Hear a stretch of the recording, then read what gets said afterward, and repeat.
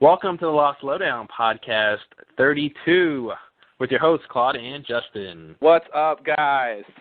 Today we are talking about episode 320, The Man Behind the Curtain. Haha. And what we have learned is if you pull back the curtain, the man might be invisible. Yes. You never know. Very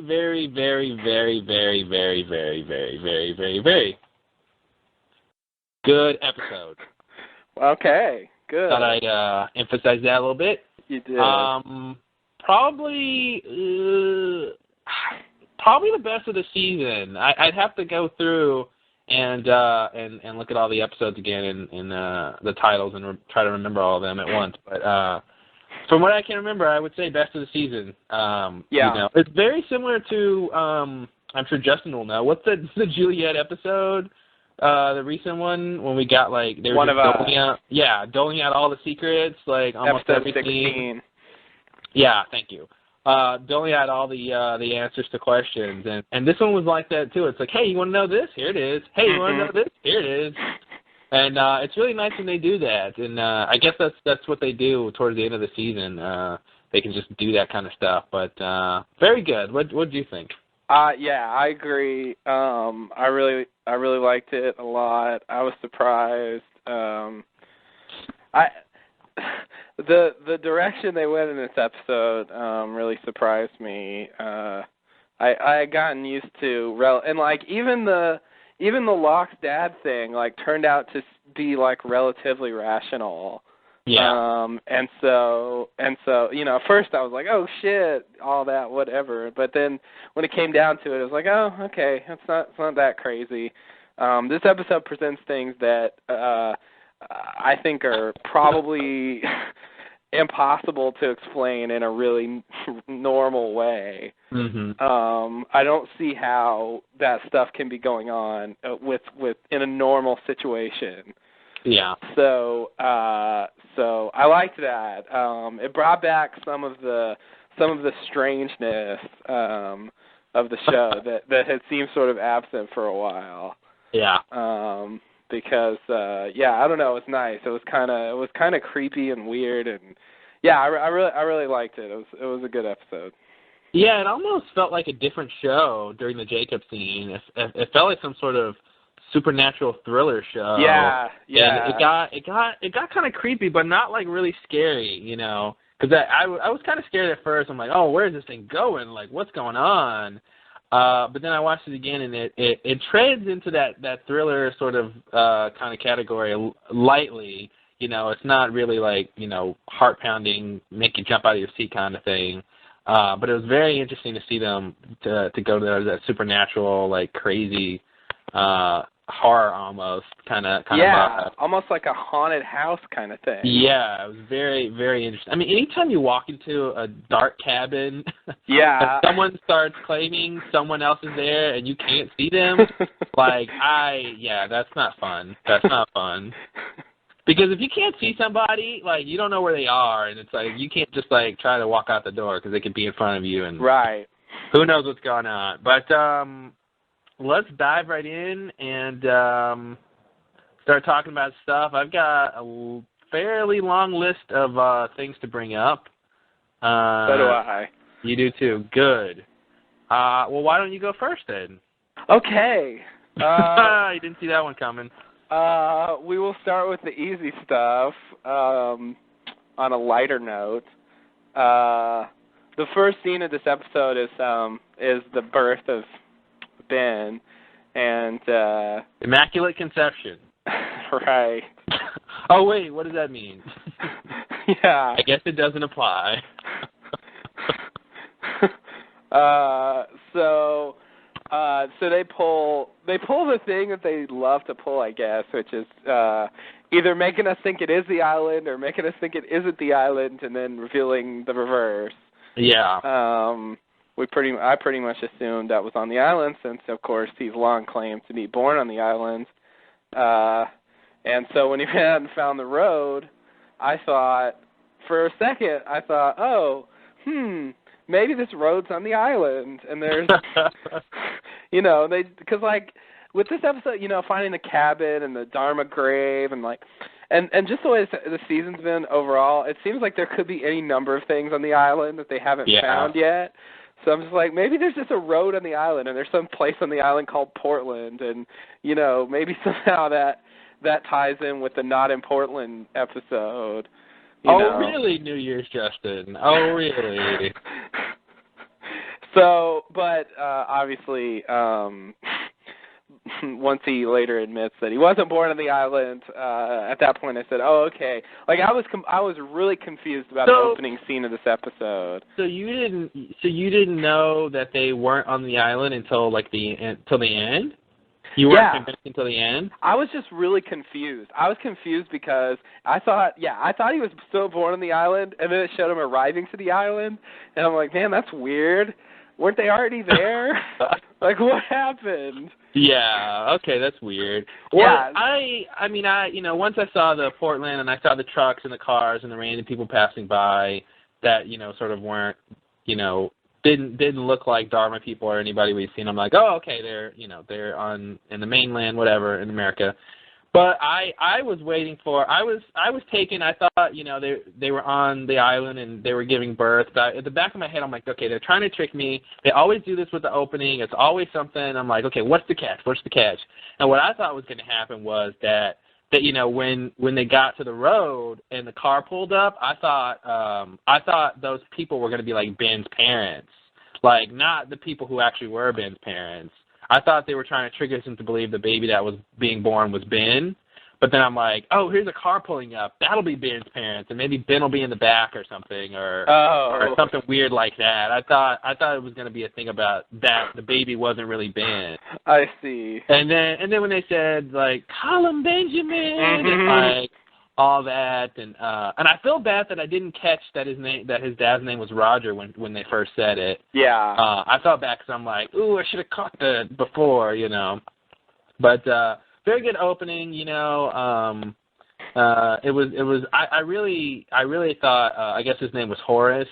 When he pulls up with his wife in that car, like it just seems so obviously contrived because they wrote it like that. Yeah. But he just seemed like he had something else in his head, and I'm like, he seems evil.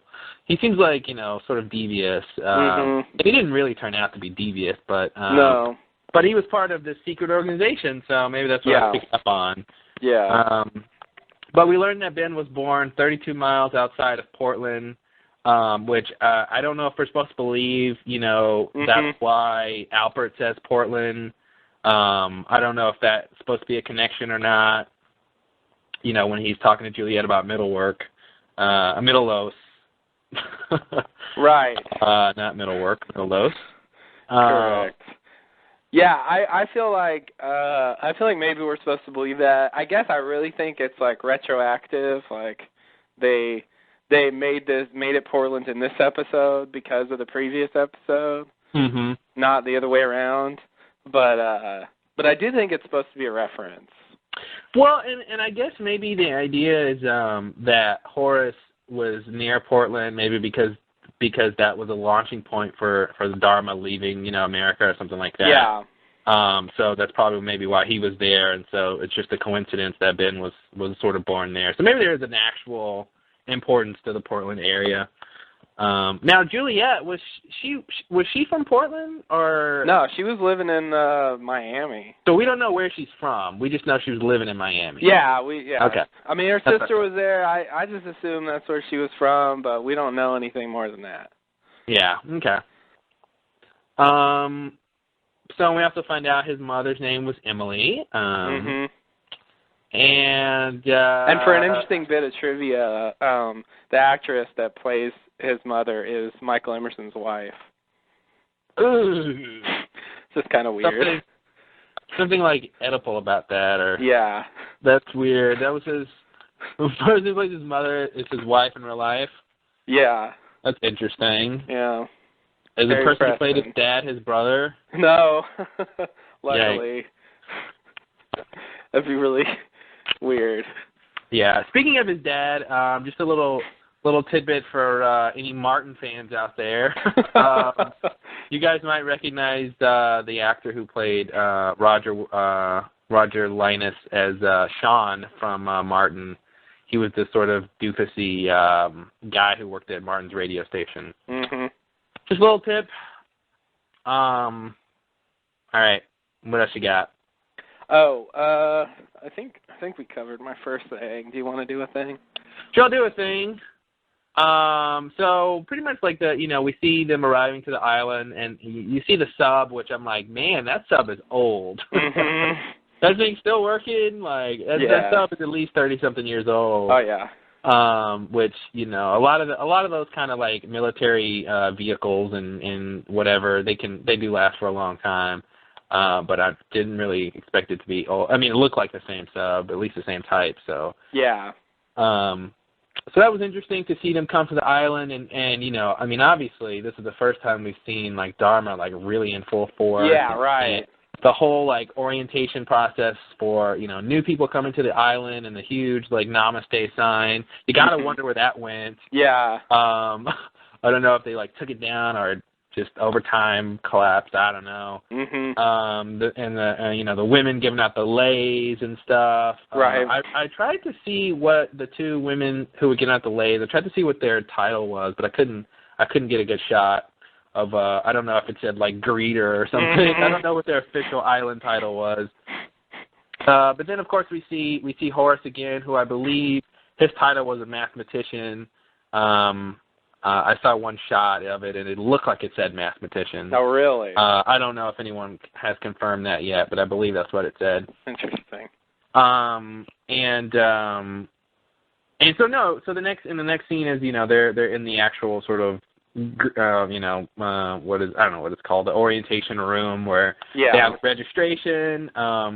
And you see Candle/Waxman again, and I was really hoping he would say his name. Yeah. So we could tell which one he's supposed to be, or if he's supposed to be a third one or not. Yeah. And apparently just standing there in the middle of the other, of the barracks. Yeah. I love the guy in the background riding the bike. Oh yeah. That was just perfect. He just do. I'm part of the Dharma Initiative, and I'm riding a bike in the background. Mm-hmm. Like it's totally one of those like things. Like, look at this guy having fun. Uh-huh. Have fun on the island. Don't you want to be like him? It seems like a setup. Like they told him to ride by. Totally. Like there's no reason he'd be riding a bike that leisurely. Like he's at the barracks. It's not that big. Yeah. But I've wondered for a while about Candle like being on the island or not, and that made it pretty clear that he was there at some point.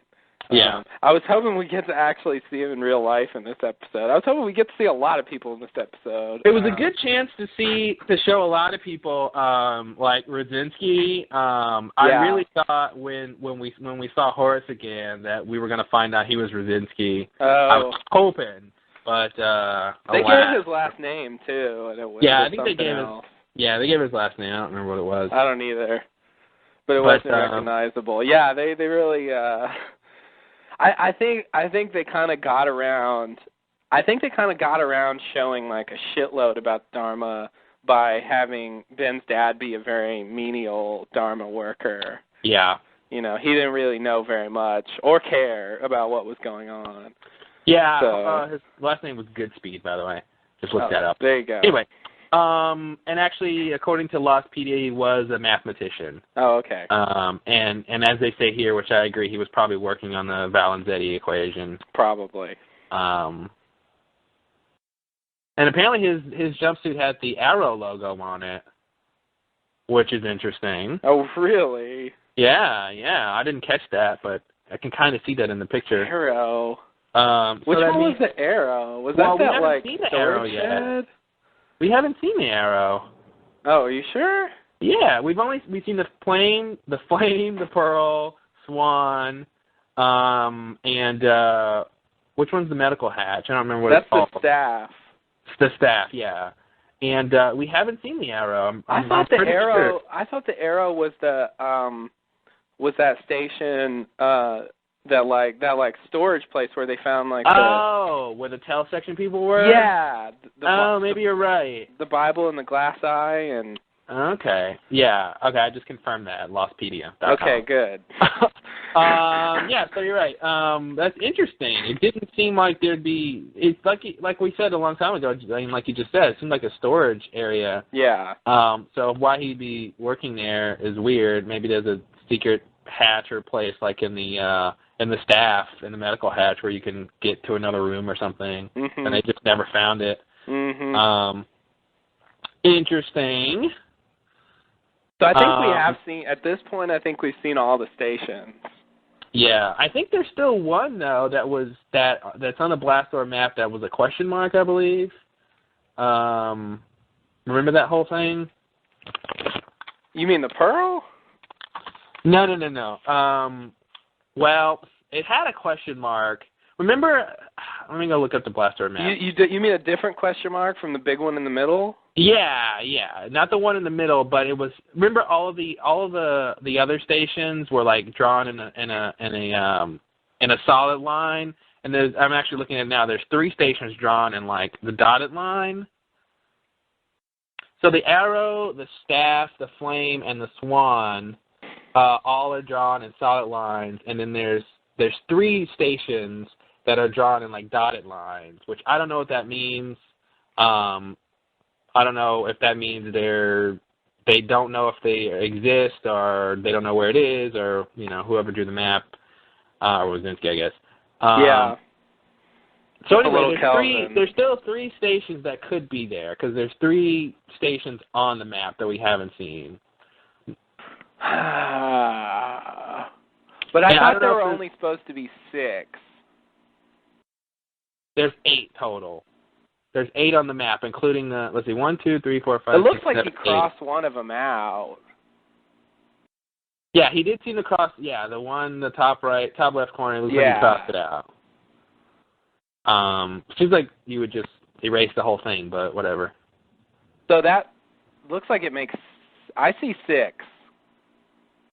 Yeah, 6 stations. Well, but you got to count the pearl, too, in the middle. Oh. Shit. Yeah, the pearl's in the middle with a big circle, question mark. Right. So they have the arrow, staff, flame, swan, and then we have the pearl, and what's the 6th one? I can't remember. So we got the arrow, staff, flame, swan, pearl, and then, what do you mean the 6th one? Isn't there one more that we've seen? No. That's it, right? I swear there's one more. The arrow's where the tail section. The swan, the flame is communication. The staff is medical. And the pearl is the observation. What else would there be? Well, I don't know. I thought we had seen 6 of them, but we've only seen 5, apparently. Yeah. Which means maybe there is one more. What about the door? Does that count? No, I don't think that. You mean that the door, the 4 door, the fake door. Well, the 4 door, yeah. It wasn't a fake door, but you mean the one that they set up to fool like Saeed, basically? Yeah, the fat door. Yeah, that doesn't count. Maybe that's the crossed out thing. Yeah, maybe.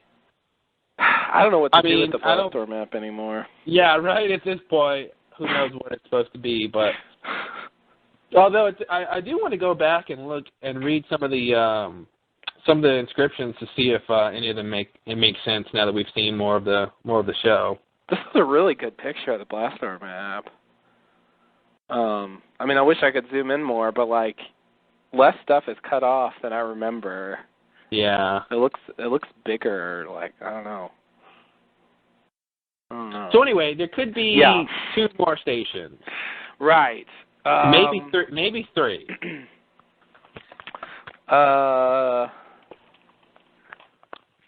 And for all we know, one of these stations could be where Jacob is. It may not be a station. Oh, the Hydra.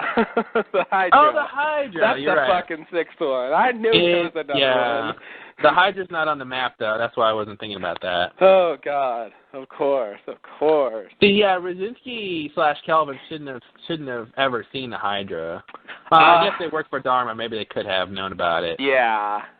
But that's the thing. Like, I don't really think they knew. These workers knew a lot about what was going on. I mean, obviously, they sort of drew the secret map to try to figure out what's going on. Yeah, and I guess my running theory is that they're doing this during the hostile takeover time.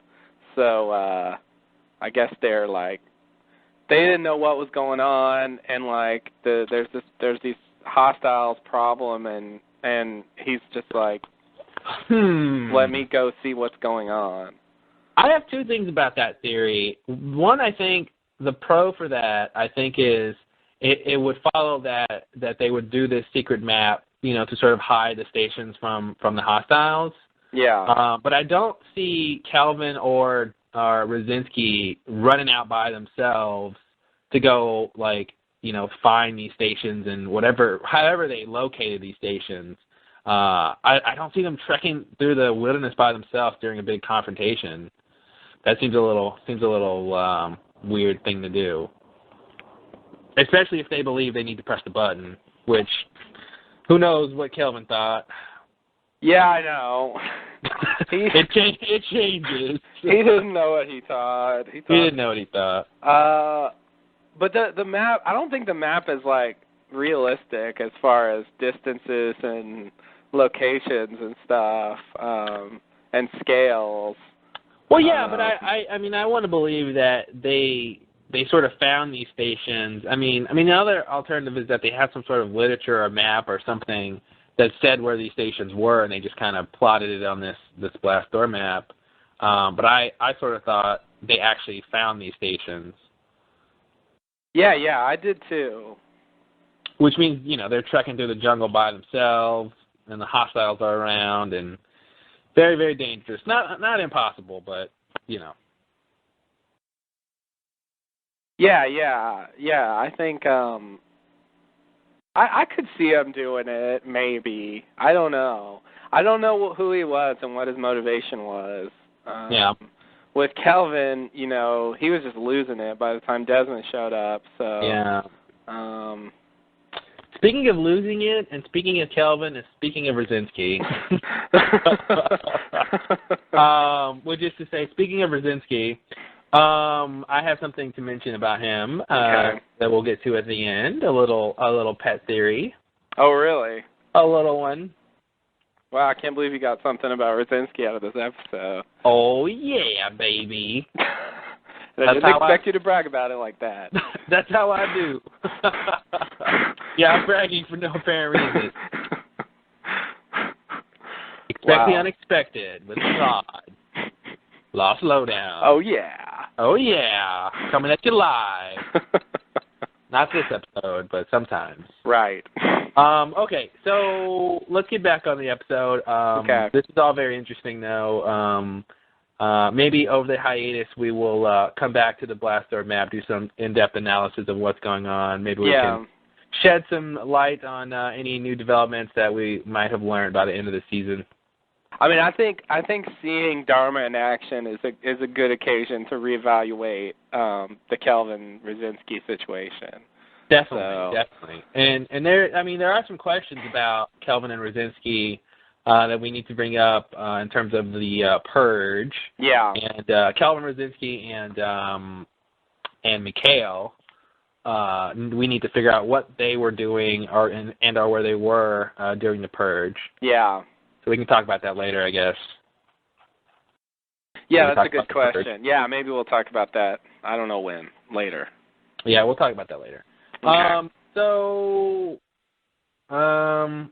Anyway, what else? So, one of the other things I wanted to mention about the orientation or the greeting of the new people is that they were getting inoculations when they got there. Yeah.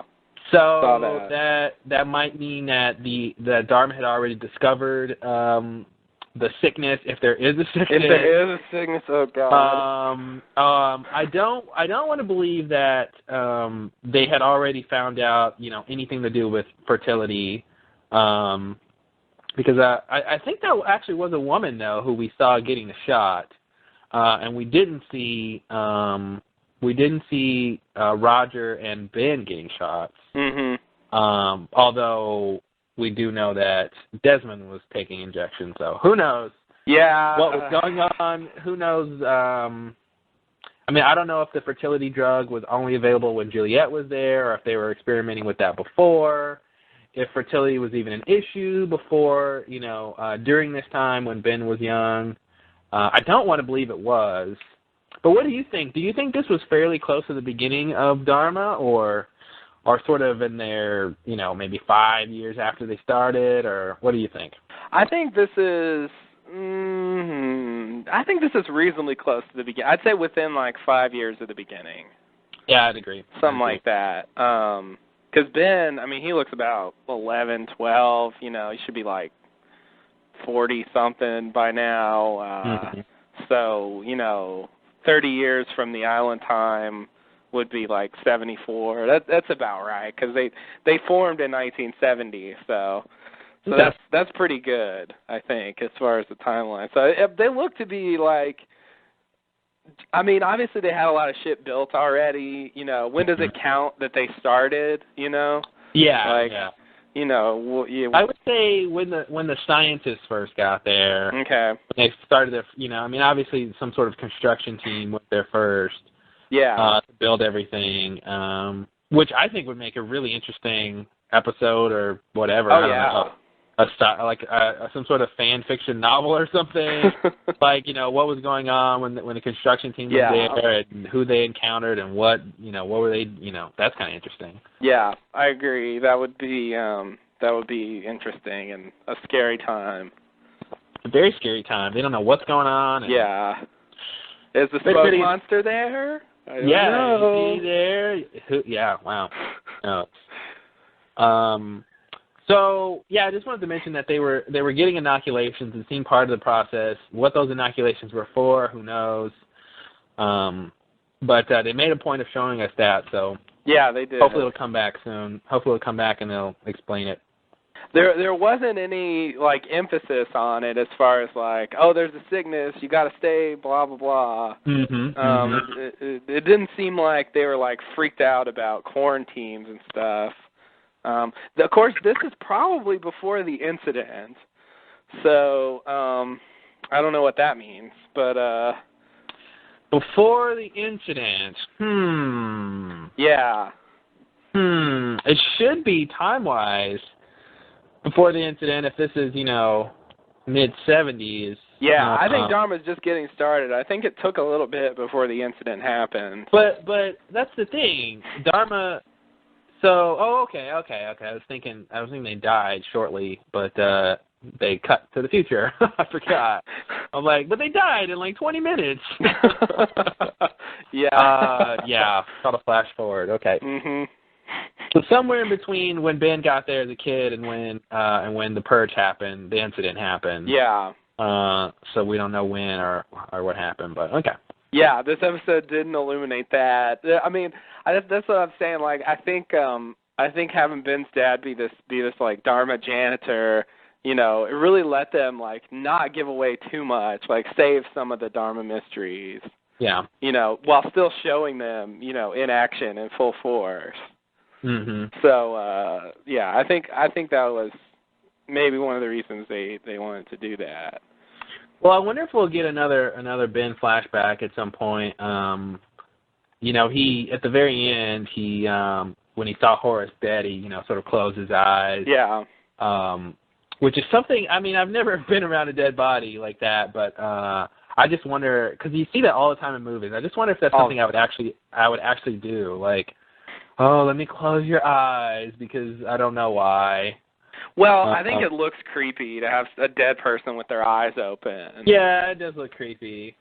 But it also seems to be some sort of respect or some sort of sign of regret. I don't know what, but yeah, I think it's supposed to be respectful, just to make them not look creepy and weird, and kind of just look like they're sleeping. Yeah. Oh, he's just sleeping. And that blood coming out of his nose is cherry syrup. Every once taking a big siesta. He really likes his pancakes. He does. But my point was that maybe they have some sort of history. I don't know. I could see an episode of Ben maybe helping him do. I don't know. He was there when he was born and all that stuff. So this episode skipped a lot. It definitely did. There's plenty that they could fill in there about significant events that happened between the final purge and the initial arrival. Mhm. I think they could have another Ben flashback, definitely. Yeah, which I really thought by the end of this season they were going to be done with the others, but we're just getting started. I know. Really, I mean, the first part of the season was like, oh yeah, here's the others, here's what they do, but it's like, yeah, not really. Not really. There's more. There's way more. Yeah, that was like the tiniest fraction of what the others are about. So yeah, I don't see how they can really wrap up the other story this season. No. I just don't think it's gonna happen. I mean, yeah.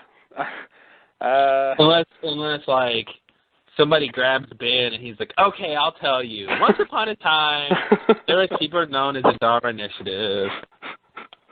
And then they came to the island, and then this happened, and then we found the hostiles, and then they did this and this and this. The end. That'd be the worst season finale ever. Claire comes in. Great story, Ben. Oh, what are you doing here? Exactly. Who are you? I'm Claire. Want my baby now? No, I don't want your baby. Oh God. I gotta ask about that later. We'll make a note. The Claire situation. Yeah. Curious. Okay, so we talked about the big orientation scene, and I do want to mention that young Ben looks a lot like Harry Potter. He really does. Those round glasses will forever be attributed to Harry Potter. Yeah. And I also want to mention that when he was young and up until, however many years ago when he was older, he was wearing glasses, and he doesn't anymore. Mm-hmm. So presumably the island healed his vision. He does wear them occasionally. Oh, does he wear them to read or something? Yeah, they showed him wearing them when Juliet stormed in. Oh, that's right. In the One of Us episode, they showed him wearing them a few times. He just doesn't. Well, then never mind. Throw my theory out the window, why don't you? Defenestrate it. Oh, defenestrate. So good points for that? A few, sure. Okay, thanks. I don't want to give it a number. Okay, don't quantify it. Fine. Well, you get a number of points that you're happy with. Oh, great! Got 2 million points. Yay! Oh, way too many. Yeah. So one little thing I want to bring up is this line that Ben says to Richard Alpert. Yeah. In the present, sort of when he says, "You do remember birthdays, don't you, Richard?" Mm-hmm. What's that supposed to mean? I didn't really get the significance of that line. Well, I think that there's a whole running thing in this episode about Ben's birthday. Oh yeah. It takes place on Ben's birthday in real life, and then it flashes back to a couple of his birthdays when he obviously the day he was born, his actual birthday, and then also a birthday when he was younger, and then a birthday when he was not as younger. Because okay, I get it now. The last one was when the purge happened. Yeah. Okay, that's what I knew there would be some sort of significance that Alfred would, something happened on that day, and I couldn't remember. I thought he was alluding to when he first met Richard, which we'll talk about. And it was his birthday that day also, and he also mentioned it. Oh, was it? Was it his birthday when he first met Alfred? Yeah. Was it really? Wasn't it? No, it wasn't. It wasn't. Because that night, I mean, that day is when Annie gave him the little doll, and he came home and his dad was drunk, and then, like, I think that's when he ran out and saw his mom for the first time. But it wasn't until, like, the next day or however many days later that he actually took his backpack and went out into the jungle. I'm confusing the birthday with the other birthday. There's so many birthday scenes. Almost every scene with a younger Ben is his birthday. So yeah, that's really weird. See, that's the thing. I thought he was referring to the day when he actually met Albert, but he's actually referring to the Purge. The Purge day when he killed his dad and all that stuff. And we got to talk about killing daddies. Mm-hmm. The daddy killing show. Daddy killing show, indeed. Yeah, man.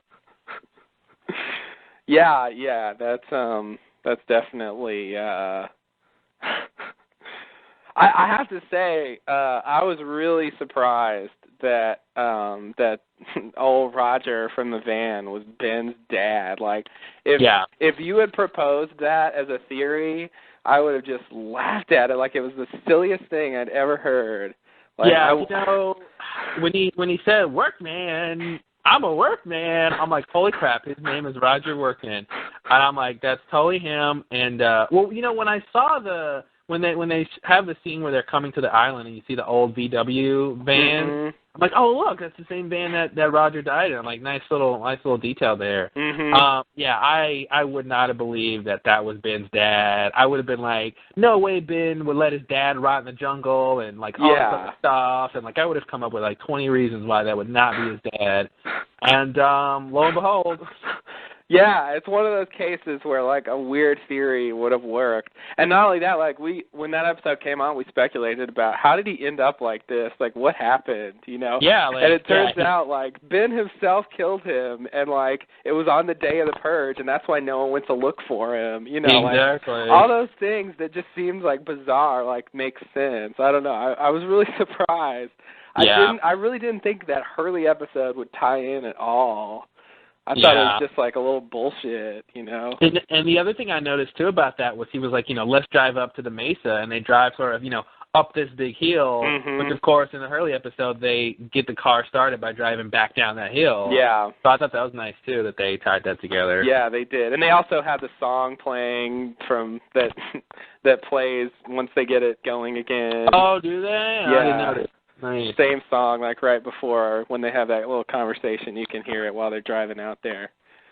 So yeah, they really they actually tied that episode in. It really surprised me. I don't know. Earning their money, I guess. Yeah. I just I don't know. Impressed. So you want to go next? I got a little thing. So do you remember you do remember birthday scene? This is the scene where Ben asks Richard about the tape thing. And like that situation's a little weird. When he's like, Richard is like, you want me to take the tape to the whatever, and I thought you already did it. Like, yeah. I mean, I don't know. That's kind of odd. I don't know how that happened. Like, how did Locke end up with it, and Ben thought that Richard took it, and... Well, I guess the idea, like we said before, like how many times had they done the tape, the recorder transfer, to the station? Presumably at least twice, because there was seeming some sort of, understanding that somebody was going to take it. I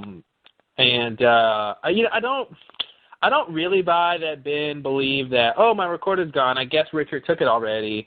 Because especially since Richard asked him specifically, do you want me to take it? It's, when you're in a situation like that, like you would check with Ben to make sure he wants you to do that thing before you just sort of preemptively do it. Mm-hmm. But I think it was just I think it just sort of explained why sort of bought Locke a little bit of time with and sort of everybody with a little bit of time. Because if he would have found out his recorder was gone sooner, I think stuff in the last episode would have happened a little bit differently, because he would have known that Locke took it. Mm-hmm. So I think they just sort of bought themselves some time with that thing about, oh, Ben just thought somebody else took it, and then when he finds out he didn't, like, and then it didn't really come to anything anyway, because he, you know, whenever he comes out to figure out who took it, Locke comes back, and it sort of doesn't matter, and then Mikhail comes back and basically says it, and you know, says that they, you know, need to go down there and get some stuff going, but I think it just was a little thing to buy some time. Yeah. Okay. That scene just. I do love Ben's reaction though. He's like, "Do you want me to take the recorder to the medical station?" And he's like, kind of pauses and like, "What?" He's like, I love Michael Emerson. He's great. I just love how he reacts. He's like, "What?" his head kind of like wobbles and like, really funny. I love what he does with that. What are you talking about, boy? What are you talking about, Alfred? Speaking of Alfred and Ben, you know, Ben has been saying all this time that he was born on the island. True. And I'm wondering, how does he get away with that? I mean, does Richard really think that? I feel like he should know better, since he knows that Ben was from, you know, part of the Dharma Initiative. Yeah. So I'm just wondering if Alfred actually believed that, or if he just kept his mouth shut when Ben would tell everybody that he was born on the island, or what the deal is with that. What do you think? Didn't Ben even tell him he wasn't born on the island? I wish I had the transcript, because he didn't tell Alfred, right? He told him his mom died, and then Alfred asked if she died on the island, and he said that she didn't. Yeah. Well, but Alfred doesn't know his mom died during childbirth. I guess not. I wish I could see the lines. Yeah, he just said that she died on the island, and he said, I don't remember now. I think he just said no. I don't remember. Wish we had the transcripts, but we're doing this podcast early, so the transcript's not up yet. Right. Yeah. And I think he might be too old to have really been born on the island if he was with Dharma. Exactly. I mean, Alfred should pretty much know when they got there. So yeah, you know, he would know, but I don't know. I mean, I guess that's how we can date when they got there. Because if we find out that Alfred really believed that, then Alfred would be like, well, then that would pretty much mean Dharma was there for at least, you know, 12 years or however old Ben is. Yeah. If Alfred believes that to be true. If he doesn't believe it to be true, then he should know that pretty much means that Dharma was there less than 12 years. Yeah. Yeah, I feel like, I don't know. I mean, Ben has only said he was born on the island to, you know, plane crash survivors. I've never heard him declare that to the others. Yeah, but he seems like he just says that to everybody. But yeah, we haven't seen him say that to anybody else. So maybe like Alfred knows, but he lets Ben tell people that for some reason. You know, maybe everybody doesn't know. Like a few people know. Yeah. I don't know. Oh, I have a question related to that. Oh, sorry. I was looking at the show. He said, Alfred said, did she die here? And he said no, she died when I was a baby.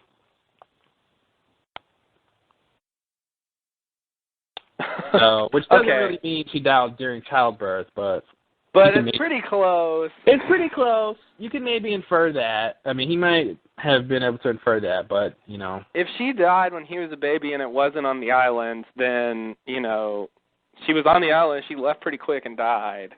Yeah. So, you know, I don't know what to do with that. But I don't either. So what were you going to say? In the scene where, you know, Locke shows up and throws the body down and they go into Ben's tent and he says, you know, Ben says he was born on the island and most of the others were brought there. Yeah, and he said he brought him. He did. And, you know, for Juliet, like, I'll buy it. But, you know, since he's lying about being born on the island, does that mean that he's lying about the others being brought there, and that maybe some of them, or even most of them, were actually born on the island. Well, yeah, I don't know. I mean, he definitely says, you know, in that what's the episode when Locke blows up the sub? Man from Tallahassee. Yeah. 13. You know, he basically says there that, you know, he was born on the island, which is something most of its people can't claim. So that means that some of the people were born there. Like, I think Albert was born there. Yeah. You know, I think the real question for me is, like, the line about that he brought most of the people there, you know. I mean, I don't know what to do with that. I guess he's just lying. But isn't in that scene when he's telling Locke that, like, he's explaining that Jacob is in control and not him, right? Yeah. So it wouldn't make sense for him to say, like, I'm the big man on campus because I brought most of the people here. Yeah. But then to go ahead and say, well, Jacob is the real man. So I don't really know what to do with that. I mean, he lies so much, you know. I know. You can't, you know, I totally bought it when he said he was born on the island, though. Me a couple too. times he said that, and, you know, and then at first I thought, you know, after the, you know, the first scene of this episode when we saw that he obviously wasn't, I thought, oh, well, maybe he thinks he was born on the island. Mm-hmm. He came there when he was a little kid, like really, really young. Right. And he just doesn't remember. He just thought he was. But oh no, you know, he got there young enough to remember. He was he was definitely old enough to know he wasn't born there. Yeah. So either he is just forgot, you know, I don't know, or he's just flat out lying. Well, he didn't forget because he says later that he was lying right. about that. He took it back. I forgot. Maybe he was lying about that. Yeah, I agree. He was lying about that. But it just made me wonder, you know, what this is about bringing the others there. I mean, obviously some of them, in particular Alpert, were there before him. And it makes you wonder what the proportion is, you know, if he really did, like, if there's just like 5 people left from that original group, or you know, or if there's more of them, or you know what I mean. I don't. Yeah. I wonder how much he really contributed to the others. Well, do you remember how many they said there were about 50 others, right? Yeah. That's the number we got. Now, who gave us that number? I don't remember. I think that was Saeed. Okay. Left behind. Okay, so I think that's, you know, Saeed wouldn't lie about something like that in that situation. No, I don't think he was lying. Yeah. He could be, like, mistaken, but he could be mistaken. So I'm just saying, if there's about 50 others right now, I think in the Purge scene, we saw, maybe at least 10 people, or around that number of people that were there during the Purge. Yeah, about that, man. So, I mean, how many people could he really brought to the island? I would say most of the others, well, that's the thing, he said most of them that weren't born there, so I guess he brought most of the people there. And there weren't that many original others. I mean, the whole thing is strange to me, you know, how this happened. You know. It is very weird. It's very strange, and like, you know, why recruit? You know, if Ben brought most of the people there, why recruit all these people from around the world to come to almost pick up where Dharma left off? Yeah. You know, they're doing all these projects and experiments and whatever they're doing. Seems like, you know, seems weird. Yeah. And I mean, I think we can talk about it more later, but I really wonder about the sequence of events after the Purge, you know, and how it came to be like it is now. Yeah. Very, very curious to me. So anyway, okay, so that's that. What do you got? That was my thing. One of the things I want to mention was, you know, I guess I don't learn from my mistakes. It's so easy to not. But when in that scene where Locke and Ben are talking about Jacob, and Locke doesn't believe that there's a Jacob, and he goes, "No, Ben, you're the man behind the curtain." We should have known Locke was wrong. We totally should have known. He does that all the time. He always gets on a high horse, and he always says things with a certainty, and he's usually wrong. Of course. He's usually wrong. Most famously in the case of the hatch and the button and and Desmond saying, "You just killed us all," and him, "I just saved us all." Yeah, what was that thing when he's like, "Oops"? Yeah. Remember that? He's like, "Uh-oh." You're talking about when Echo comes in and he's like, "I was wrong. I was wrong." And like that other thing similar when he's like, "Jack, I got something to tell you." Like that whole thing, man. Yeah. Like, man, you're just.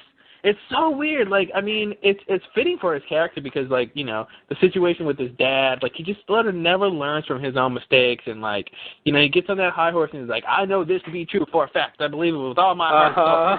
And he's just flat out wrong. I know. You know? I know. It happens so often. Like, you just, you know, it's hard to really like his character that much when he's just like so wrong about everything. I'm gonna start watching Lost with like a little Post-it note on my computer monitor that says like, "Believe the opposite of what Lost says," so I can remember that. Because 9 times out of 10, the truth is the opposite of what he said. Yeah. You know, I was something the other day. I was going through early episodes, and it's the episode when Desmond first has his flashes. Yeah. And Locke has the speech at the end.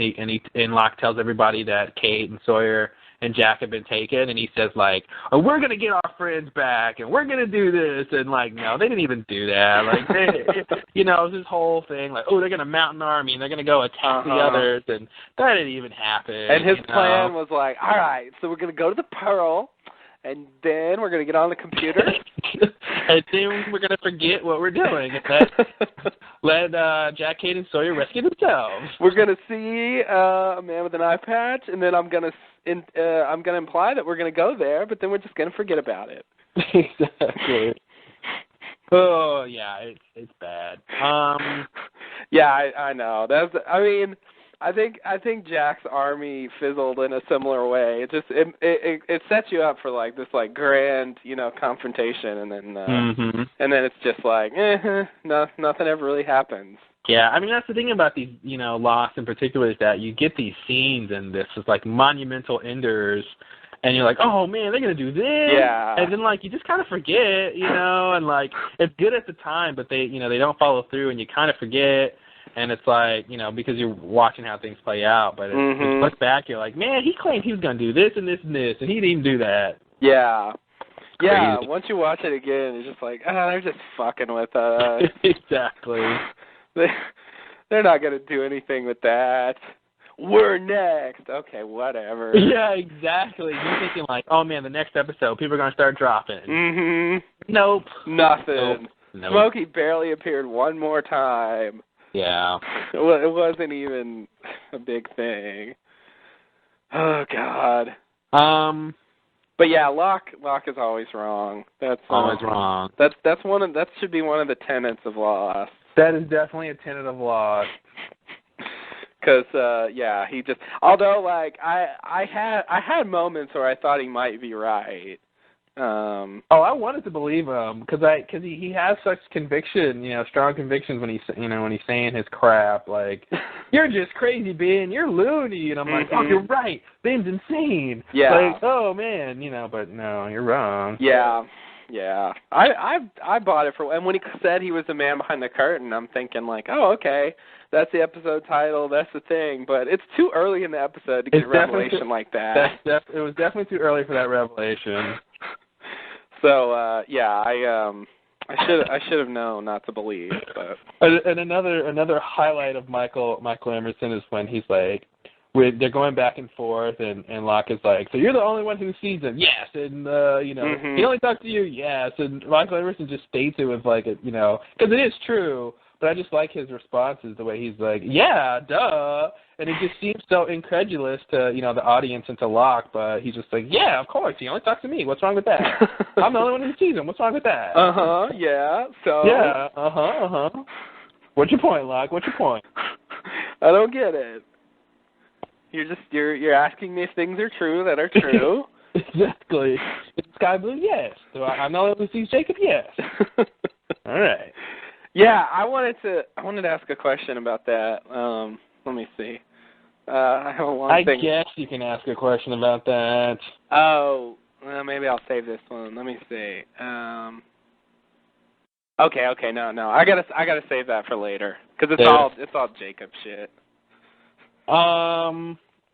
So I got a quick thing about the, one more thing about the orientation video. Basically, the candle waxing guy basically says the sonar fence is to keep, what did he say? The island's wildlife. Yeah, diverse wildlife. Which is interesting. I don't know if he's particularly talking about Smokey or the hostiles or both. Or the bears. Actually, the bears are probably still in captivity. Which ought to be caged, yeah. By now. And they should be... Actually, how do the bears even get to the mainland since we know the zoological station was on the small island? I think we're supposed to believe they swam. Oh, really? Yeah. Well, polar bears can swim. They can. They can swim their ass off for long distances. I actually saw a documentary that showed them, swimming, from, place to place. They could swim, 60 miles or something. It was ridiculous. Oh, wow. You're kidding me. No, it was ridiculous. I couldn't believe it. Wow, that is ridiculous. Polar bears, give it up. Yeah, I know. Woot, woot, polar bears. Yeah, wow. And Kate and Sawyer couldn't swim 2 miles. I know. I guess they're not as good as the polar bears. They're really not. The polar bears figured out how to do the little food game, and they can outswim them, too. Polar bears for 2008. They get my vote. Yeah, hey, me too. For what? I don't know. For what? I don't know either, but I'll vote for them. Yeah, they're pretty crazy animals. John McCain or polar bears? Which one? What? John McCain or polar bears? Which one? Oh, polar bears. Yeah, I agree. What else? Can we talk about Mickey real quick? Sure. Mickey, Mikhail, whatever you want to call him. How did Ben seem to know that? I mean, it was obvious that Ben knew that Mikhail was dead. And from Mikhail's response, it seemed like Ben knew that he died from the pylons. Yeah. Which I didn't really understand how that's possible. Yeah, it's all very confusing to me. He died before the others left. Yeah. And it made me think they were leaving and they just saw his body and they're like, oh, Mikhail's dead. And they just kind of left. Well, Ben, when somebody's dead, you just like to leave their body there. I guess so. Don't move, just leave them out there. I guess so. I wondered. That's why I thought, I felt like he should have woken up and, seen them leaving. And maybe he just laid there, I don't know. I mean, he can't lay there that long and live. But, well, how many days from when that happened to it was the 2 days or 1 day or? Yeah, I think it was, 2 days. Okay. I think it was about 2 days, yeah. Because the first night he blew up the sub, and then the second night he saw his dad, and then they left in the morning. Okay. I'll buy that. Yeah, so I don't know. I mean, I would believe that getting hit with that fence would sort of knock you out for a while. 2 days is a long time. I don't know. I mean, and the second part of that is. Well, I guess that first part of my question, how did Ben know that he was dead? I mean, I guess we don't know. It really just made it seem like to me that he watches the show. Yeah, right. Maybe that's how he knows what's going on, because he watches the show. Come on, we all saw that episode. You look really dead to me. Yeah, you look pretty dead. Yeah, it's kind of a line to the audience, too. Yeah. I thought you were dead. Well, here's the answer to that, kiddies. Yeah. I'm glad the fence wasn't fully, what did you say, fully charged? Oh, set on a lethal level. Mm-hmm. Which I don't buy that, because... yeah, that's bullshit. We've seen the control for it, and it doesn't look like it has a... well, it actually does have that sort of knob that turns. Maybe. Yeah, it is a dial. It's a dial, but it seems to only really have 2 settings, though. Yeah, it does. The green light and the red light, but maybe in between, it'll still be red, and Oh, okay, I actually will buy that because when Ben was turning it, it didn't go green until he was all the way over, and it was still red. So I guess like if it's anywhere in between, off and on, it'll still be on. So yeah, I guess I'll buy that. I liked Carlton and Damon's answer that it wasn't sort of fully charged because it was old and hadn't been used. Mhm. So it didn't really hit him with the full force. But I guess I'll buy the dial thing. Yeah, I mean, I think it's kind of an excuse just to have him still be alive. Yeah. But whatever. They backed it up with the dial, so I'll give them that. If there was just like an on button and an off button, I'd be like, yeah, right. Yeah, that would be hard to believe. So the other question about Mikey is, where was he running to in Catch-22? What, Ben actually asked him, like, where have you been, blah, blah, blah. And then he just basically says, like, I ran into some of their people. But like, he didn't explain, like, where you were running to before. It seemed like, my half-assed theory was that he was trying to leave or trying to do something else. And he ran back to them. How did he even find them? What I assumed since he found them is that they have certain places that they would go. Either he was following their trail or something, or there was just sort of predestined campgrounds or something, and he was just running from campground to campground to see where they were. Mm-hmm. And and they were sort of on the move. So yeah, maybe he was just sort of one step behind them the whole time, and finally caught up to him. I can't imagine. Yeah, maybe so. Plus, they did leave that trail for Locke, so maybe he found that trail. Yeah. And they left that first campground and right. And the second one. So maybe he found that trail. That's how he came up to him. So I'll buy that. I just wonder, I guess the answer is he was just running around trying to find them that whole time. I guess that's what we're supposed to believe. It did seem really weird. It seemed like he was just, I get the impression he was just like running around crazily. Yeah. Like Desmond must have been when he first left us. Yeah. Like, I'm just going to keep running. Exactly. With no destination. Yeah, I don't know. Hey, remember that? Well, apparently, I forgot, I just remembered. Apparently he ran to his boat. But, like, remember that? Mm-hmm. We had no idea. I remember podcasting about that. Like, where does he think he's going? Yeah. Like, if the island and the world is going to blow up, where are you running to? I know. And who knew he had a sailboat? Yeah. Yeah.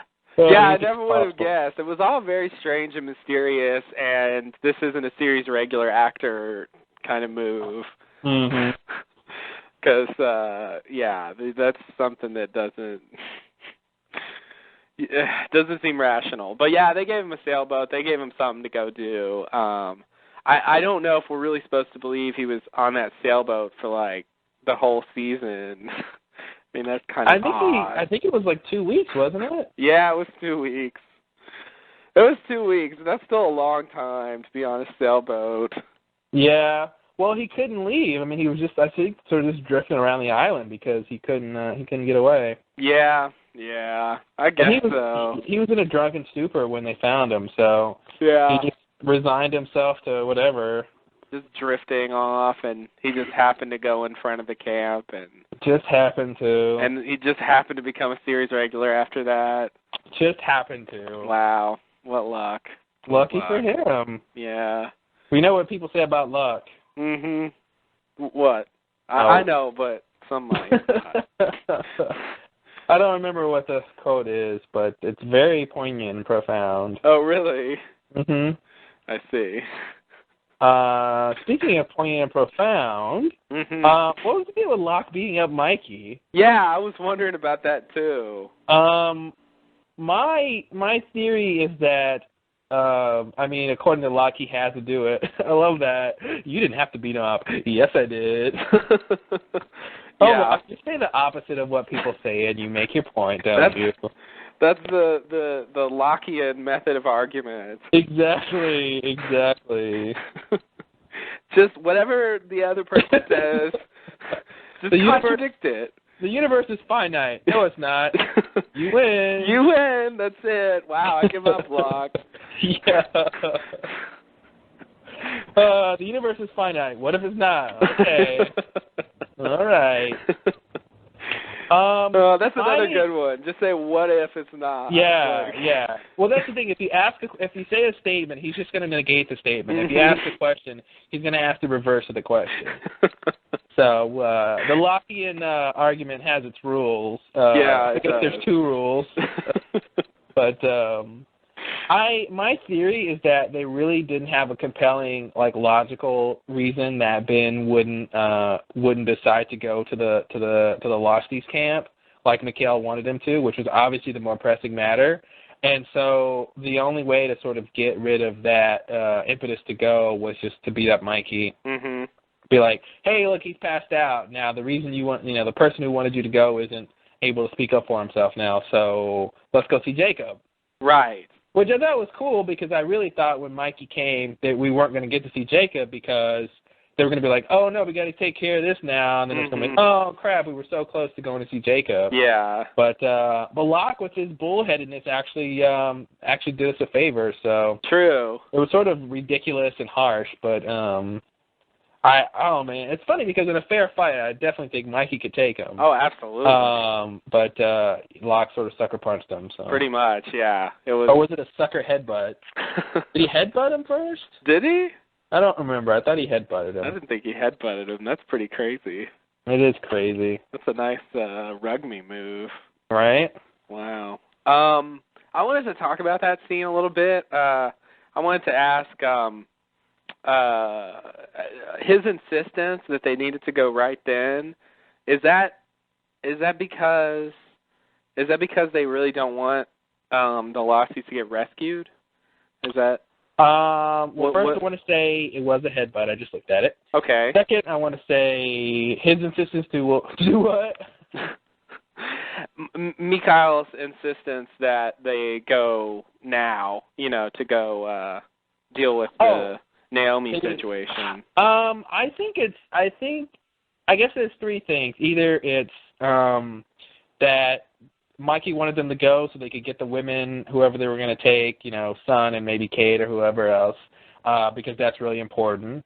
The second idea is that they didn't want them to get rescued, and the third idea is that they didn't want anyone coming to the island. So I think maybe a little bit of all that. I think it's probably less if they get rescued, so much as they want the women, and they don't want people finding the island. Yeah. Okay, so that's I just wondered why that was why that was such an emergency to him. It wasn't entirely clear to me what part of it he was most concerned about. I think the biggest part would be somebody coming to the island. I think that's the biggest. Okay. Yeah, because can you imagine if some sort of military organization, the army or somebody found the island, and they could very easily put a stop to what's going on. Well, depending on how powerful Jacob is. Depending on Jacob and all that nonsense. Smokey and stuff. But still, if you had a huge armed forces take the island, Jacob would have to be pretty powerful to stop a couple hundred or 1,000 men with guns and weapons and helicopters and planes and Yeah. And that's the thing. Smokey could be invincible too, though. I don't think anyone's ever shot at it, right? I don't think so. I don't know what a bullet would do to Smoke, but we'll see. Maybe. I don't know. I said we'll see. Maybe, yeah. Okay. You're sure that's going to happen? Yeah, I don't know. A matter of time before the army comes. Yeah, no, I do get the impression if there were a full-scale military attack on the island, they would probably, they'd at least be able to kill a lot of the others. Yeah. If not all of them. Except they could nuke the island. I don't know if Jacob could stop a nuke. Hey, I don't know either, but, yeah, I don't think they would do that. That's pretty drastic. Yeah, right. It is very, very drastic. For 50 people. Hey, but, if they watch the show, they'll know what they're up against. Yeah, I guess so. But yeah, no, I think that it would be a problem. I just, I don't know. I guess I didn't know where his urgency was coming from. I don't know what his priorities are. I don't get the impression he cares that much about the pregnant women and all that stuff. I don't have a basis for saying that. I just don't buy that he really cares about it. I agree. I don't buy he really cares about it. I think he would only really care because Ben cares. Yeah. And that's sort of their big plan right now. But I really think the biggest thing is that he doesn't want people coming to the island and trying to rescue them. Yeah, that's probably it.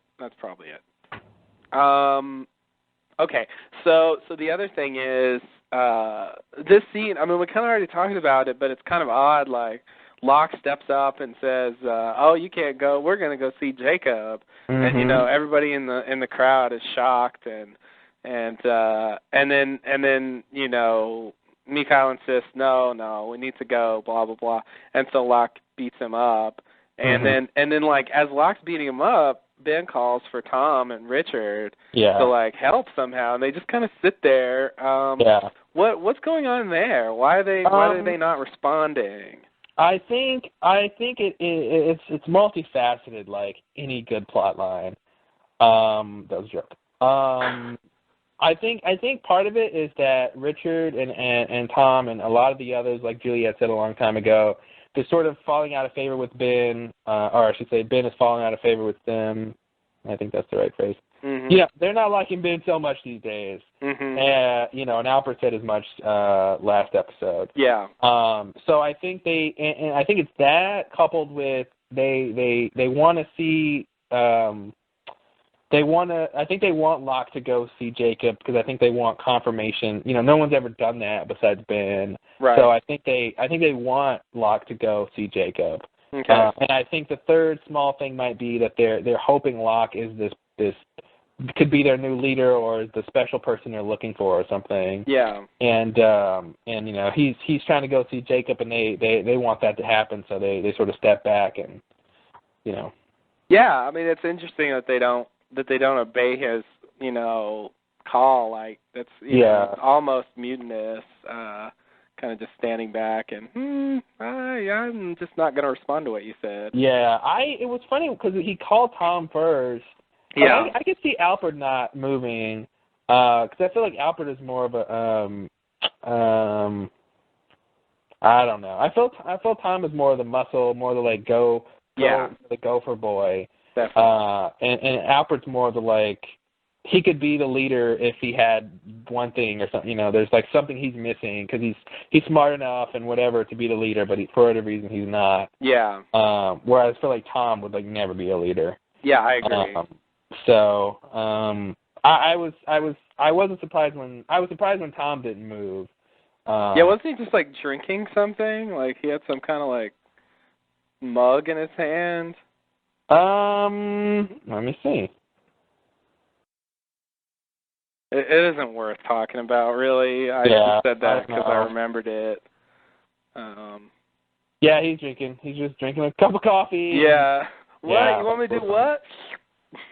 Slurp.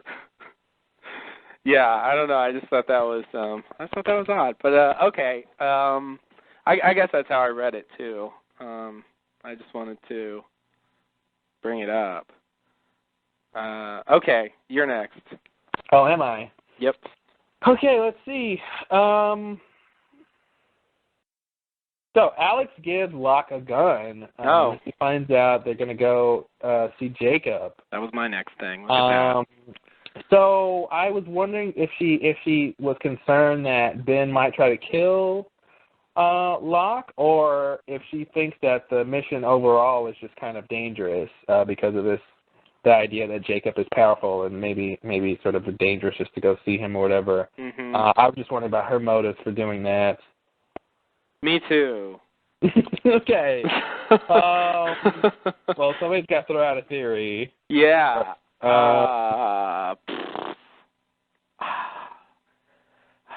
I don't know. How does she even, I mean, this is just sort of an inane question, but, how does she even know he doesn't already have a gun, Yeah.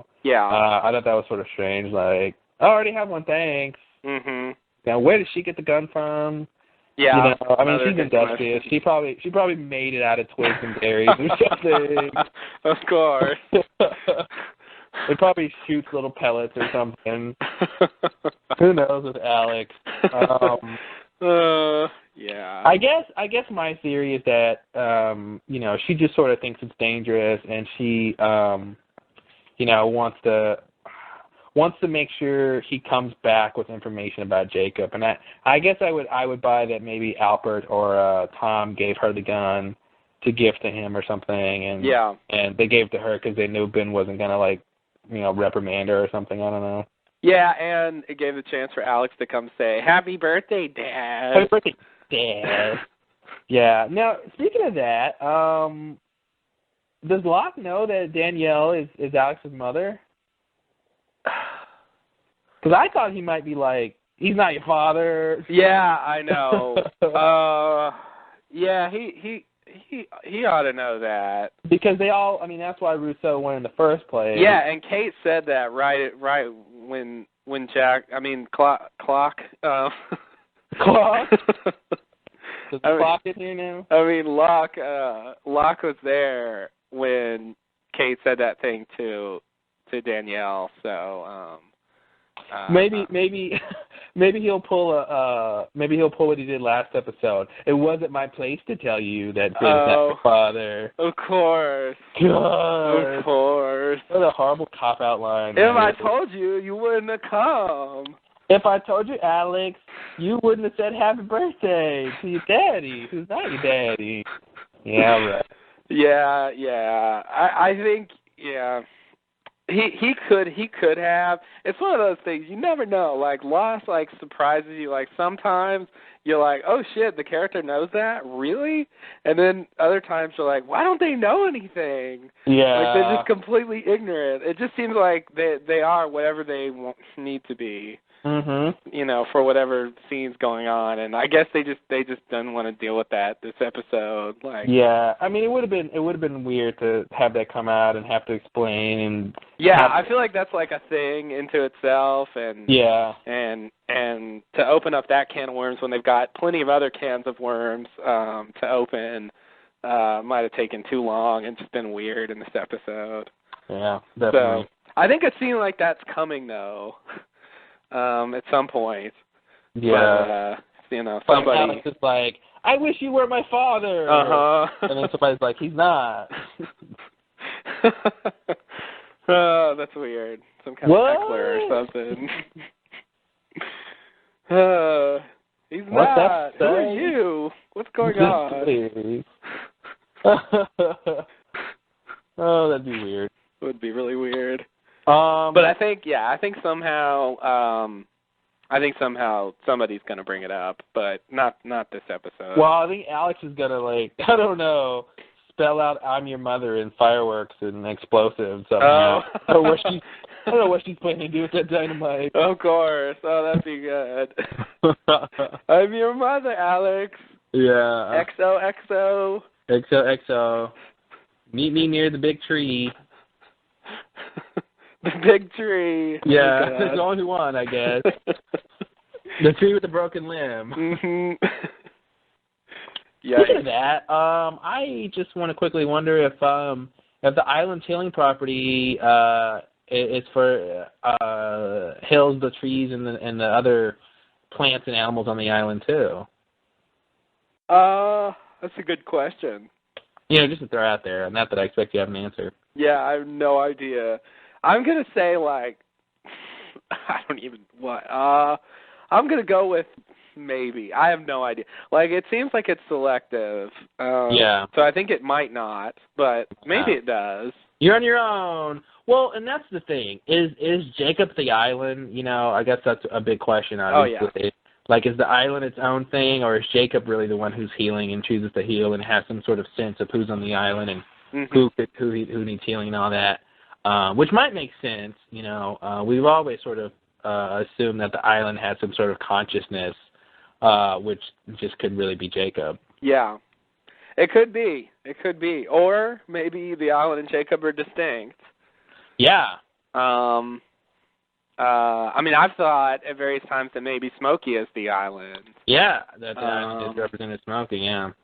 Anything weirdly supernatural like that, you gotta wonder, if it has any connection with the island as an entity. Mm-hmm. And it's hard to separate. A lot of those visions and stuff, like where are they coming from? You know, I don't even know. But right now, I don't even have a clue. I don't really know whether to think. I mean, that could be what this Locke's whole journey is about. You know, I mean, I don't really get into it now, but we know when Jacob says, "Help me," you know, with all the visions and everything Locke has been going through, maybe that's all leading up to Locke freeing Jacob or whatever Locke needs to do for Jacob. So the visions could have been induced by Jacob. Right. Yeah, they could be. Because especially at the end when Ben says, you know, you better hope Jacob helps you or something. You know? He doesn't say the island, he says Jacob. So. Yeah. Interesting. You want to go next? You got something? Yeah, I do. Whoa. What do you have next? I want to talk about the class, the scene with the class and the first hostile attack we see. Yeah, that's good because I think I'm ahead of that. So yeah, let's do that. Well, you know, my question is, I really love when the teacher pulled out the rifle. That was kind of awesome. Oh. Okay, class, get in position, and she turns into like Rambo teacher. Yeah. It was cool. My teachers never did that in school. Pull out a rifle and cock it. Like, oh man, it was weird. I just wonder, you know, what was that big rumble? What did you know, from what we hear in the next scene from Ben's dad, presumably the hostiles blew something up. Yeah. What did they blow up? I don't know. I don't know either. I mean, we haven't really seen anything that looks like it's been blown up. I mean, the only thing I can think that they could have blown up would be like a pylon, maybe. Yeah. And that's how they got inside the camp. But I mean, I guess that's my best guess. They blew up a pylon. Maybe. I have no idea. I have no idea. Sorry, I can't even come up with a good speculation. Yeah. Because nothing like it can't be anything big. It can't be one of the hatches or stations. Yeah. You know, I don't think it was like a house or anything. Yeah, we haven't really seen anything on the island that looks like it's been blown up. Yeah, exactly. So, and I would presume that they used the dynamite from the Black Rock. I don't know. Maybe. Why not? I don't know. I mean, where would these indigenous people get explosives, you know, and all that stuff? So I figure maybe they got it from the Black Rock. Could be. That's where the dynamite comes from, apparently. Yeah, yeah. The Black Rock just produces it somehow. It's an endless supply of. It's like the magic box, but only dynamite comes out. Only dynamite comes out. Yeah, I mean they had guns during the purge. Maybe they just took those from Dharma. I don't know. I don't know what to think. I mean, there's a lot of questions about the conflict between the hostiles and Dharma. You know, I really wonder what was really going on there. You know, who's really at fault? How did it start? You know, what's the issue there? You know, like. Yeah. Well, I want to take Ben's word, you know, that these people the Dharma came to the island, and they just couldn't coexist with the natives there. It seemed like from that story that, you know, they sort of knew about each other. Yeah. Presumably Dharma found out after they got there, but the hostiles sort of let them stay and didn't really cause any problems for a while, and then it came to a point where they realized that Dharma was kind of taking over the island, or, you know, trying to take all the resources, and then they had to purge. One side had to win. Yeah, but I wonder if they tried to like talk to them first, and there was some kind of thing that happened, you know. Yeah, I feel like that's probably what happened. But I don't know. Because I think I don't think Ben, you know, knew what was going on, you know, behind the scenes as far as the the conflict, at least not in the early days. I think his explanation is from what the hostiles told him. I agree. Probably after he joined. I agree, and I think that's necessarily going to be slanted towards their point of view. Yeah, I mean, it's definitely, the victors write the history, so right. From their point of view, it was a logical thing to do. Right. Like, we were here first, and they couldn't live with us, and one side had to go, and it just happened to be us. Or them. Them. They had to go. Oh, I mean, it happened to be us that we didn't die. That's what I meant by that. Okay. Couldn't you tell? I'm using that newfangled syntax and okay. and inference. Nice. Yeah. I like that. I like that. It's new.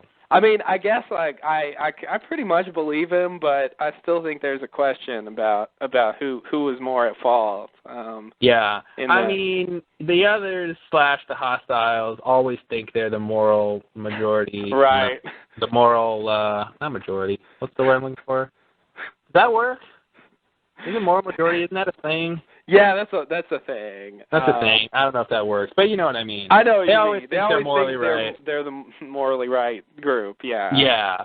So morality's on their side. Exactly. So yeah. Who knows? Who knows what really happened? I can see. Huh? And yeah, I find it plausible that that's true. So.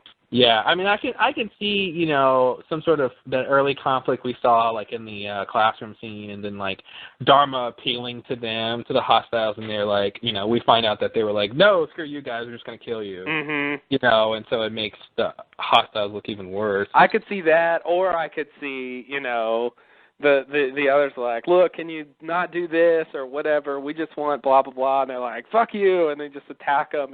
I could see that happening too. Yeah. We're doing shit here. We don't need you people, whatever. Like I could see it going either way, but I think there's something left to say about that maybe someday. Yeah.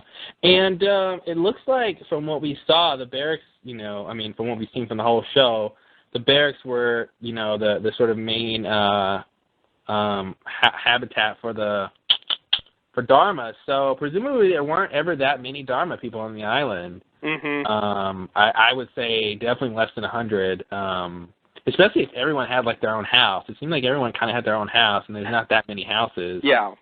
So I would say maybe Dharma and the others, Dharma and the hostiles, were about equal in number or something like that. Yeah, I'll buy that. If not the hostiles less, I think I think they might have been less. I mean, I think the Swan had places to live. I think you were supposed to live there. I don't know about the other station. Yeah. I guess the Swan was only for 2 people. Yeah, right. Yeah, no, I know. I'm just saying, like. Yeah. I don't think the people in the Swan lived, especially not with the whole button pushing thing. That'd be a bad idea. Yeah. Well, I think the idea is that they had 2 people at the Swan, and then after 180 days or whatever the number of days or months it was for their duty, they would go back and they would switch out with people at the barracks. But it's really, it's kind of weird because with something secret like that, some sort of, this experiment that they're doing, which apparently was real. Say the first 2 people who go there and they're done with their duty, and then they go back to the barracks, and even if they're sworn to secrecy, they're gonna tell somebody that, like, dude, do you know there's a button there, and if we don't press it, the world explodes? And I don't think they would want to get that out. And then if they're really rotating 2 people in and out of that place, like everyone's sort of going to find out about what's going on at the Swan.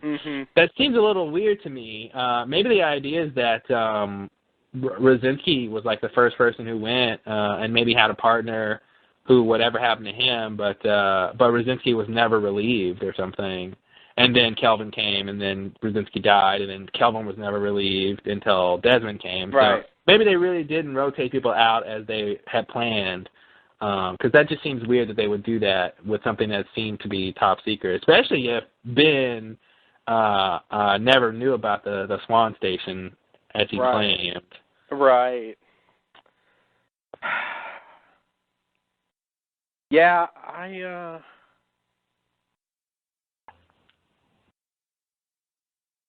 agree. I don't know. Mhm. I don't know what to do with that, but I wanted to add the flame looked like it could be lived in too. Mm-hmm. But like the Pearl didn't, and the Hydra, I didn't see any place to live there. Yeah, even in the Pearl, if you've got two guys going to the Pearl, and then that's the thing, you're gonna have two people coming from the squad saying, if we don't press this button, we all die. And then you got two people coming from the Pearl saying, oh guys, don't you know it's a big joke? Hey, And did you see the Waxman video where he talks about how the Pearl's fake? And no, but I did see the Camo video where he talks about how the Pearl's real. Exactly. What did your guy look like? Oh, this older Asian guy. I was an older Asian guy. Was his arm? Can he use his arm? Well, yeah. Well, no.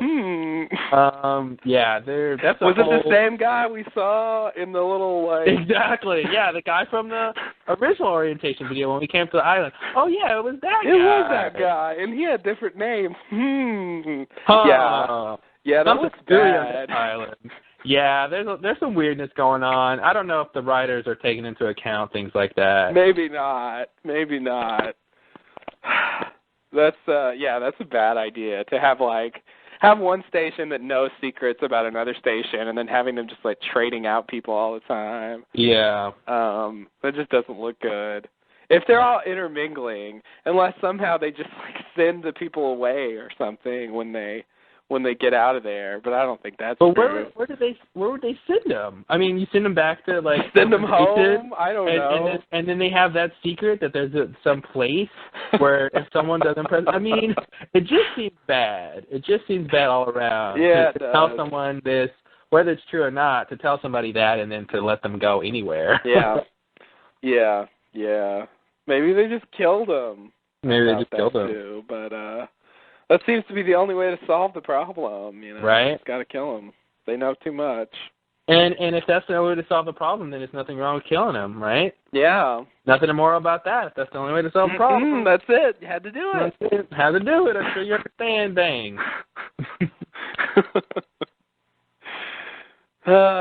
Yeah. I don't know. I mean, you think when you think about things from their perspective and wanting to keep it secret, it's like, well, what else are you gonna do? What else are you gonna do? You either gotta like figure out a way to erase their memories or just kill them. Yeah, I don't know. No other way around it. Interesting. Speaking of that, just thinking about erasing memories, it made me think of the brainwashing scene with Carl. I think that's something we definitely need to talk about at some point because now that we know sort of Ben's origin and sort of a little bit about Jacob, the idea of brainwashing people into sort of the sort of indoctrinating them, I think, is really interesting. Yeah. In light of some of these new revelations. So I agree, and it really makes me wonder. Oh, did I tell you about my crappy? I don't think I told you about my crappy theory about Carl and Alex. Uh-oh. They're sisters. Here's. And we all know how that could work.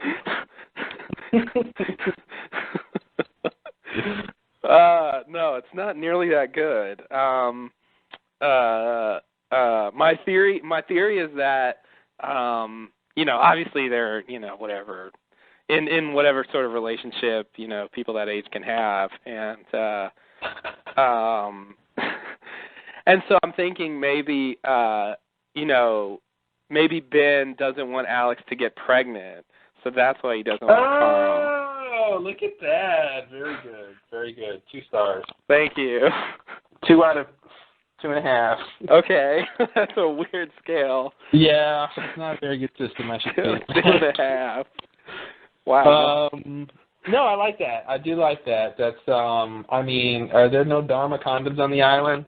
Yeah. I don't know.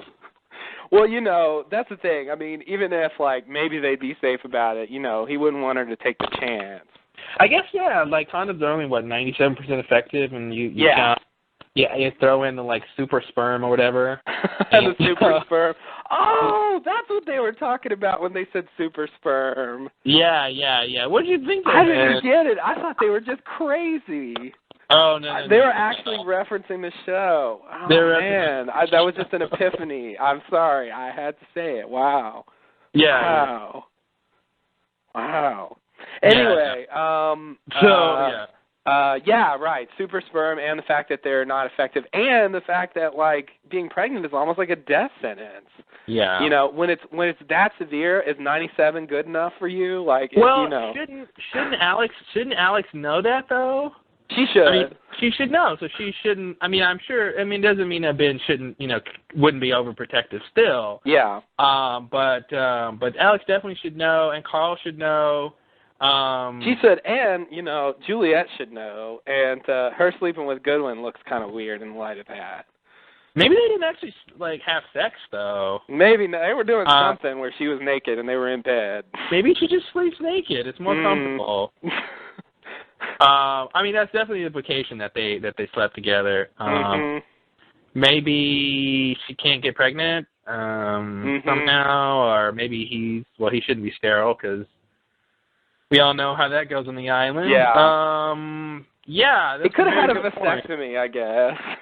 Yeah, but those don't always hold up either. They don't, but Yeah, I don't know. That's really odd. Maybe they just okay, let's stop talking It's about weird that. in a flash. I know, there's always that. Let's not come up with things they could have done besides have sex. I think that happened in one of our live podcasts. Yeah. I saw a few really interesting suggestions. Yeah. For activities. But anyway, in a flashback where the whole thing is about pregnant women dying, it's odd to have her just having sex seemingly, frivolously. It just looks bad, like she's really reckless, come on. Or maybe the idea is that if she got pregnant, she would have just aborted the baby early or something. Oh God. I really wonder how. I don't care that much, but I wonder generally how birth control would work on the island, like oral birth control.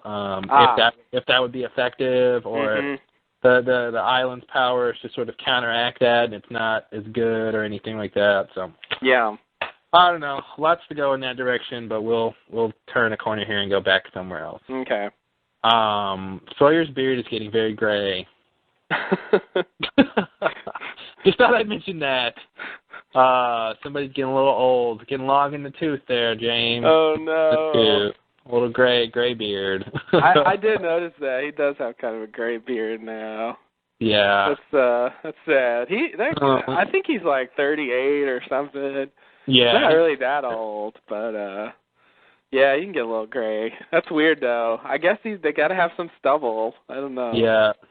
I'd probably want to shave it if it were gray if I were that age, but yeah, that's just me. But you're right. And don't they have like razors and stuff? I mean, I'm sure they found. I mean, come on, I'm sure they found razors and stuff and they have razors. Luggage. Yeah, they definitely. Why isn't he shaving? Come on.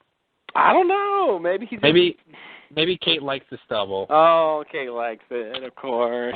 Oh, she likes it rough. Mm-hmm. Oh, God. All right. All right, enough of that. Yeah. Speaking of Kate, that line where when Saeed and is it Desmond? They're looking for Juliet. Is it Desmond? No, it's Sawyer. Sawyer. Okay, yeah. I knew someone with long hair. Kind of a heartthrob, but yeah, okay. Yeah. It was so weird when they opened the tarp real fast and hello Juliet, and it's like, oh wait, she's not there. It was so weird. Like you pull back the tarp and she's not there. And it's like, oh. And then Kate comes and she's like, she's not in there. I was like, yeah, we know that. We can tell. This thing is like 2 feet by 2 feet. We can tell she's not in here.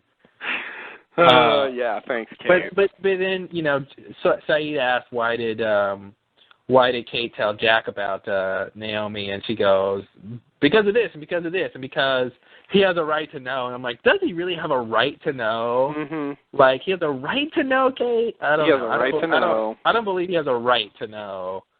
that she's there. He needs to earn that privilege.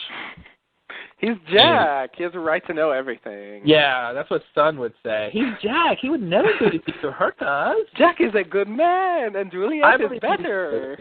Yeah, exactly. They're the two goodest people ever. Yeah, good like Adam and Eve. Oh, son. Yeah, she put her foot in her mouth on that one. Really? Yeah. No, I mean, in a way, I don't think she's wrong, but she just looks really silly. She did. Oh, really, son? Mm-hmm.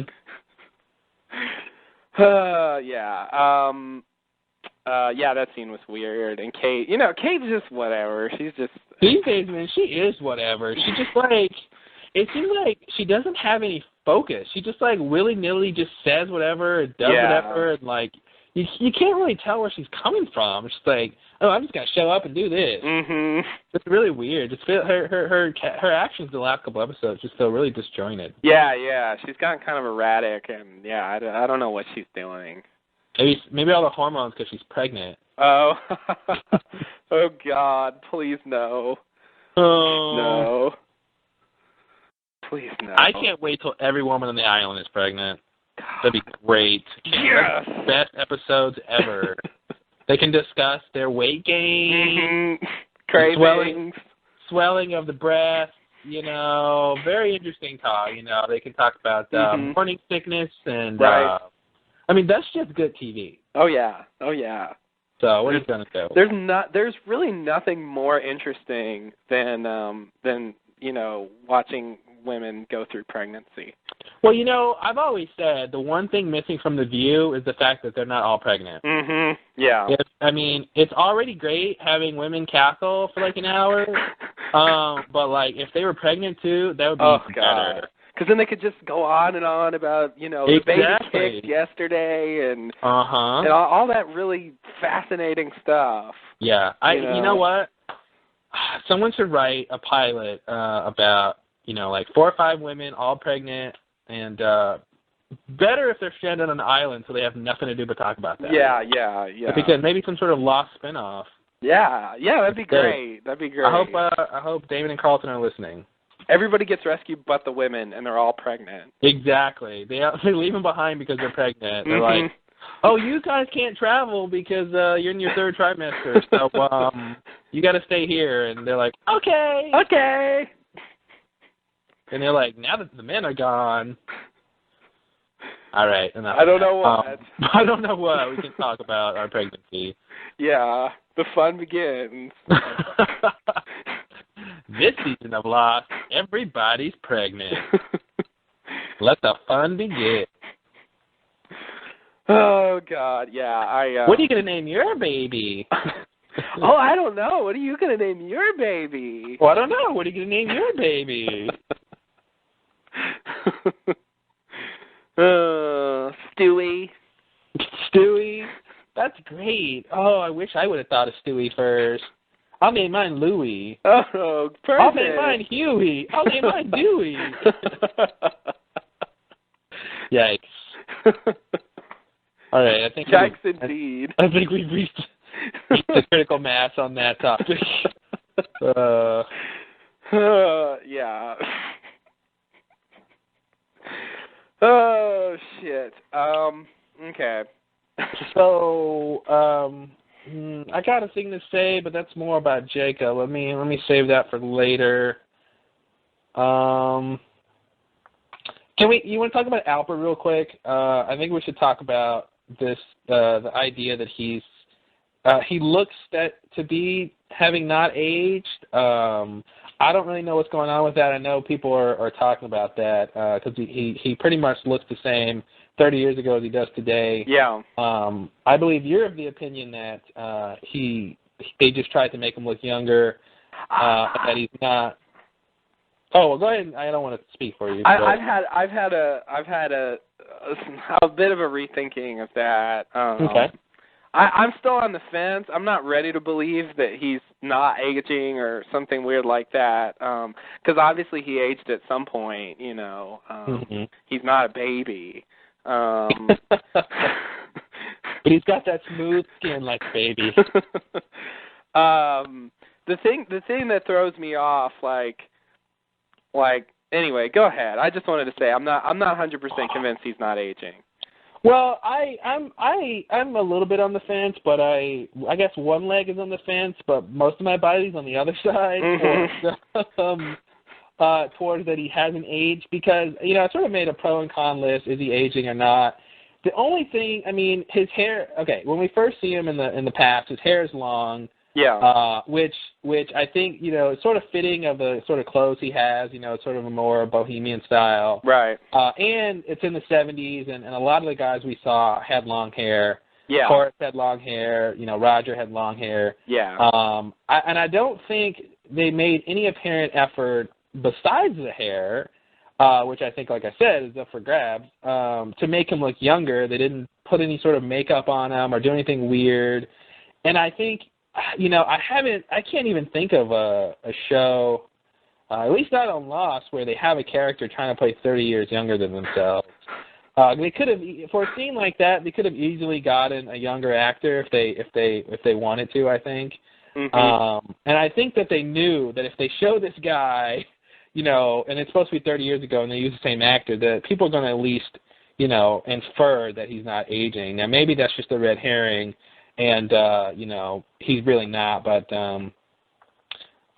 he he looks the same except for the hair. So I want to believe that he's not aging. I think it's something where if you're born on the island, you sort of grow up, and then once you get to your 20s or 30s or something, that your aging just slows down dramatically to where you're sort of effectively not aging, or it just stops altogether. I mean, like you said, obviously you have to age at some point to grow up from child to an adult, but I'm gonna believe that he's not aging, because I think it's interesting. Okay.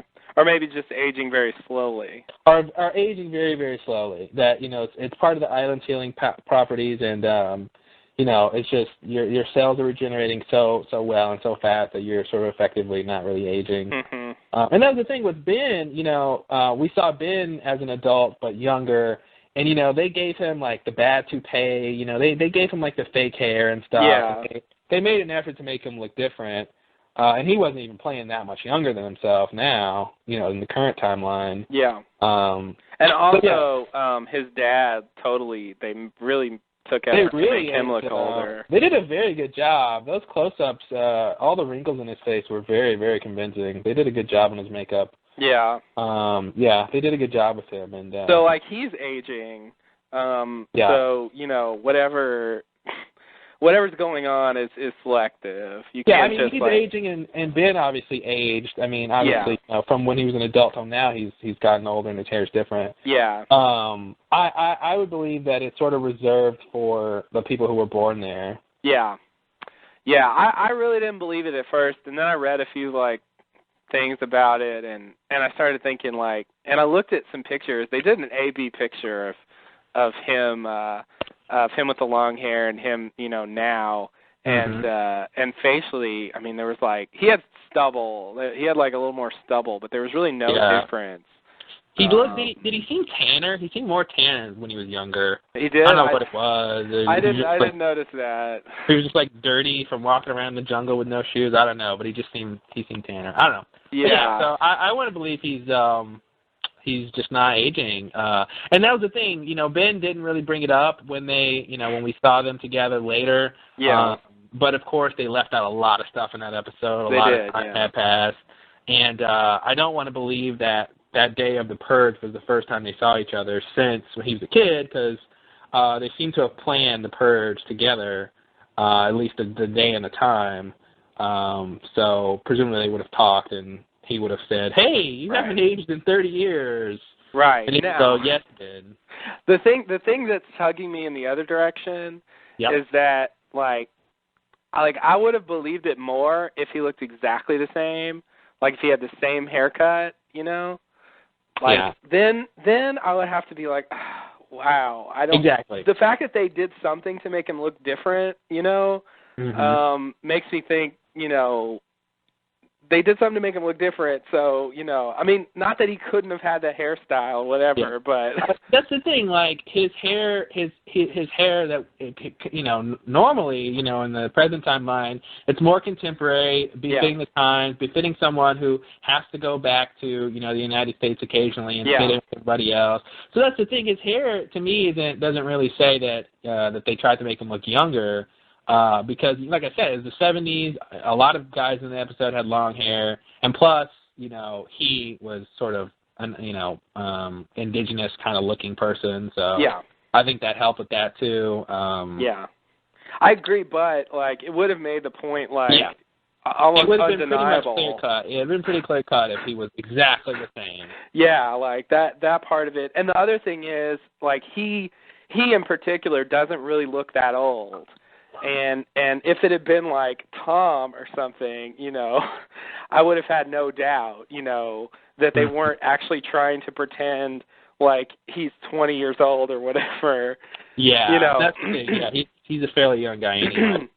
So, you know, so like he doesn't really look like he's in his 20s, but he looks young enough that he can pull off playing younger than he is. Yeah. So that's the other part of it that you know, makes me think maybe they really do want us to think, you know, that he's younger than he is. Mm-hmm. But I'm not 100% sure of that. I think maybe we're supposed. I mean, I don't know. Like some of the others are old, and you know, I don't know what to think about that. You know, they are various ages. They're not all the same age. I think the old ones could be the ones that Ben brought there. Okay. I don't think we saw any old ones during the Purge. I didn't really check, but I don't remember seeing any old people during that Purge scene when we see the sort of original hostiles. No, I don't think they showed any old people there. I mean, the only time I've really seen the old people is in the first episode this season. Yeah. You know, during a book club, like that old lady. Like, are we really supposed to imagine she's like schlepping around camping shit and like? Yeah, that's the thing. But that's the thing. Depending on how the aging works, she could be like, you know, 200 or 300 years old or something. Right. She only looks 80, but she's really old. You know, so. Yeah, you're right.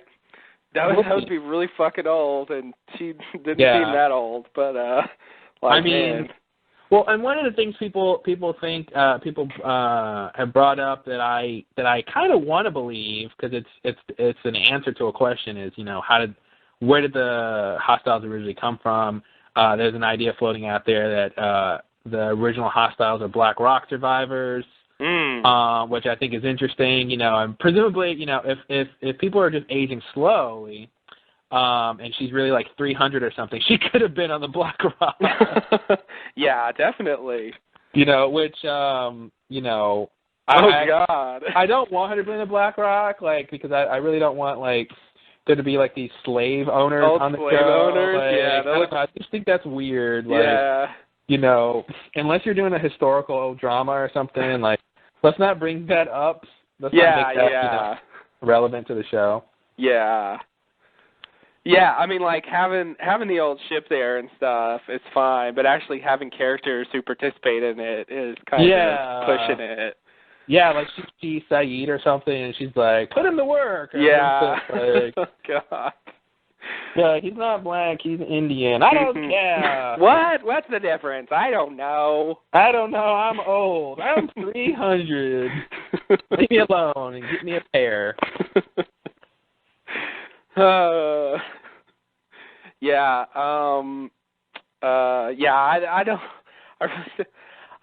don't think so. I think the Black Rock is a separate thing. Especially like based on the Lost experience thing, the Black Rock was Magnus Hanzo's like thing. And so I believe that the Black Rock was I believe that the others are separate from the Black Rock. Well, what do you think in terms of? Well, I mean, what I like about the hostiles being connected to the Black Rock is that it gives us a sort of an answer of what happened to the people on the Black Rock. Were there survivors? There sort of should have been, because there's not any bodies on the Black Rock that are not sort of chained there. Right. That we've seen. So do you think there were actual survivors, and what do you think happened to the Black Rock survivors? Yeah, I think there might have been survivors. Maybe Adam and Eve are survivors? Yeah, it could be, sure. But I think, yeah, their fate might have been similar to Danielle's crew's fate. They might have just died. Maybe they got sick, or maybe the hostiles killed them. Or Danielle's crew didn't just die. No, I know. But I mean, they did die. I don't mean like they. I don't mean they had a crazy pregnant woman who killed them all. But you mean that they're just. We haven't seen their bodies because they're just dead somewhere. Yeah, that's sort of what I mean. Yeah, like not specifically, but generally, like something occurred. Maybe they really did get sick and die. Unlike Danielle's crew, for real, instead of just being shot by some crazy woman.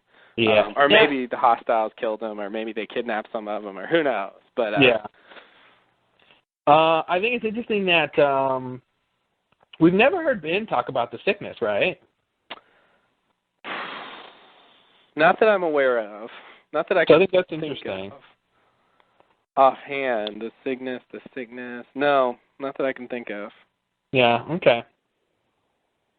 That's very interesting. It is, yeah. That whole thing, oh, man. Oh, boy. No. Whatever that is, I guess maybe that's a Dharma thing. I don't know. Yeah. But the others did know about it, because I think Ethan was talking about it, at least, in maternity leave. Yeah. And that's the thing, too. It's like, how would Danielle find out about it? I feel like, I really feel like we're going to find out that Danielle was part of the others, that she, that she had some connection to Ben, and Ben really might be, like, Alex's dad, and she's just crazy or forgot or doesn't want to admit it. Of course, if she had a child with Ben, it's weird that when she caught him, she didn't say something about that, or they didn't intimate between the two of them that they sort of knew each other and had a child together.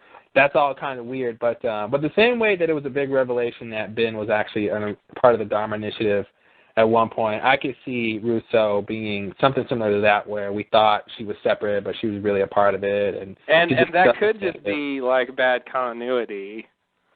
It could just be bad continuity. The scene with her and Ben, like they could like think, man, it'd be really cool if she would did this, and nobody brings up, they're like, oh, whatever, she just forgot, or she's crazy. It wasn't my place to say that she's the father of my child. If I told you, you never would have taken him. Exactly. Oh, man, wow. And all that bullshit, like, with her and Saeed about Alex, like, it just seems weird if, like, she had a kid with Ben, and I don't know.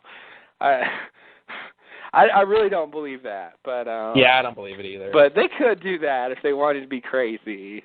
I mean, what if... Well, that doesn't make any sense. Danielle's one of the oldest lost mysteries. I was going to say, what if... Yeah, and it doesn't make any sense because the timeline doesn't work. But I was going to say, what if Danielle's team was like the original scientists to find the island, and then, after that, Dharma came, like they were connected to Dharma somehow, and they found their distress signal, and then that's how Dharma found the island. But of course, the timeline doesn't work. Not at all. Danielle should have been there way after Dharma. Yeah, way after. And the numbers were Dharma's doing. So that's the only reason she found the island. That's right. So, yeah, no way. I guess my theory's right. The way Danielle is, like, I get the impression that she's been there way longer than she has. Like, like in my mind, she's been there like 50 years. Yeah. Yeah, I mean, that's the thing. What if she was lying about when she got there, and she got there before Dharma? Or soon after Dharma or something. It could be possible. The thing that corroborates her thing is Alex, it goes along with her timeline. Well, but that's the only point of that is that she said, she was pregnant and had the baby on the island. But what if she's lying and she got pregnant on the island? Yeah, no, she could be lying. She could be lying, but I don't think she is. Yeah, I don't think so either. I don't think she is. Like, for instance, for a little, like, meta justification, on the official podcast, they asked Damon and Carlton about the possibility of a Danielle flashback, and they said they will do it at some point. Obviously not this season, but probably maybe next season, or who knows anymore. Now that they have this 16 episode thing, maybe it'll be season 5. Who knows? But anyway, they specifically said that they would include the whole thing with Montan losing his arm. Oh, that's awesome. So like, I guess I feel like basically her story is true. Mm-hmm. You know, whatever we'll see will be basically a playing out of what we've been told with like details filled in. Yeah, I'll buy that. You know.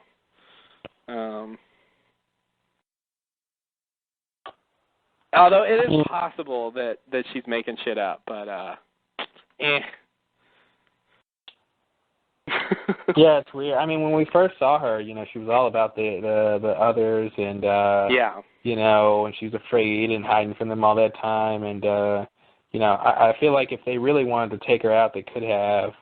And why did they never think to use her for their experiments with the fertility stuff? And you know, there's some questions there about you know, she's been there for 16 years. Yeah, that's really curious. That is really curious. And I really wonder, like, if their main interest is, it seems like their main interest is in pregnant women, not the babies. I mean, maybe they are interested in the babies too, but it seems like the main problem is the women are dying. Yeah. So it seems like they would have been more interested in Danielle, you know, not just Alex. Yeah, I think Ben took Alex for a very specific reason.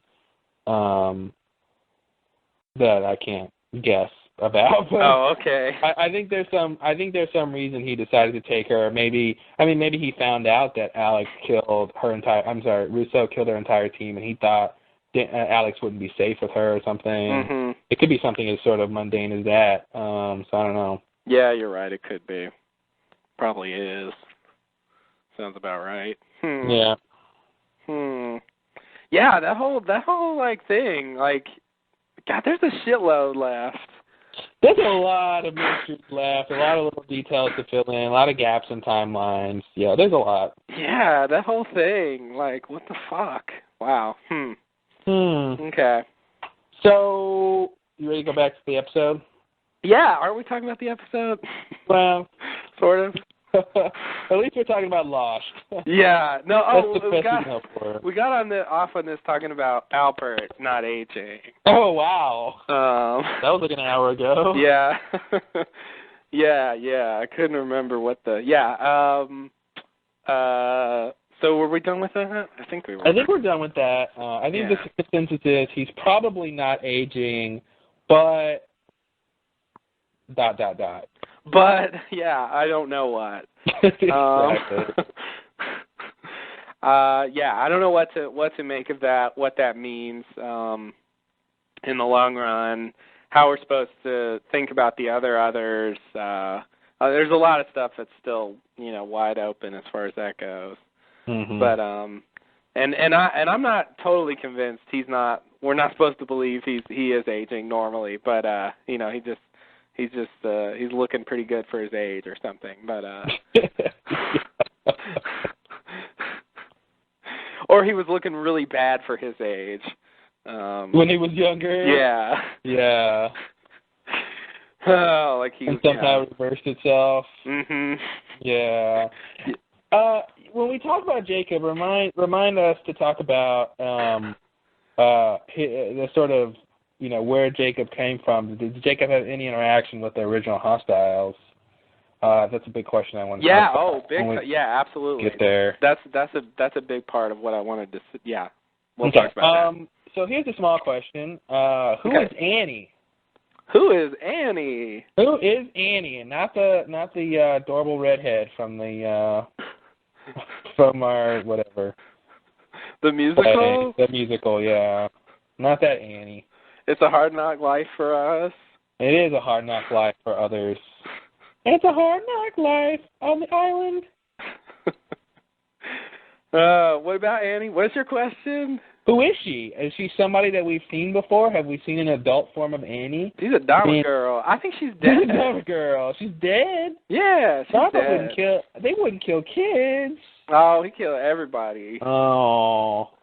I kind of hope that Annie would be somebody, maybe she was the sheriff whose name isn't Annie. Mm-hmm. Obviously nobody we've seen is named Annie, but no. I was sort of hoping, maybe Annie's a middle name or something, some sort of crappy reason that we could have seen Annie, but we didn't go by Annie anymore, or something stupid like that. Yeah, no, I think she's dead.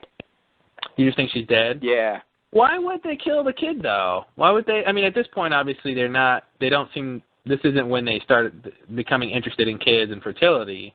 I think the killing was indiscriminate. I think they killed everybody that was in the barracks. Oh, that's so sad. Yeah. I want to talk about the purge because I don't believe it should have happened the way it happened, but we'll talk about that. Yeah, I mean, the way it looked, I'll believe everybody there died. Yeah. So. But I could also believe that, all they have to do is have a line like, yeah, we got all the kids out first or something, or, all the kids were at the school and they had somebody go to the school. I mean, when the purge happened, Annie shouldn't have been a kid anymore. She should have been about Ben's age. Oh, that's right. I forgot she wasn't. Oh, that's right. Okay. I was thinking she was still a kid, which makes no sense. Yeah, I was too, actually, until I thought again. Yeah, so then I can buy she's dead. I can buy she's dead if she's an adult because they didn't care about killing adults. Yeah. All right, I'll buy that. Yeah. Sorry, Annie. It is odd that they showed him and her developing this friendship, and then he just kind of kills everybody with no mention of her at all. Yeah. It's kind of weird from a writing perspective, not to resolve that story at all. Yeah.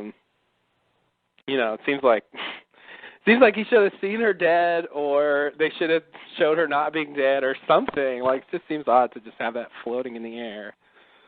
I don't know what to make of that. Yeah, I mean, he's got that little doll she made him, and he kind of, caresses it like she is dead. Yeah. And that's the only thing he has left of her. Yeah. Who knows? We might get another flashback around these times, and they might solve that, or he might mention it. But yeah, it is weird they didn't resolve it in this episode. Okay. I got another little thing. Well, that's not little. Okay. I guess pretty soon here we're going to have to start talking about Jacob because that's pretty much where the next some point, big thing is. Let's talk about the Whispers real quick if we can. Okay. They have returned. We just said that in the last episode. They haven't mentioned the Whispers all season, and then they came back. But we should say that Whispers are not back in the present timeline. Yeah. They're in the past. They're back on the show, but they're back on the show, but not in the present. Yeah. So I want to mention my pseudo. What do I call it? My pseudo theory about that. Okay. I guess it really is a theory. It's not a pseudo theory. I guess what I mean is it's a theory with nothing to back it up. Okay.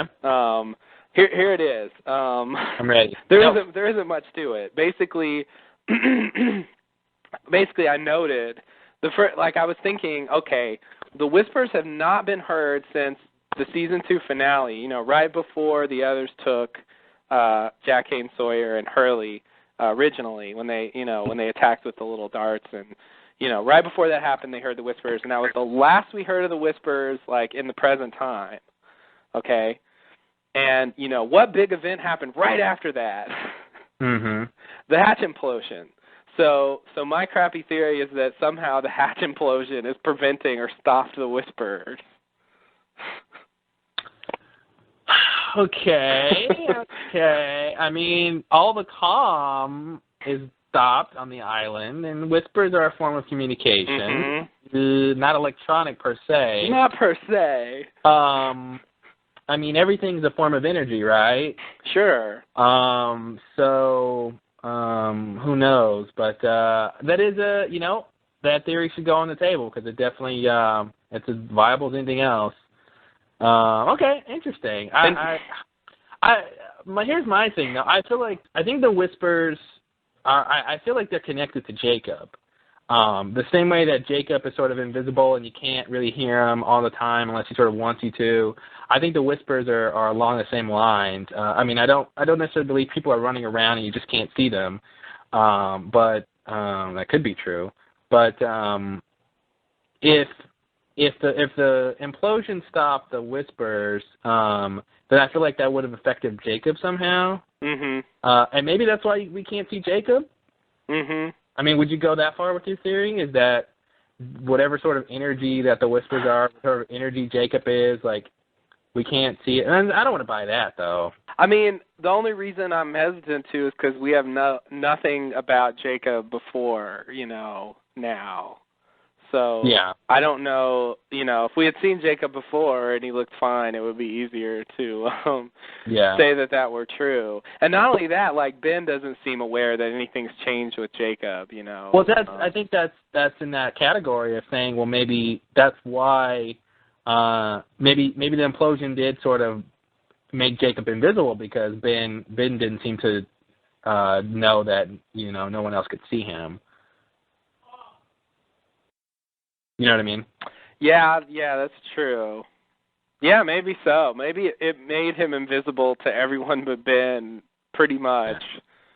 But he wasn't aware of that because no one ever went to see him but Ben. Yeah. That's really weird. I don't want to buy that. I want to buy that, like, Jacob is some sort of supernatural thing and that you can only see him if he wants you to see him and you can only hear him if he wants you to hear him. Because, like we'll talk about later, Jacob tells Locke, help me, and I'm wondering how come Ben didn't hear that.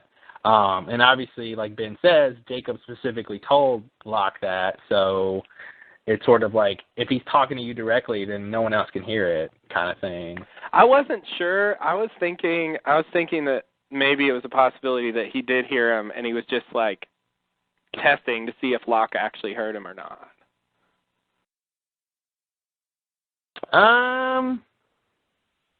I kind of would buy that, but from his reaction when Locke told him, he said, "Help me." It seemed like he really didn't know what Jacob had said. Mhm. But yeah, he could have been testing him. But he definitely seemed convinced that Locke heard something. So I don't know. I guess that could sort of go either way. I think I'm on the side that he didn't know what Jacob said, because I think Jacob was specifically, trying to get Locke to help him in whatever situation that Ben seems to be responsible for, that it was sort of a covert message. And I agree. I tend to agree, but I guess I don't know.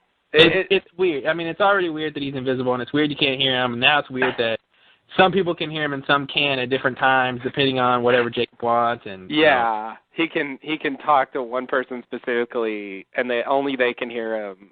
Well, he is a great man. He's a great man, but he is not a forgiving man. He's not a forgiving man, but he is an invisible man. Yeah. Well, we're pretty much so the whispers. Okay, we got your theory that maybe we haven't heard him since the implosion is because of the hatch imploding. Right. Sorry. Go ahead. I also wanted to say the whispers in this episode did precede Richard showing up. And the mother. And the mother. Don't know what to do with that. But at least in one case, they were once again connected to the others. Yeah. I don't know what to make of that, but I did note that they Richard just like showed up in this creepy way. It seemed like he just appeared there. Yeah. It looked like he here's Richard. Yeah, it didn't seem like he walked up. He was just there. And it was really creepy. And I don't know. I still feel like the whispers are connected. Maybe they're only connected to the old others. Yeah, I think I would buy that. But I feel like they have. I don't know what they are still, but it seems like I sort of want to believe the whispers are sort of they generally come before something bad happens. Mm-hmm. So maybe there's sort of a warning. Maybe I don't know, the spirit of something or the whatever maybe whatever dead loved ones you have in your head or something, like they're sort of that, I don't know, or everyone who's on the island, all their dead loved ones together or something, I don't know, since we've seen so many dead people on the island. Yeah.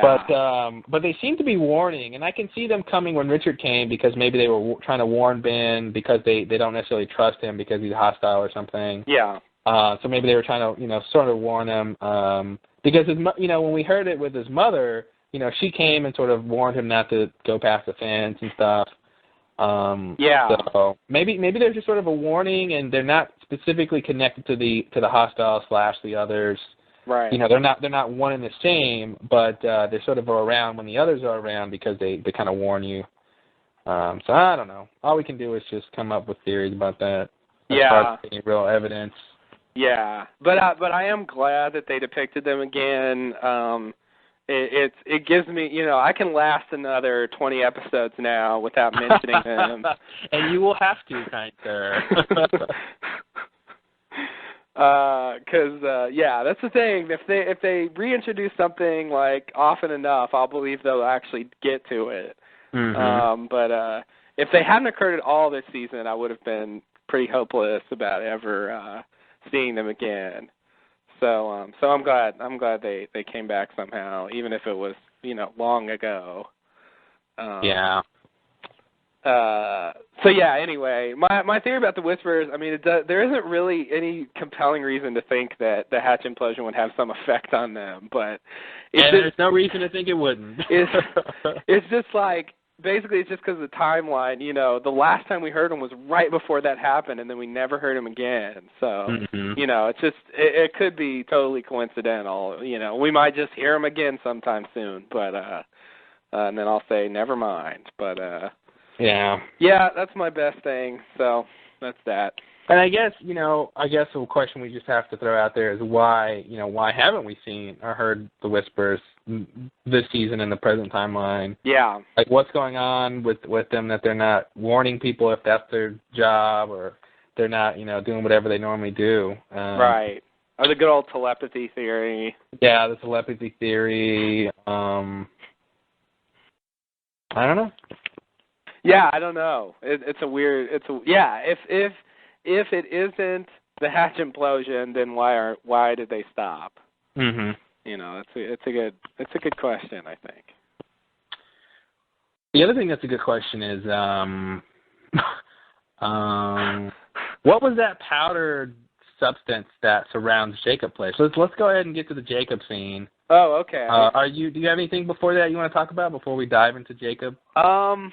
Yeah. Do you want to talk about Ben's mommy?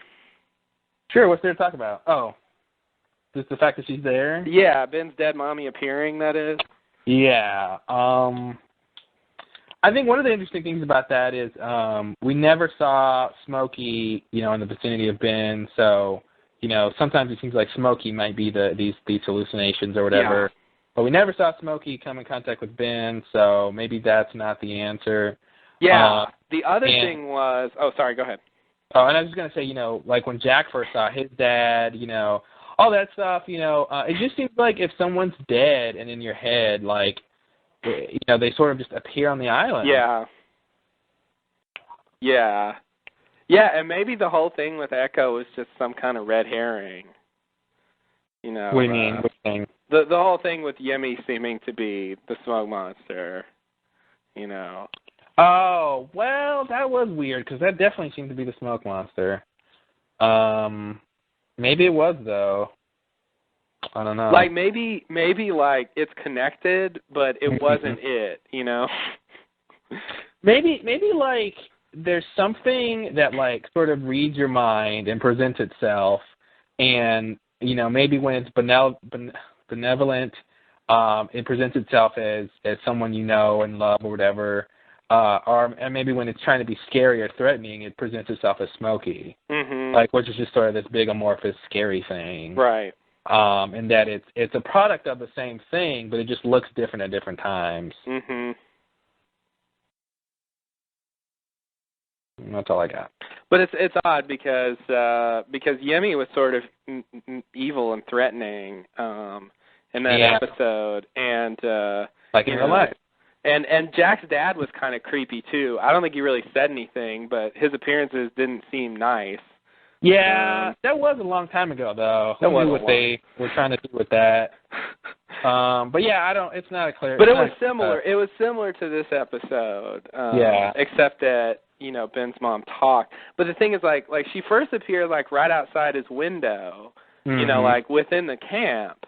But then the second time she appeared, it was right outside the Sonic fence. Yeah. And that's what made me think, she was Smokey. Maybe she wasn't. I sort of felt like she was kind of outside the fence, like just for a rider thing, and Ben was going to try to go, and then it was just setting up the fact that he needs to, if he's going to leave, he needs to figure out a way to deactivate the thing. And it gave him a reason to sort of want to go out there to look for his mother. Right. If his mother appeared again inside the fence, he would have no reason to really go outside of the fence, which of course is how he found Alfred, which of course leads to the whole purge thing. It's part of the purge. So I think that's what it was. It was like, it's really sort of just a rider thing that she appeared on the outside of the fence. But yeah, it does seem like that could have been Smokey, but of course, like you said, she was on the inside of the fence when we first saw him, and you could say, well, maybe the fence was off, but why would it be off? Right. In a situation like that. Right. Yeah. I just thought, like, his mom appearing, I don't know, it was curious. What's responsible for it, What's what's it trying to do, Was it trying to lead him to find the hostiles, or is it like some other thing, like some weird like island thing that has nothing to do with them, or I mean, the hostiles should be connected to whatever is really going on the island, I think. I mean, it could be something where, Jacob is on the island and all the mystical forces are sort of connected to Jacob, and then the original hostiles come and they're sort of whatever, but they're not specifically connected to Jacob. Maybe they sort of have a communion with him, but they've never seen him or talked to him, and they don't know really what's going on or why, but they've got some seemingly mystical things going on with themselves. But then, for whatever reason, they find out that Ben may be a special or something, and that he will become their way to get closer to Jacob. So maybe that's why. And if the voices are connected to that, then maybe that's why they kind of had the mother and / the voices lure Ben out to meet Albert and sort of do all that. Maybe that's what that's all about, is that they know who he is, or I don't know what he might be capable of or something. It was interesting. Sorry. Oh, go ahead. It was interesting that she warned him about the fence. I mean, it's odd that this spirit thing has knowledge like that. Yeah. And I guess I can buy it, but I don't know. I find it odd that she really knew. Yeah, I mean, who knows? If she's a figment of his imagination, which I don't think she is, then she should know that, because he should know that, even though he was about to run through there. But he at least heard about it during the orientation if he was paying attention. Yeah. And obviously, you sort of see a fence like that, you should know not to cross it. But yeah, I don't know why she would know that. I don't know. But I did want to say, I have nothing to say about that, sorry. Okay. But I did want to say that in terms of Ben's gesture of free will and commitment or whatever, I guess his big gesture was the patience of putting up with his dad / killing his dad. Yeah. That was, as we see in the end. And it just calls into question the whole morality thing again. It seems like the hostiles, not only do the others, which are a product of, the hostiles and outsiders, but like the original hostiles themselves, have some skewed morality themselves. Yeah. Which is, weird.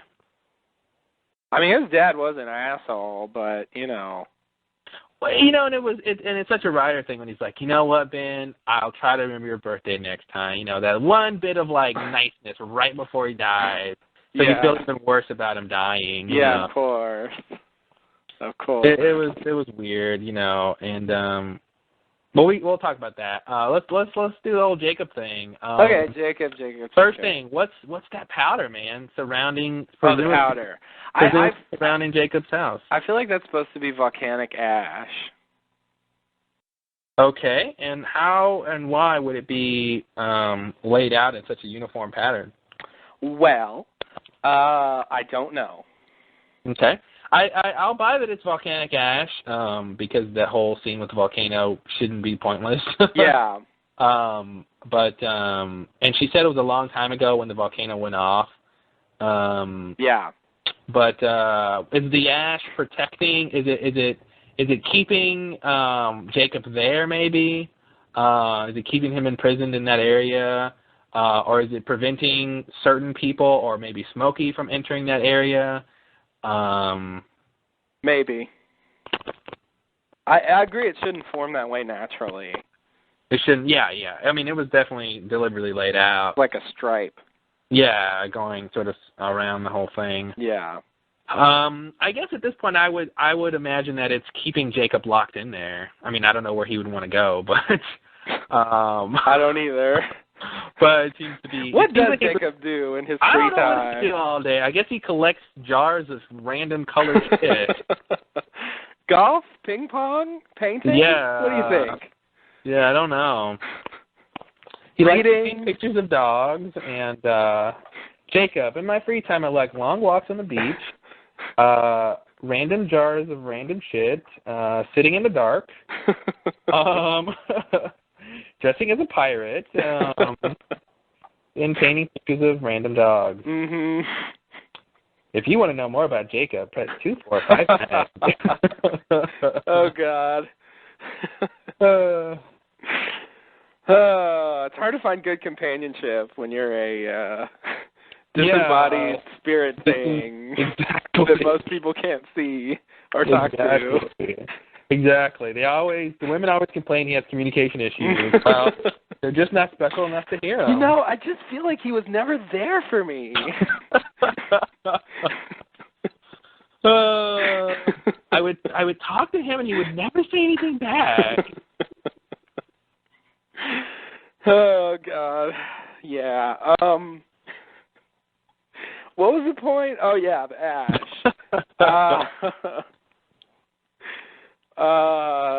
Yeah, I have no idea what to make of it. It stood out.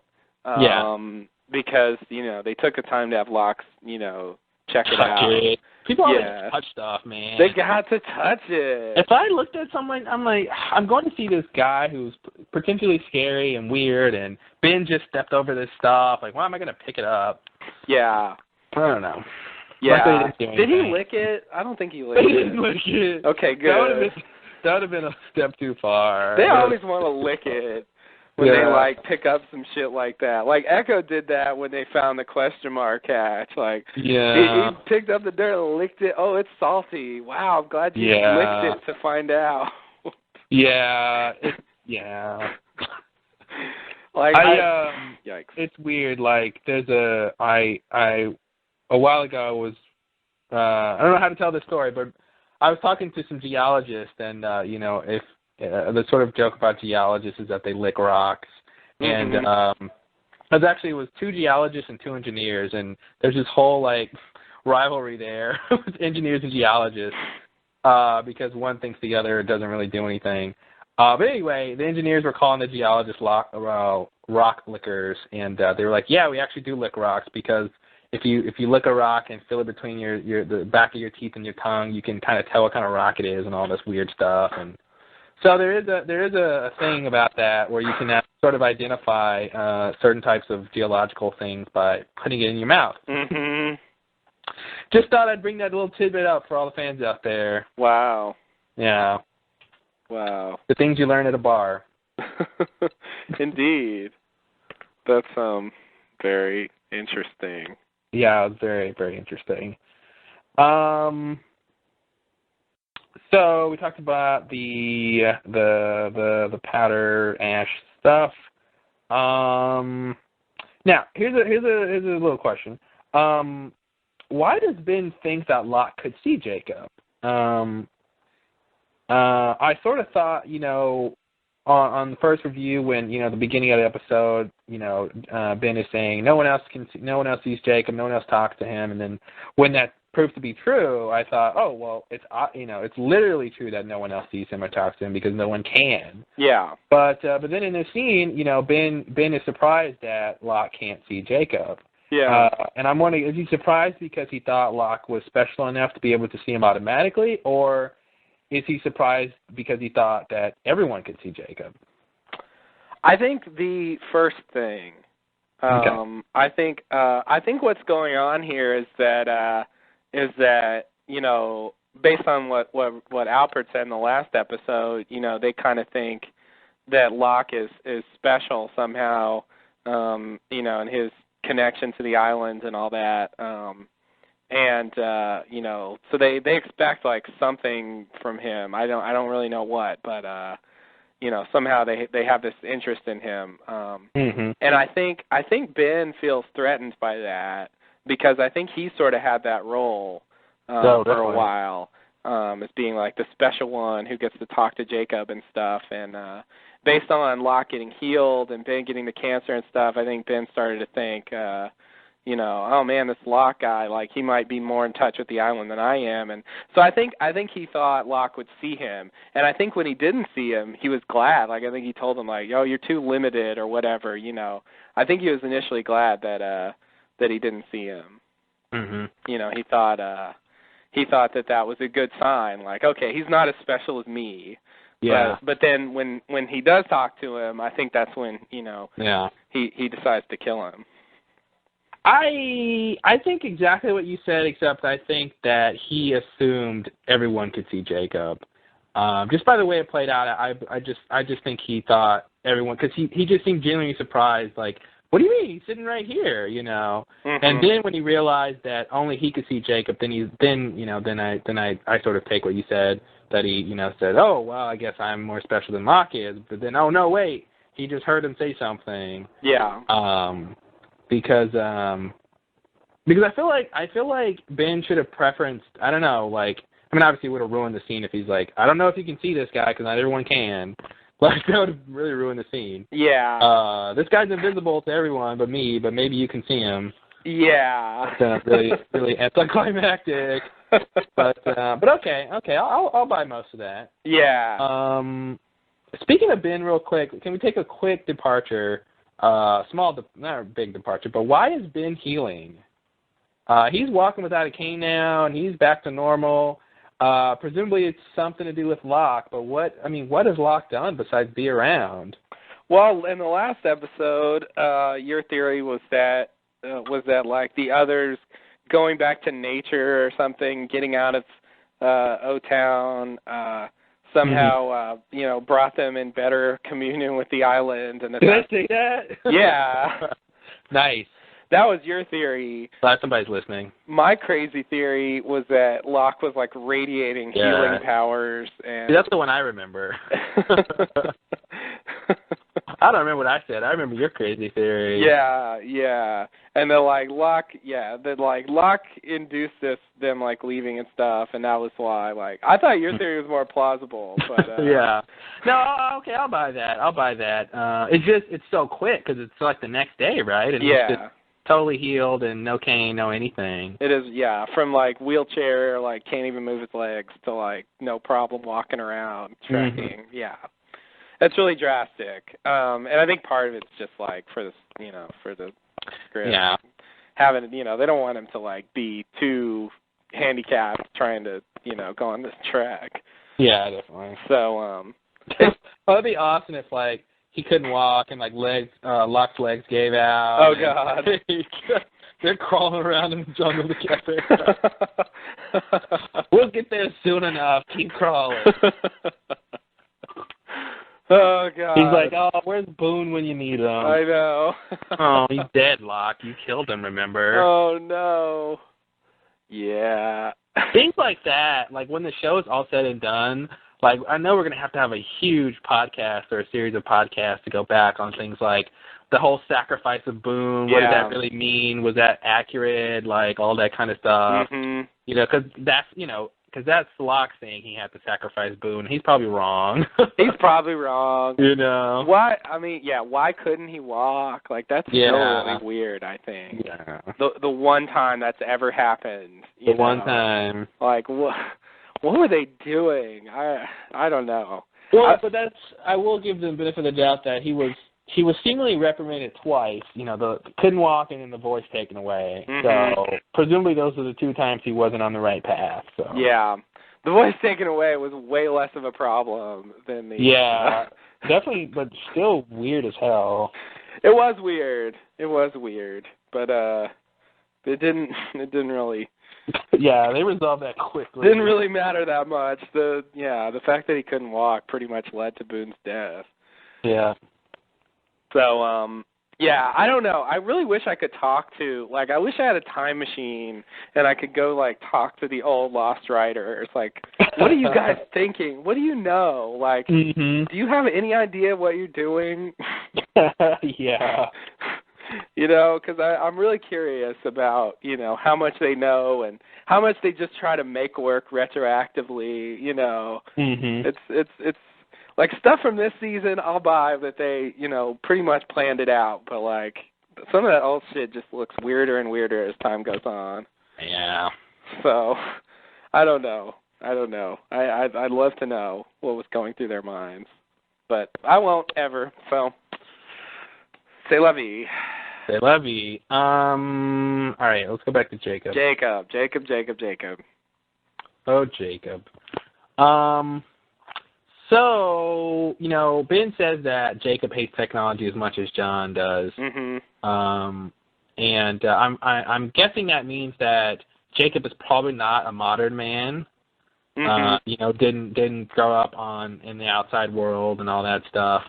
I mean, I you know, obviously I'm sure people by now have seen clips of Jacob from the little flash in the episode. They've seen screen caps of Jacob, and from what you can tell, you know, he to me he kind of looks dead, and he's got like long hair and like a lot of long hair, and and he's got sort of an old-fashioned, almost like colonial era America like sort of suit shirt thing, some sort of old type suit on, you know, maybe Black Rock era type suit. I don't know. So I think that's really interesting. Yeah, and it looks like he has some kind of stubble. Yeah, there's something going on in his face. A lot of people seem to think this is Terry O'Quinn. I'd just like to go on record and say I don't think this is Terry O'Quinn. Yeah. So put me down for that not being him. You know, I don't think it's Terry O'Quinn. The only thing I would buy is that if they would explain it in some way, like Jacob sort of reflects himself similar to whoever sees him or something like that. Yeah. Especially since Locke it was sort of Locke's POV that we saw him, and it was sort of very quick. Yeah. You know, that's the only thing I can think. Not that like he's always been looking like Terry O'Quinn, like that's just how he looks because they're related or some random crazy theory like that. I'd like the other crazy theory that he just sort of looks like who's ever looking at him. That's the only crazy theory I'd buy.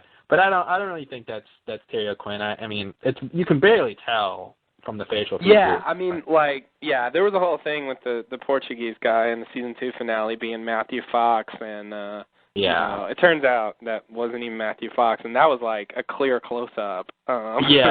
You know, in this case, like, you really can't see. He's totally out of focus. You really can't make out but like the vaguest facial features. And not only that, I've seen pictures of actual people where it doesn't look like them.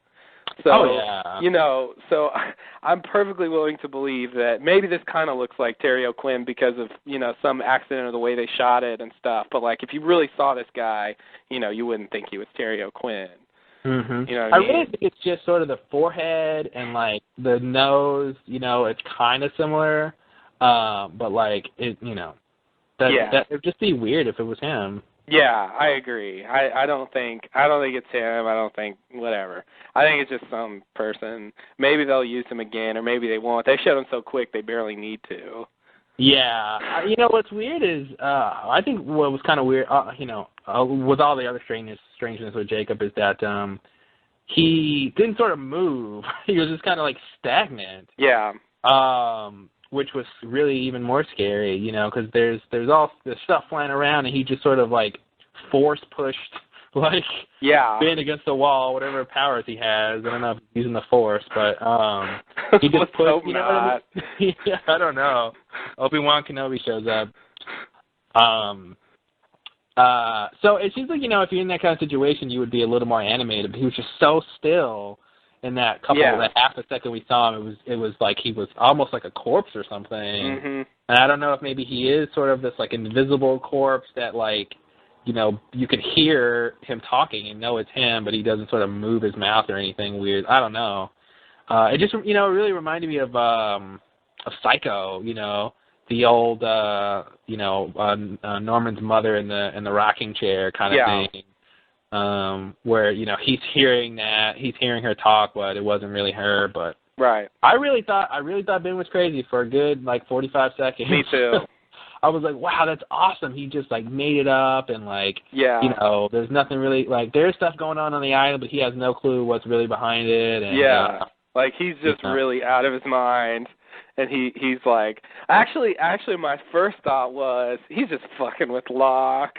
He's trying to make him think, like, Jacob is this invisible person, and I thought he was trying to trick him at first, and then he convinced me that he really believed Jacob was there, and then at that point I thought, he's crazy. He's just out of his mind. Like, he has all these grand ideas, and he thinks he's getting them from this imaginary person, and I agree. I kind of thought that might be an interesting direction to go in.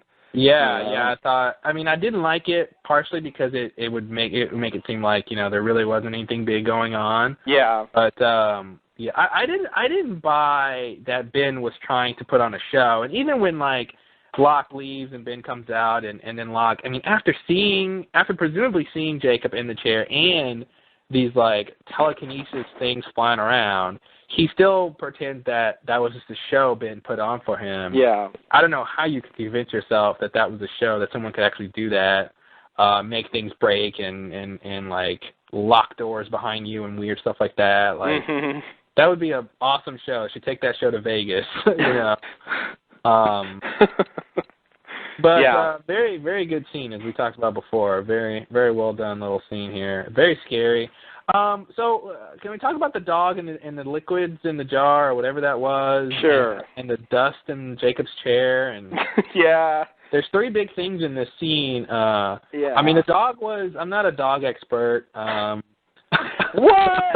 I haven't done that in a while.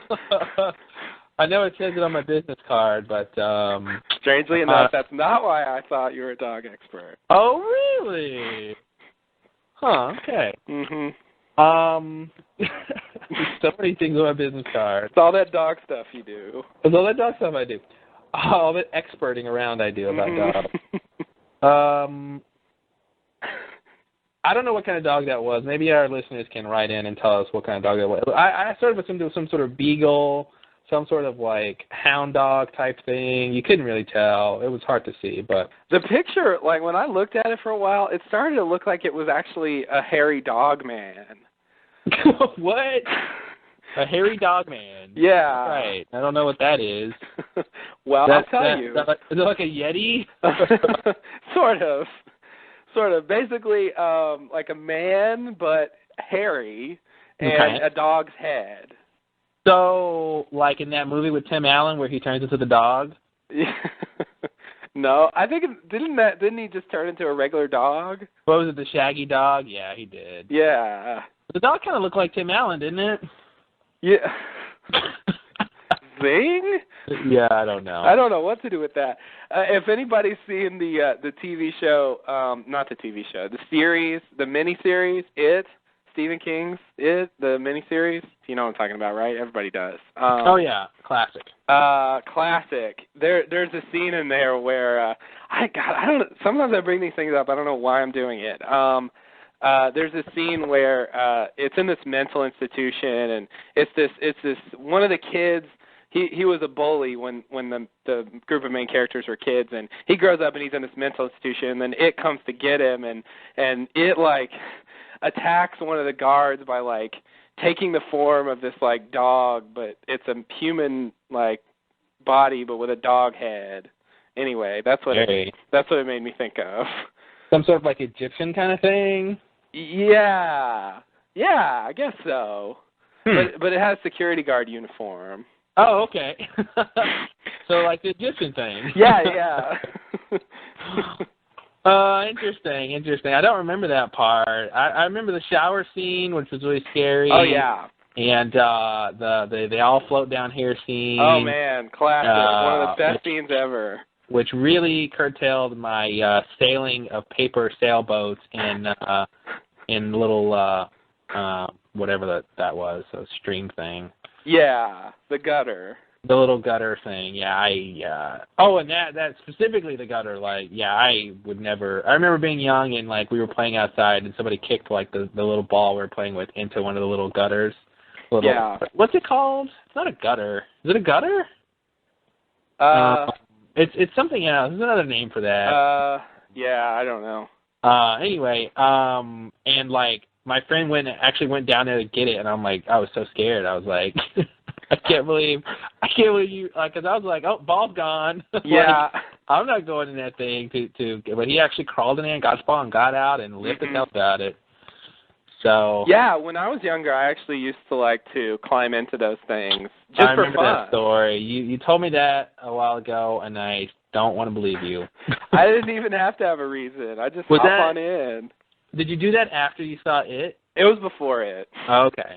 It was before it. After it, I would never do it again. Yeah. And actually, after just like a little rational thought, I would never do it again. Yeah, right?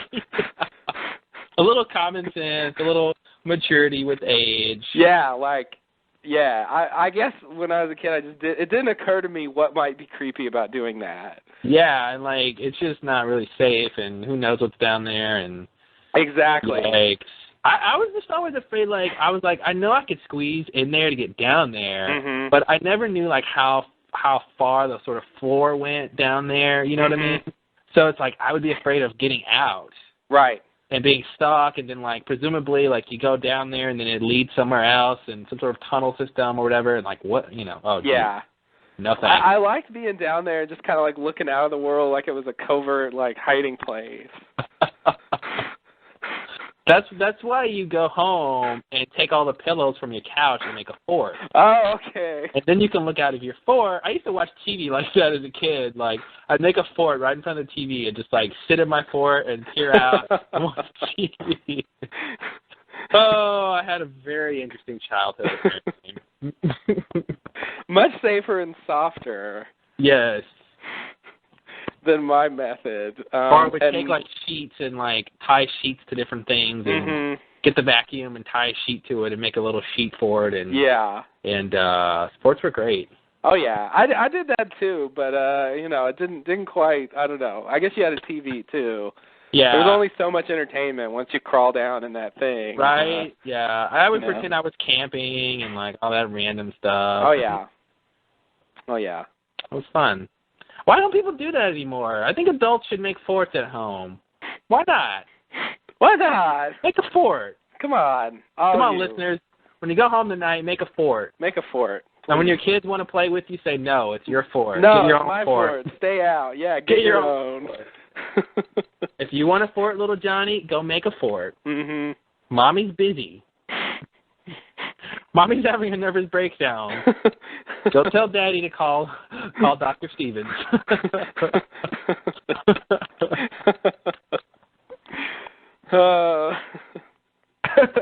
Daddy left Mommy, you say? Now Mommy remembers. Now Mommy's sad again. Now Mommy knows why she's having a breakdown. Oh, yikes. Yikes, indeed. Oh, yikes.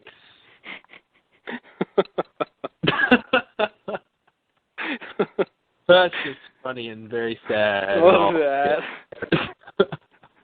What? Oh, yeah.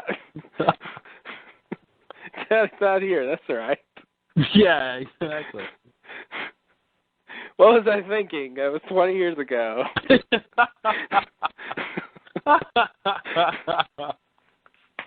Oh, that's just sad. He went out for a carton of cigarettes and never came back. Why didn't I remember that? He didn't even smoke. Of course. Should have been a giveaway. Oh, Mommy was young and naive at the time. Where's my little red pills? Oh, God. Wow. All right. So only in a Lost Lowdown, folks. Only in a Lost Lowdown. Indeed. So back to the hairy dog man. Okay, yes, that's where we jumped off from. I have no idea what to make of that. Lostpedia claims it's a hound dog, which I'll buy. That's why I said sort of a beagle or a... They don't think it's a hairy dog man? No, hound dog. Man. Close. Do they, where do they, what listing is it under? It's under Jacob, and towards the bottom under unanswered questions. Okay. Ah, yes. Unanswered questions. Ah, I see. I don't see any pictures though. Oh, they just say it? It's just text? Oh, they just say it. Yeah, they don't. I haven't been able to find a picture of the dog. Oh, okay. They just say it. I was hoping it was the picture. Okay. Yeah, I don't know. I don't know what to make of that. It's odd. I'm tempted to say it's just like whatever, like decoration. Yeah. You know. Well, they did make a point to show it. You know, I want to believe that it's some significance to Smokey. By Smokey, I mean Vincent, which is oh. And by Vincent, I kind of mean Smokey again. So, I was gonna say. You know, I don't really know what to make of it either, but I think there's something going on there. They have that odd picture in Ben's like room with the woman with the gerbil or whatever, and you know, I don't know what to do with that. And when was that? In Man from Tallahassee. The woman with the gerbil. Yeah, I think it was a gerbil or hamster, some kind of little creature, some kind of little mammal creature. Yeah, it was in his room, you know, when Locke was talking to him. I don't remember that. Interesting. Okay, well, yeah, anyway, the mural, for instance, in the hatch. Yeah. You know, interesting to look at and ponder about, but, like, in the end, you know, Yeah. You know, what do you really get out of it? That's true. So, yeah, I guess I feel like it's an interesting little thing, but I can't imagine what it would really mean. You know. Yeah, I mean, I think a lot of those things are just sort of, you know, when the writers come up with these characters and their environment, they do little touches like that, you know, and you know, probably with the art department too. You know, just little touches. You know, it's relevant to their character, but not necessarily to the plot. Right. Oh, I forgot to mention. Damon and Carlton, they actually talked about the mural again somewhere. It was probably the official podcast. And they said once again that it's supposed to be Desmond that did that mural. Okay. So I think we can safely assume that at this point. Good. I don't know what it really matters anymore, but yeah. Well, there's that sort of sailboat thing in there, so I'll buy that. You know, he did it. Yeah, it's been a long-standing Lost Lowdown thing, so yeah, had to bring it up. Yeah, it's interesting. He just supposedly painted that during the time when Calvin was dead. Or something. Or maybe not. I don't know. Sometime when he was there. Anyway. Well, you know, when we first see the hatch, the station, like, the paints are still out. I feel like it was somewhat recently. Yeah. There you go. Unless he just worked on it, you know, a little bit over time. Years or something. Or unless he just kept his paints there. I don't know. Yeah, never bothered to put them up. Yeah. Oh, Desmond, you're so messy. Why put them up when there's a button to press? Mm-hmm. I agree. Okay. So we talked about the dog. Okay, then there's jars of some sort of liquid or jam or red, I don't know. And sort of like red and yellow. yellowish. Kind of gross. Like you know, like some person who like pees in a jar and like keeps it thing. And it's a red pee. Yeah, well, I don't know what the red stuff is, but there was sort of like an orangey or yellowish stuff. Something in the background. Yeah. That did look like they peed in a jar. Oh, Jacob, get a bathroom. The all-powerful Jacob doesn't have indoor plumbing. Can't have it all, folks. Can't have it all. Yeah. Maybe his hatred of technology extends that far. Yeah, I mean, he had some technology in there. Of course he did. You know, the lantern. The house itself is technology. Yeah, and I think he had like a furnace heater thing. That's what it gets me about people who hate technology. They always like some technology. They don't want to do without it altogether. Yeah, I mean, even like, wearing, modern clothes, is a product of technology. Sure. Any sort of processed cotton clothes or any sort of stuff like that.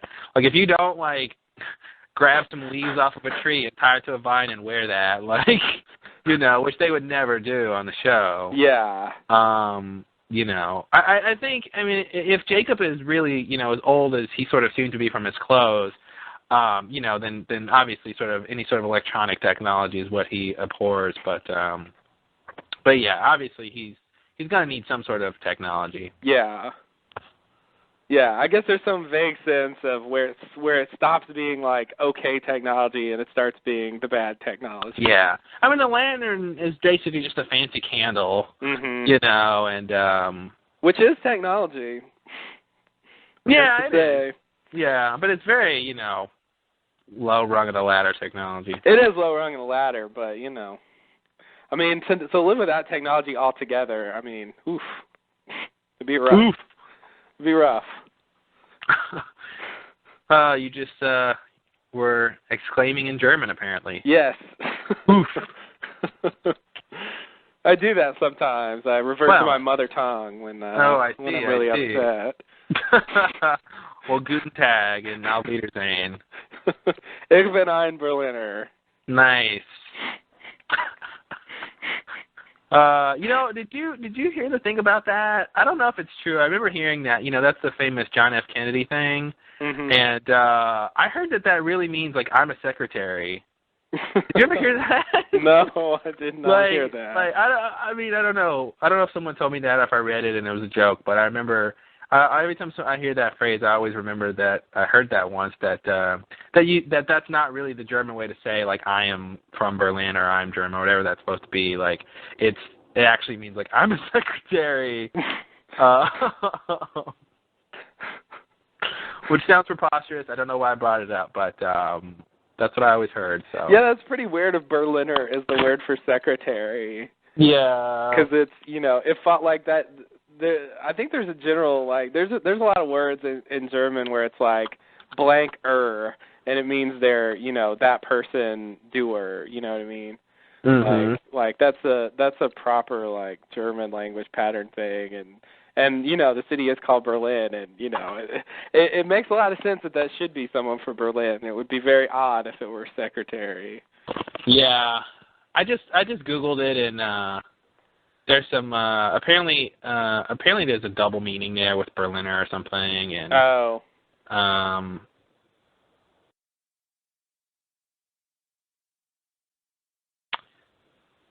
this says it says there's an urban legend stating that Ich bin ein Berliner can be willfully mistaken to mean I am a donut. But apparently that's incorrect. But apparently Berliner is not known as such in Berlin, but as this other word, which I cannot pronounce. And apparently the audience responded with cheer rather than laughter, so he was probably right. Apparently, grammatically correct thing would have been Ich bin Berliner, meaning I'm a person from Berlin. I see. Blah, blah, blah. By adding the ein, the speaker instead indicates a figurative relationship, or that he only shares some characteristics of the group indicated. Oh, dear. So anyway, so the secretary thing is wrong, and apparently the donut thing is wrong, too, so... Although it is funny. It is funny. I have a donut. Yay! Yeah! Go Kennedy! Woo! We're donuts, too! Wait, what's a donut?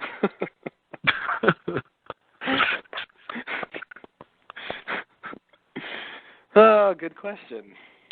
Okay, so we talked about those two things. The third thing is the sort of dust or dirt or like leaves or sticks, or there was a lot of weird stuff in Jacob's chair.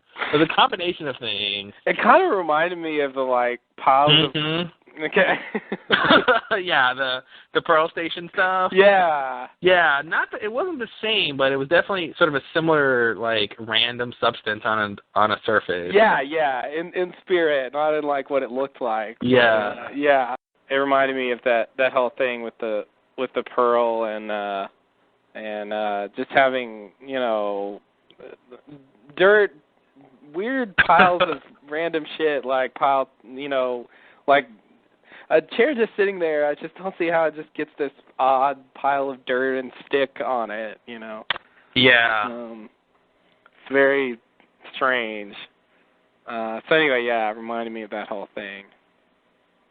Yeah, it was kind of like remnants of, someone or something sitting there, or like, it was sort of in a circular pattern too, and I don't know what that was supposed to be. I really can't tell. Yeah, I mean, if you sit there, like Jacob's sitting there, just like excretes dirt and stick. I mean, kind of. Yeah, it was definitely strange. Odd. What could that be? It's funny too because they show another chair, like when stuff starts rocking around, they show another chair that doesn't have any like dirt and stuff in it. Yeah. So it's not just supposed to be like sediment over the ages. Mm-hmm. Yeah, that's all I got. Okay. To say nothing. So I want to ask a question about the cottage or the house itself. Okay. That's the house that Jacob built. The house that Jacob built. So my first question about the house that Jacob built is who built it? Let me see.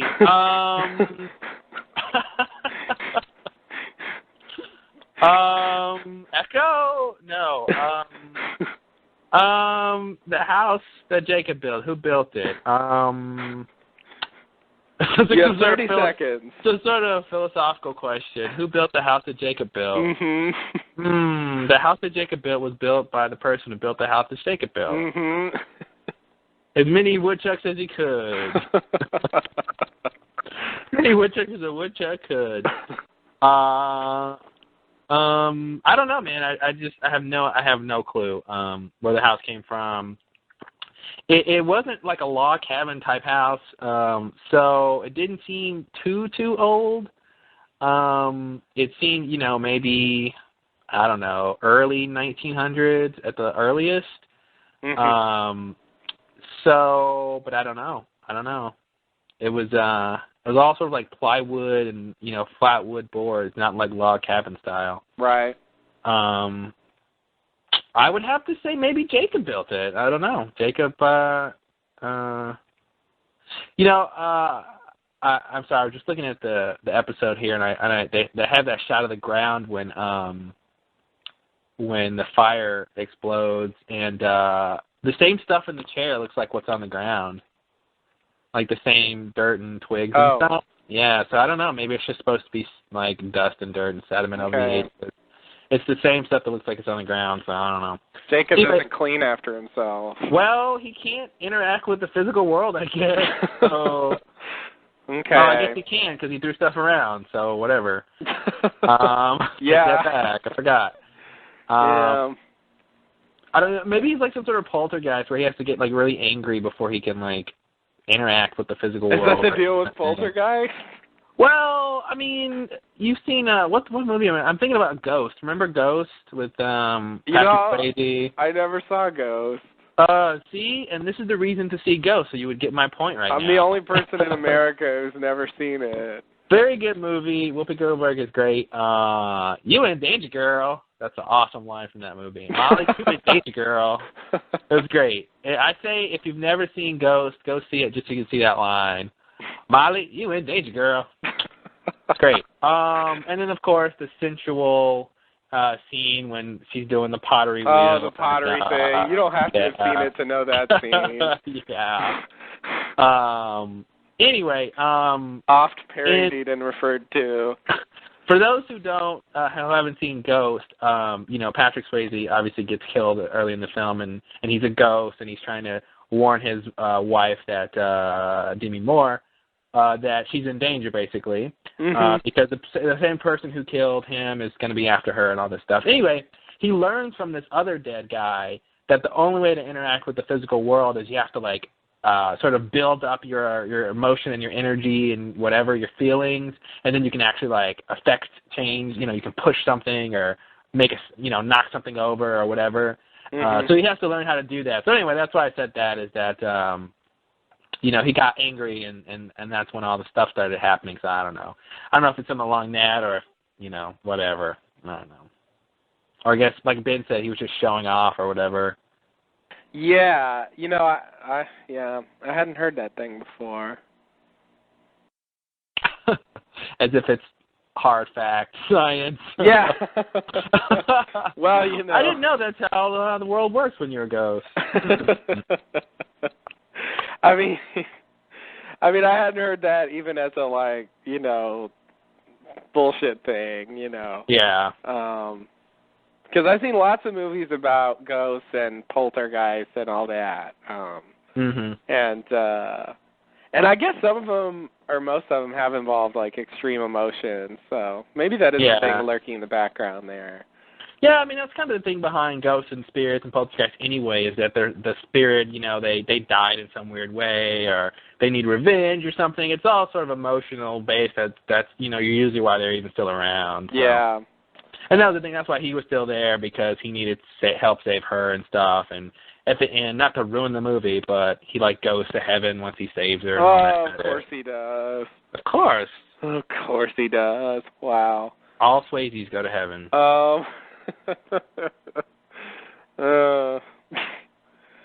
So many Swayzes. What a weird word. That is a weird word. Swayze?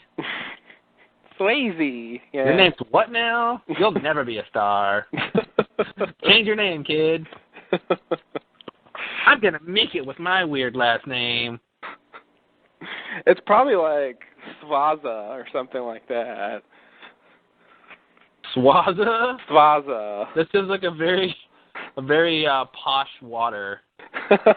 Swaza. Sort of sparkling water from Austria or something. Yes, I would like a glass of Swaza, please.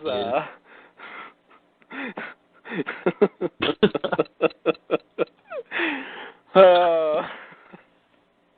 Wow. Yeah, it does. Anyway, I'm curious, back to the real world. Not really, though. Yeah. The real world of Lost. Yeah. I don't know why I'm saying the real world. I'm talking about this invisible man who makes stuff this metaphysical scene. Yeah. Anyway, back to whatever you call that. I just wonder about this cottage. How did it get there? What's the deal with Jacob? How long has he been there? What is he? What? What? All right. Well, I just talked to Damon and Carlton, and they gave me all those answers. Here we go, one by one. All right. First question: who built the cottage? Jacob. Second question: what is he? Yeah. He's cool. Third question. I don't know, dude. I have no answers to those questions. What could he be? How did he get there? How is he related to the island? Was he a person? Is he a person? I think maybe he's Magnus Hanzo. Okay. I don't know. I really think Jacob has some connection to the Black Rock. They brought they brought the Black Rock up last episode. He's got old-fashioned clothes. He doesn't like technology. I think he has some sort of connection to the original Hostiles and the Black Rock. That's Okay. all I can say. That's all I can say at this point. I'm sworn to secrecy. Not bad. Not bad. Now, how did he get that way? Was he always sort of imbued with powers? It seems like he's in prison somehow. Maybe the ash keeps him there. Like I said, in that little flash we see, he's sort of motionless. So I don't know if he's like really can't move or leave that spot. It seems like maybe Ben. It's weird that it would seem that Ben is the one who's imprisoning him, yet Ben takes orders from him. Yeah. So I don't know. I don't know how that relationship really works there. And I thought his interactions with Jacob were kind of odd. Like, a couple times it seemed like he was addressing him almost like a child. It was weird when he's like, let me talk. Or no, he said, let me finish. And he wasn't talking to him with the reverence that I thought he should have. Yeah. Shut up, I can't hear him talk when you're talking, kind of thing. And like, okay, you've had your fun. Yeah, okay, you've had your fun. Yeah, blah blah blah. Like, enough, little boy. Yeah, it was. It's weird. I don't know what kind of relationship they have. I mean, he definitely respects him and sort of thinks of him as a great person, but yet talks to him like he's kind of on the same level, if not like above or something. He wasn't. I mean, he pushed Ben, but he wasn't like Ben didn't really seem scared. Yeah. He seemed a little shaken up when he came out, though. Yeah, he did. And there was that whole thing at the beginning with his hand shaking and. Yeah. He's, supposedly all scared about going to see him. And of him in general, you don't go to him, he summons you. Mm-hmm. But when you go see him, you're like, oh, Jacob, you and your craziness. Yeah. I think that line about, okay, you've had your fun, I think was really just implicating the fact that what was going on was a product of Jacob. Like, they were just telling us that. Like, yeah. Jacob is doing this, no doubt about it. Yeah. But, like, he moved to him and, like, seemed to, like, grab him by the shoulders. You know? Well, he grabbed the chair. He grabbed the sides of the chair and, sort of got in his face. Yeah. I thought it was weird in the beginning anyway when he was, like, standing next to Jacob. Like, he was standing really close to the chair. And it's just like, I'm like, you're really close to him. Mm-hmm. And, when I watched it again, I was sort of, I didn't really like how they shot that, like, that one sort of low-angle shot when, like, Ben is talking to Jacob and the chair's in the foreground and Ben's sort of in the background, or like the middle ground. Ben's eye line is not looking at somebody who would be sitting in that chair. Mm-hmm. Like they didn't really shoot that very convincingly, but I just noticed that. Like he's looking like where someone would be sitting in that chair, where their head would be, is not where Ben's looking. But yeah, it's kind of hard to get that right when no one's sitting there. Yeah, exactly. It's like the Dave episode, in that picture where Dave like isn't there. Mm-hmm. Hurley's got his arm like on the chair. Yeah. Yeah, and in the picture where he is there, or when you see him taking the picture, his arm's actually on Dave and it's not touching the chair. Mm-hmm. So, I think it's just because nobody was really there. So, yeah. It doesn't quite come out right because they're just trying to pretend that somebody's there and they don't quite get it right. Yeah. I think it is. I think that's one of the biggest questions about this episode is what is the relationship between Ben and Jacob? Like, like that thing when he gets in his face and says, okay, you had your fun. Like, to do that to someone who could potentially kill you in an instant or something. Yeah. It's really, really strange. You wouldn't want to do that unless you sort of knew they weren't going to harm you or something. Yeah. Or couldn't harm you. I don't know. Definitely. And he doesn't attribute his healing to Jacob. He attributes to Locke. Yeah. Which is interesting. That's true. And I have to bring up, now that we've seen Jacob, like, Ben promising that Jacob was going to cure Juliet's sister's cancer. Yeah. I don't know what to say about that, but it just seems kind of odd now that we've seen him. Yeah, well, we know that 99.9% certainty that he didn't leave the island to go do that. Yeah. So how he did it, you know, I think he just has some sort of power that like can reach. I don't know. I mean, if it actually was true. Right. I guess his power is just far reaching. You would think something like that would just be his power would be a product of the island or something, but he's a great man. I don't know. And Juliet believes that, I mean, that whole thing was weird. I wonder if the island is hidden because of Jacob. Mm-hmm. Like if he's responsible for the island being hidden and, well, but then there was the whole thing with the incident, right? Yeah. What was it? Like the incident made it invisible or something, and then like the recent thing with the implosion made it visible again, or are we still fuzzy on that? No, I think it was visible when the incident happened, but invisible other times. So, but from the beginning, it was visible, and then the incident. Oh, it was invisible in the beginning. Then the incident made it visible. The incident made it visible for a short time. Yeah. Okay, and then did Desmond's incident do anything when the plane crashed? Yeah. Oh wait.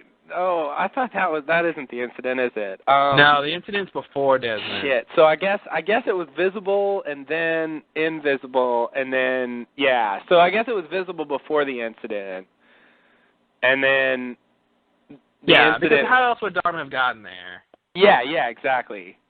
And so it was visible, then the incident made it invisible, maybe.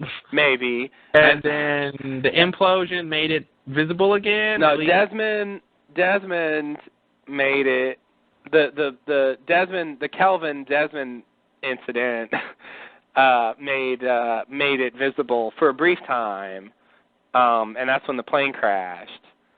And then when the hatch imploded, it was made visible again briefly, and that's when the Portuguese scientists saw it. Well, why do you think it was made visible during the Desmond thing? Well, the only reason I say that is because that's what Damon and Carlton said. Oh, okay. But I mean, like, there's nothing in the show that says that. As far as the show, I don't know. But after the season 2 finale, during in the podcast following that, they were talking about, and they basically said that the hatch implosion made the island visible, and that's why the Portuguese scientists saw them. And then they said, the island had been visible, one other time before that, and that was when the plane crashed. Okay. So, but as far as the show, I don't know why you would think that, but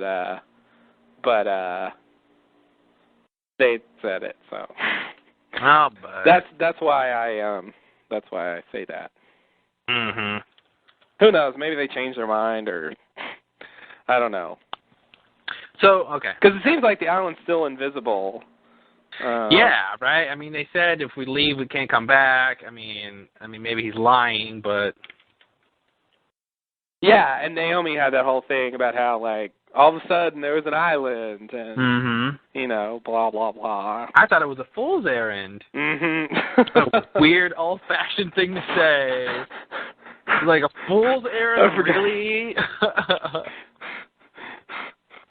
Wow, Naomi. Wow. She's interesting. She's interesting. A fool's errand. I forgot about that. Yeah. Probably the British thing. It brings out those odd expressions. Yeah, I was just looking up the history of the island, and, it talks about Hanzo. And it says he had a crew of 40 men, so I think that's interesting since that's about how many hostiles/others there are. Mhm. So just put that in our hats. Okay, that's in my hat now. Put it in your hat. Hopefully it's not too heavy because you don't want a lot of weight on your head. Yeah, I guess not. No, it's bad for your neck. Bad for your neck. So, what about this? I like it, whatever it is. Why does Jacob throw his temper tantrum? Oh, because John has the flashlight, and Jacob gets upset. Oh, it was the flashlight. The flashlight pissed him off. Like, don't shout that in my face, bitch. Yeah. You ruined my night vision. Yeah. Something like that. Well, that's the thing. Like when I first saw it, I thought John had put the flashlight down with his backpack, and then when he produced it, I'm like, wait, you put it down, because I thought Ben told you to, but yeah. Apparently when Ben just basically said don't use it, and he did, and yeah. Okay. So the flashlight was the thing. The flashlight, because right when he flashes the light, everything starts happening right that instant. Yeah. Okay. Now, why? I mean, the only reason is because, maybe Jacob was trying to prove that he was real. I would love to hear what Jacob was telling Ben. Oh my God, that'd be awesome to hear what he was saying during that whole Ben Jacob conversation.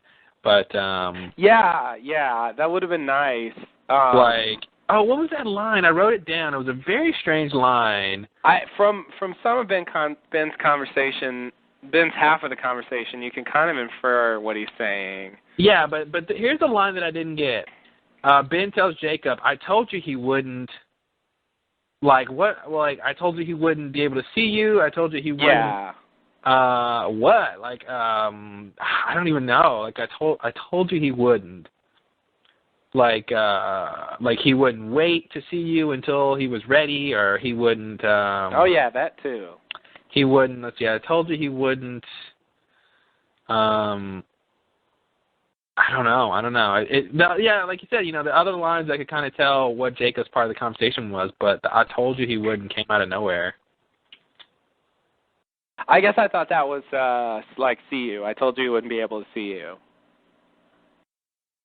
But when would he have told Jacob that? And why? Like, Jacob shouldn't have even known Locke was coming. Oh, I don't know. Maybe he snuck off and saw him at some point before this happened. And he knew Locke was going to ask to see Jacob? Yeah. And Jacob said, if Locke ever comes here, he's not going to be able to see you. And Jacob was like, oh, I don't think that's true. And then Ben was like, I told you so? Yeah, that's what happened. Yeah, that's silly. That's weird. Oh, that's weird. That's very strange. Well, he told him he wouldn't. At some point, he told him he wouldn't something. Yeah. So, whatever it is, that's what I feel like it is. It's something along those lines that he wouldn't be able to sense him, or that he. Why would Jacob not know that? I don't know. Jacob's crazy. Jacob does seem crazy. He doesn't seem to know some things, and he's this all-powerful person, but he doesn't know that he's invisible, to some people, and Jacob doesn't make any sense. Yeah. Oh man. Oh jeez. Yeah, I don't know. He can't be all-powerful, or the show's in trouble. Yeah. No, he definitely has to have some limitations, and like I said, it seems like he's imprisoned by that ash or something. Yeah. But he's got to be powerful enough to be interesting or whatever, so. And menacing. And menacing. So, yeah. So, so I'm going to believe that's what it means, but I don't really, who knows? All right. Who knows? My next little question was, why didn't Ben hear Jacob when he said, help me? And I guess we sort of talked about that, and it was just, I guess, specifically directed to Locke. Yeah. Which is still weird. Still weird, yeah. And, why does Jacob need help? Yeah.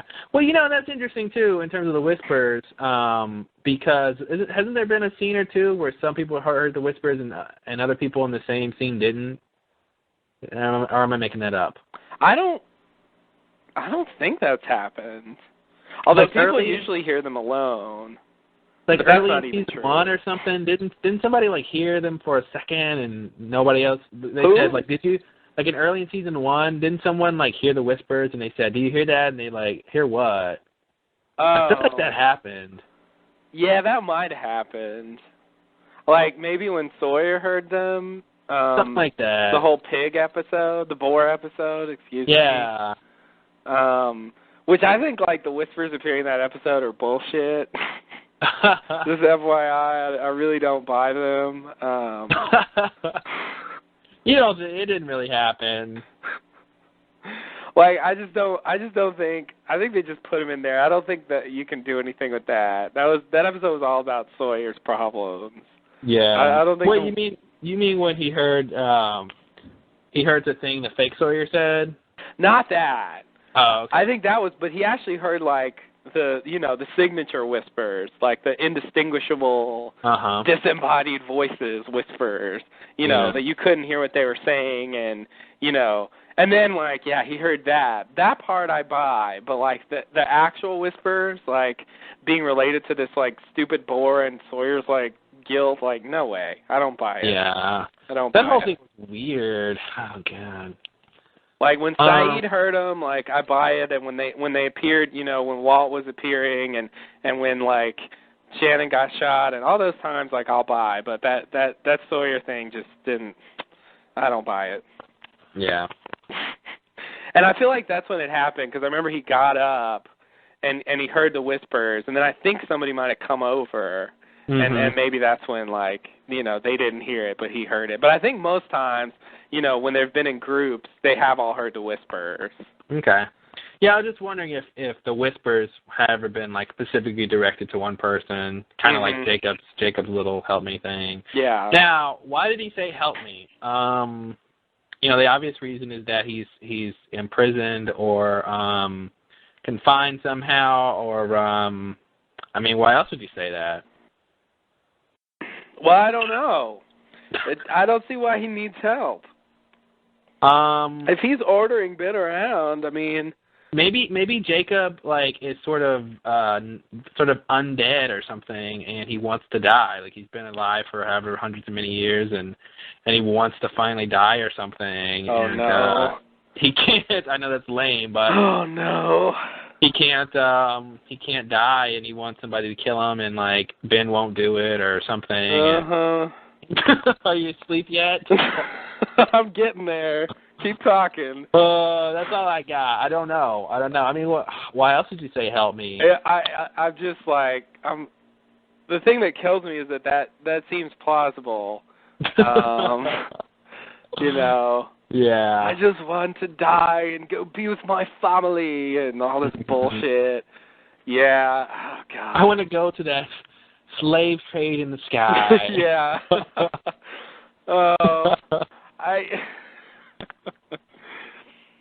Well,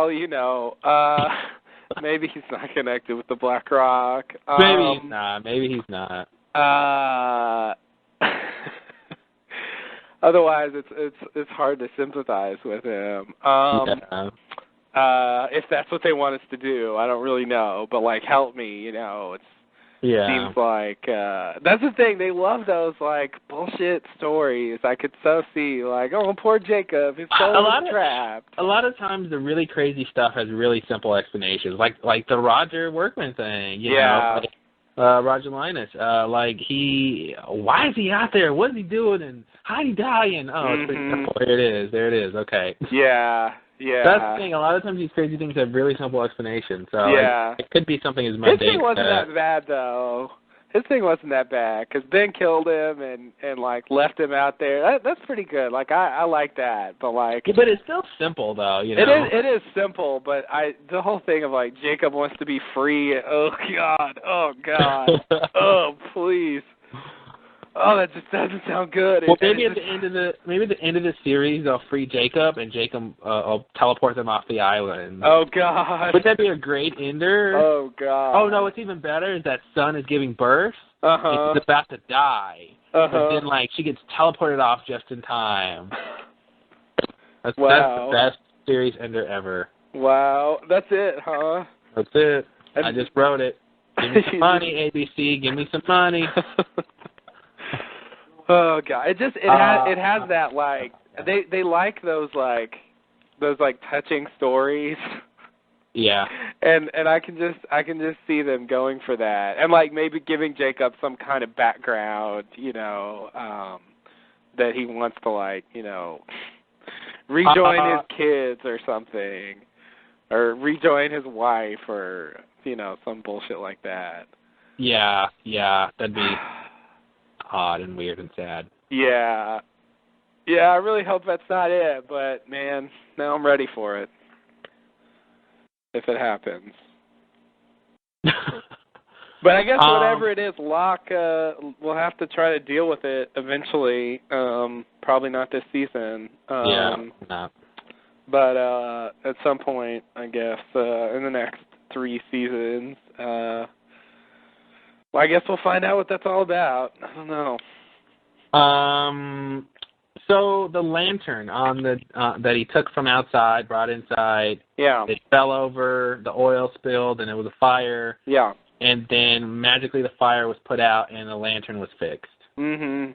Continuity error or Jacob's power?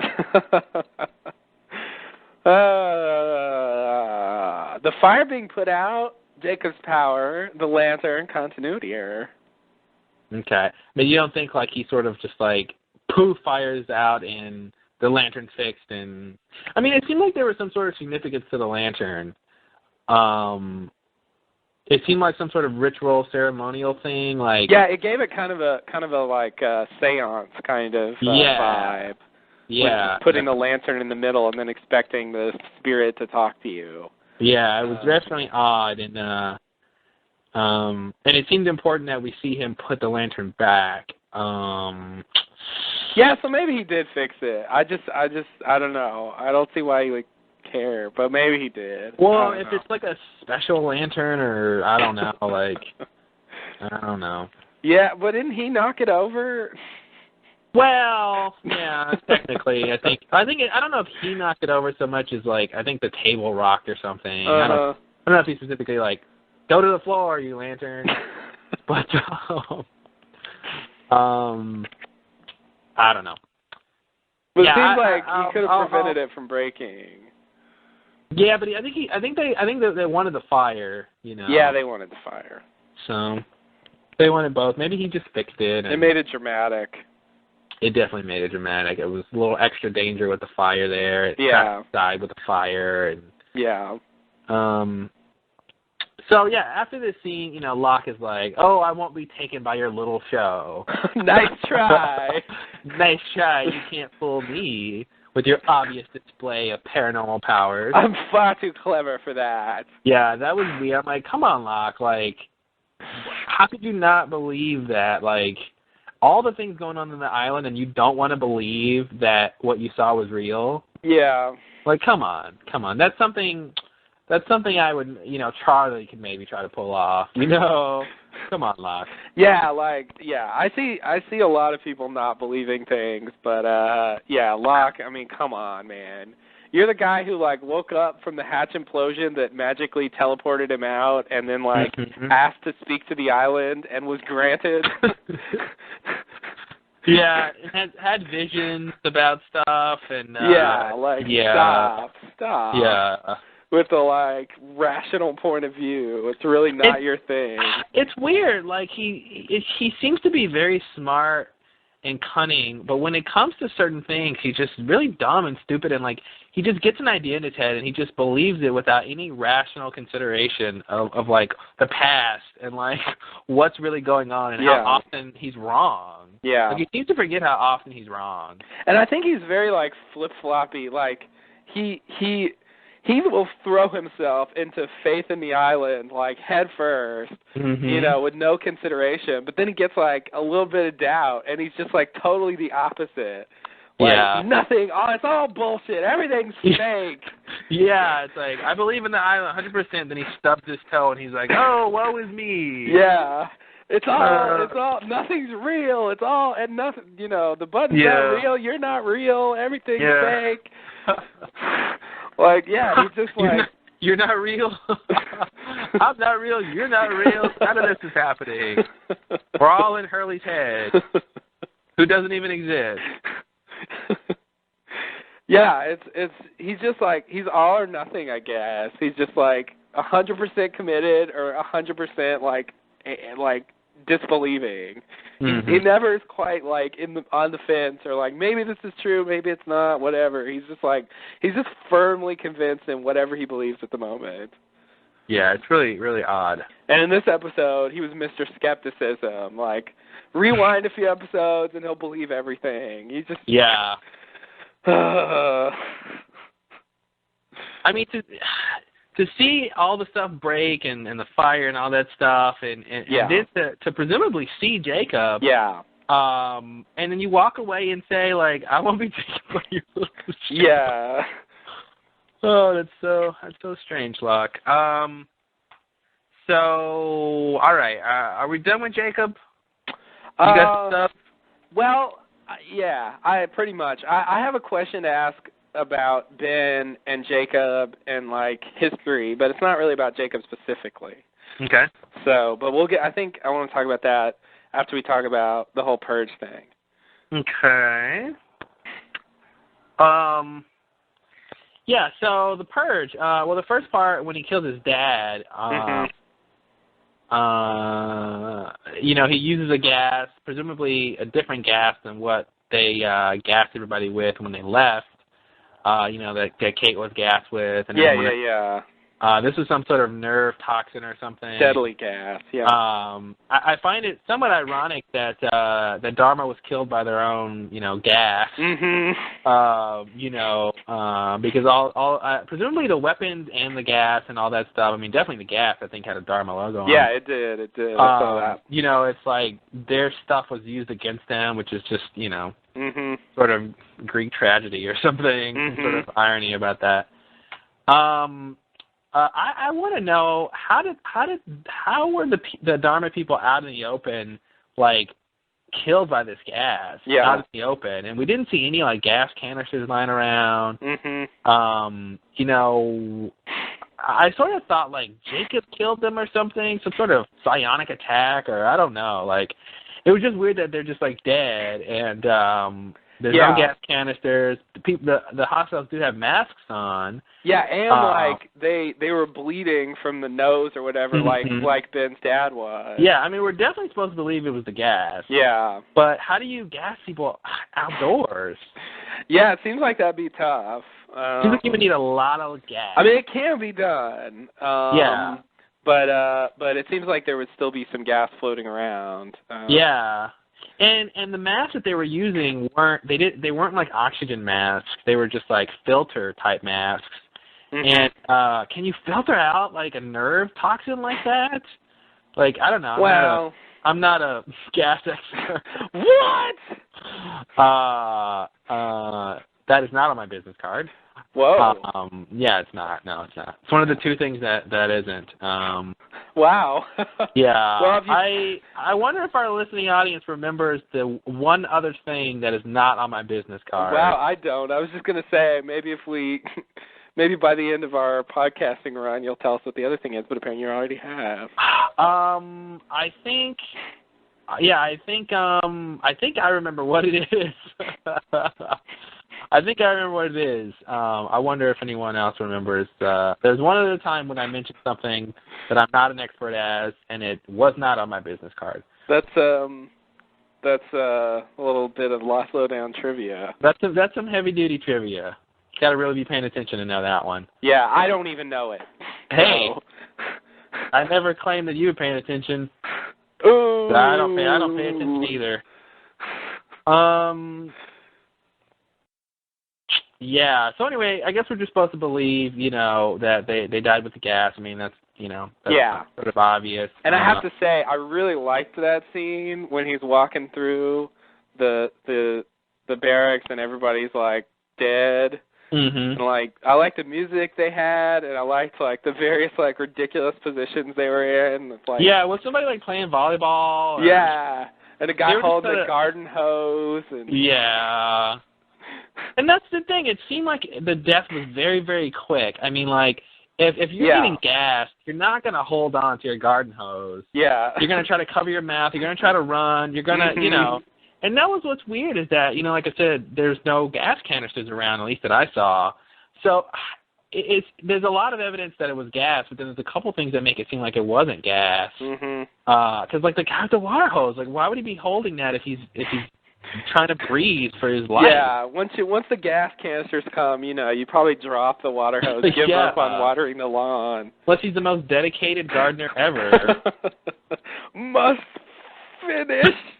Must water the tulips. They should not die because of the hostiles.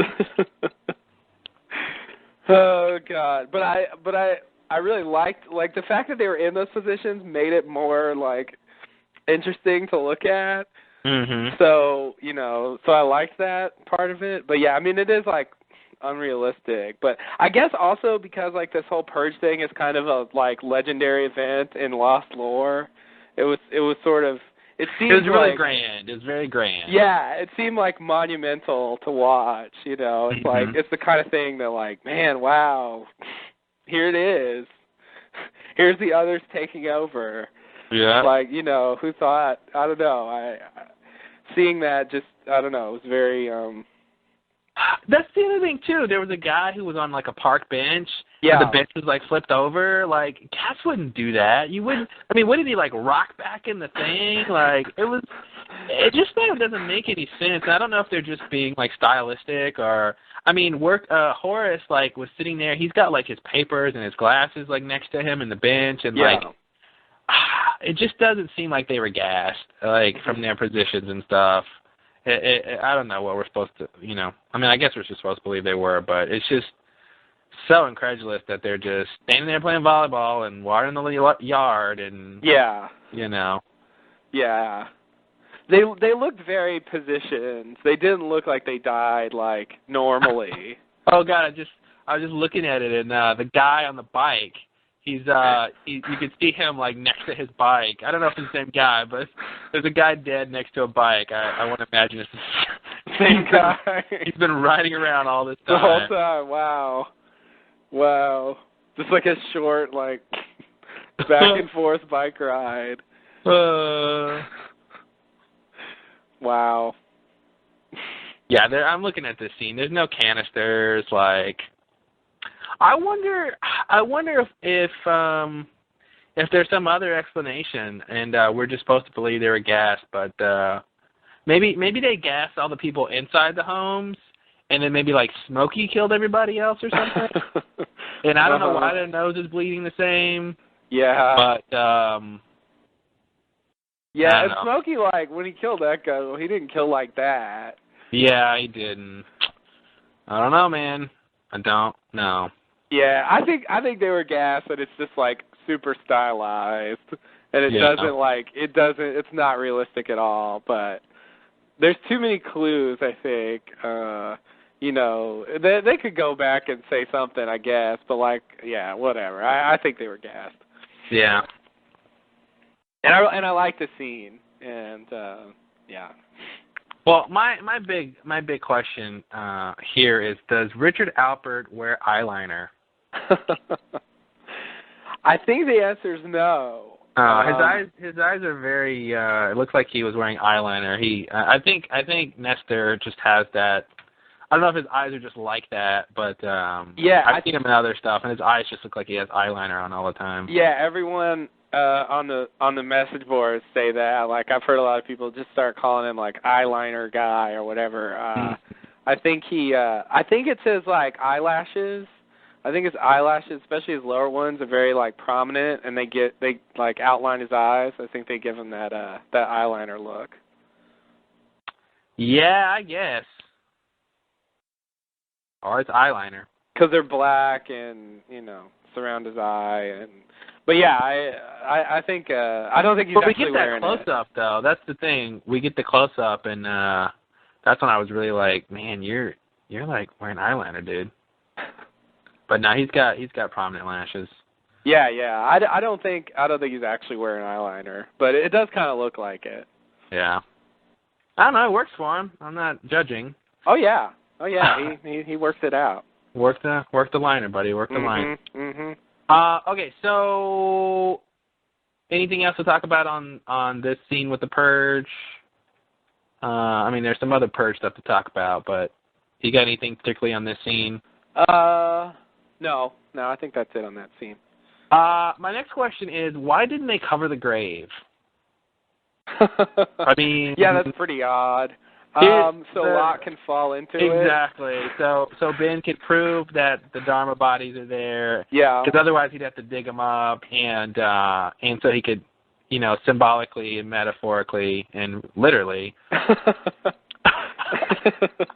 Push Locke in there. I mean, putting Locke in there was very metaphorical in terms of, the whole idea that Ben was talking about at the end is that, there were two sides. There was Dharma and then the hostiles, and they tried to coexist but couldn't, and one had to go, and it was the Dharma that went. And he was using that analogy with himself and Locke, two opposing forces, right? That couldn't sort of get along, and Ben had to take him out. Yeah. So he sort of pushes Locke on the side with Dharma. But it was just weird that there's this huge open grave that they've never tried to cover, and come on, people. Yeah. Now, speaking of the dead bodies, here's what I want to talk about with Brzezinski. They cut to a close-up of one of the skeletons that has a bullet hole in its head. But wait a minute. But wait a minute, what? Brzezinski was around with Kelvin. I think that was way after this. I don't know when it was, but I just thought it was interesting that there's a character, there's a. Oh, or maybe not. He's got a bullet hole in his head. I don't think he was in the barracks though. I don't either, but they could have. I mean, they could have rounded up all the other Dharma people that they knew about, But how did Kelvin avoid that? Maybe Kelvin was running around. I don't know. And then why don't they know about the Swan Station? Maybe Brzezinski was running around trying to work on his map or something and looking up station locations or something. Well, and he was running around, and so they found him and killed and shot him or something. Well, why would Kelvin say he shot himself? Because he lied. I don't know. That's the thing. Maybe Kelvin. Maybe Brzezinski. See, I don't really think Brzezinski ever really shot himself. But taking what he said as the truth, maybe he shot himself, and then Kelvin tried to go bury him somewhere, or took his body outside and left it or something. And then, the hostile stumbled upon it and saw he was Dharma, and then put him in the thing. Or Kelvin was really a hostile, and when he said he shot himself, what he really meant was he shot Brzezinski. So I don't know. So if he was a hostile, why was he trying to leave the island? Because he wanted to leave. Okay. I mean, maybe he was brought. I mean, what did he say? He was recruited and brought there. And plus he was there with Saeed. He wasn't a hostile. I mean, no, I don't think he was an original hostile.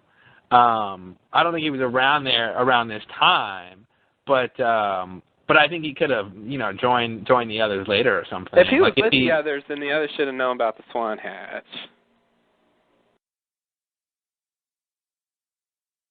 If he was with the others should have known. Yeah, because he was in the Swan Hatch.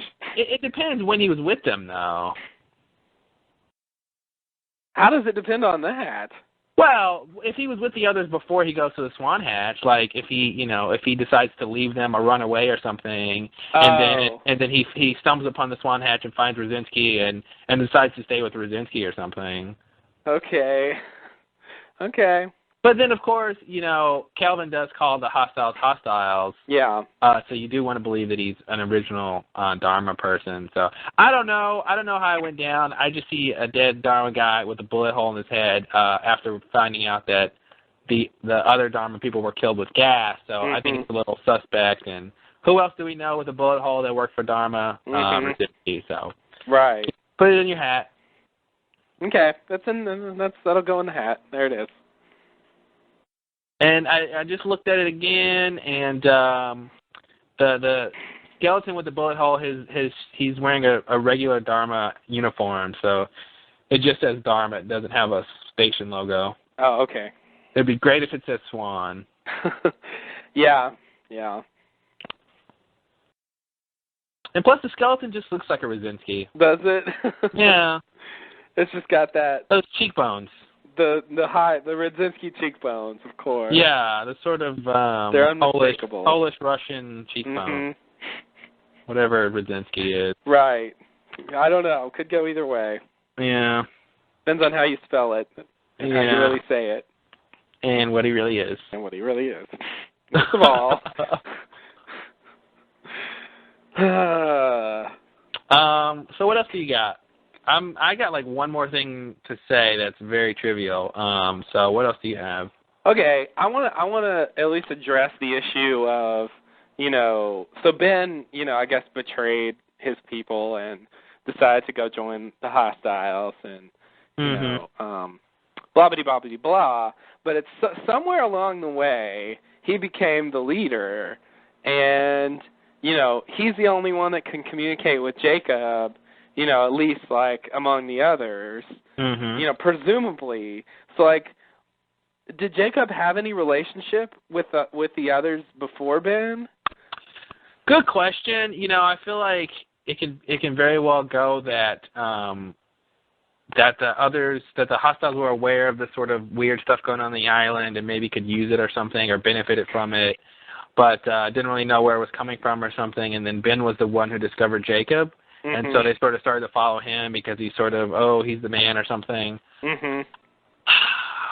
That's the theory. What else could have happened? I mean, why should Ben be in charge unless one of my original ideas about Ben was that he sort of usurped the power from whoever was originally in charge. So maybe that happened. Maybe there's someone else in charge of the hostiles, and Ben like took over, killed him, or did something where he physically took over by force. I don't know. It's just odd that he was just he was an outsider, and somehow he turned into the leader, and the only one who communicates with Jacob, who's like the real leader. The situation is just very odd since he didn't start with them. Well, it may be like a Locke situation. Like he's an outsider, but somehow he's got some connection with the island. Jacob, and so they respect that, so they elevate him because like the thing, if Locke proves to be this great person they think he is, then he could potentially be the leader, and they'll follow him just like they follow Ben. Yeah. So I guess the real question is sort of what happened to Ben, or what did Ben do to sort of prove that he's worthy of their following. Right. And it seems like Ben went wrong at some point. Yeah. It seems like Alpert said, trivial things like the fertility, and which I think is really interesting that Alpert doesn't really care if the women can have kids or not. That's not high on their list, and it's like, well, what's high on your list then? Yeah. I have to say though, very glad to hear that line. Oh, that was awesome. Because, fuck the fertility problems in the long run. Yeah. I mean, Alfred is definitely on my list of favorite others, Yeah. He's really good. He's almost kind of like Ethan, Yeah. Like, you can depend on him. He's not as scary as Ethan was. No. It's hard to be that scary. It is hard. The thing is, he's less mysterious than Ethan was originally. Because we've seen him, and how he really is. And, Ethan he just came out of the blue, took people, we didn't know what he was about. And he was sort of under false pretenses, too, because we thought he was the regular person, and, oh, no, he's another. And, so he has that going. And the way he came off in those episodes when he hung Charlie up and killed that guy and said he's going to kill he just came off as being, this crazy, insane, monster person. And, Albert's never seemed that way. Yeah. So, so he's a lot less scary. But, yeah, he is similarly kind of interesting and something. I don't know. He's definitely something. I do like his character. He was kind of creepy in the Juliet flashback. Yeah, he managed to be creepy because he was obviously hiding something. Yeah. But he wasn't ever really scary. Not totally scary, definitely. Because he was hiding something, and they seemed to arrange to get her husband killed by that bus, and that was kind of creepy. But you couldn't trace that back to him directly. When Ethan shows up and he's about to take Claire, he's doing it. Yeah, and now that he's potentially ageless, or aging, it's another interesting thing in his car. I mean, he's definitely surpassed Tom in terms of interestingness. Tom had his peak in his first couple of scenes. Yeah. Yeah, his first scene was his peak, and then like he was still okay for a while, and then at this point, he's just silly. Yeah, oh Tom, shut up. drink your coffee. Exactly. Yeah, when Ben comes out, he's just like, ugh, he's just like looking like, Tom, what? You talking to me? I'm drinking here. Yeah, I agree. He's definitely surpassed Tom. Tom just is clearly just kind of a muscle character. He's not really like, I don't know what to think about it. Maybe he was recruited, or I don't know what to do with Tom. He's an odd character, but he is odd. But yeah, I agree. It's nice to have Alfred. He's that smooth talking, but still like kind of creepy thing. Yeah, and I would have said that Alfred was recruited before this episode. Yeah. Because he's been in the real world, before, and I feel like if you were never born there and grew up there, you wouldn't necessarily know how to interact, and sort of fit in and be normal. But it looks like he's from the island. Yeah. Definitely been there a long time. Yeah, definitely. That's I wouldn't have guessed either. He wouldn't have been my first choice. But I tend to conclude unless you're having a little trouble formulating your thoughts here. Sorry. There's a lot of things floating in my head. Whatever the deal with the hostiles is, like they refer to them as the native people, but realistically, they shouldn't be native people, as far as, like, speaking English and stuff, and, like, having, pretty good clothes for native people. What am I trying to say? I think there's a chance that they came to the island, too, at some point. But they were there maybe before Dharma was. But I think there's a decent chance he was born on the island. Yeah, I mean, that's the thing, too. I mean, I guess there could have,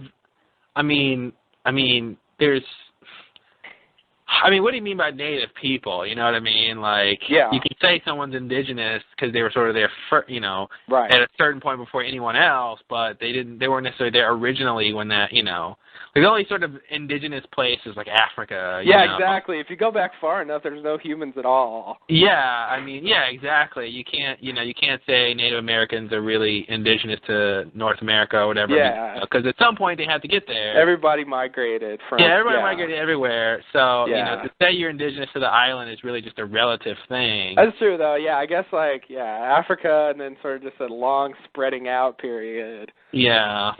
So maybe people living in Africa could say they were natives, but everybody else is just sort of immigrants.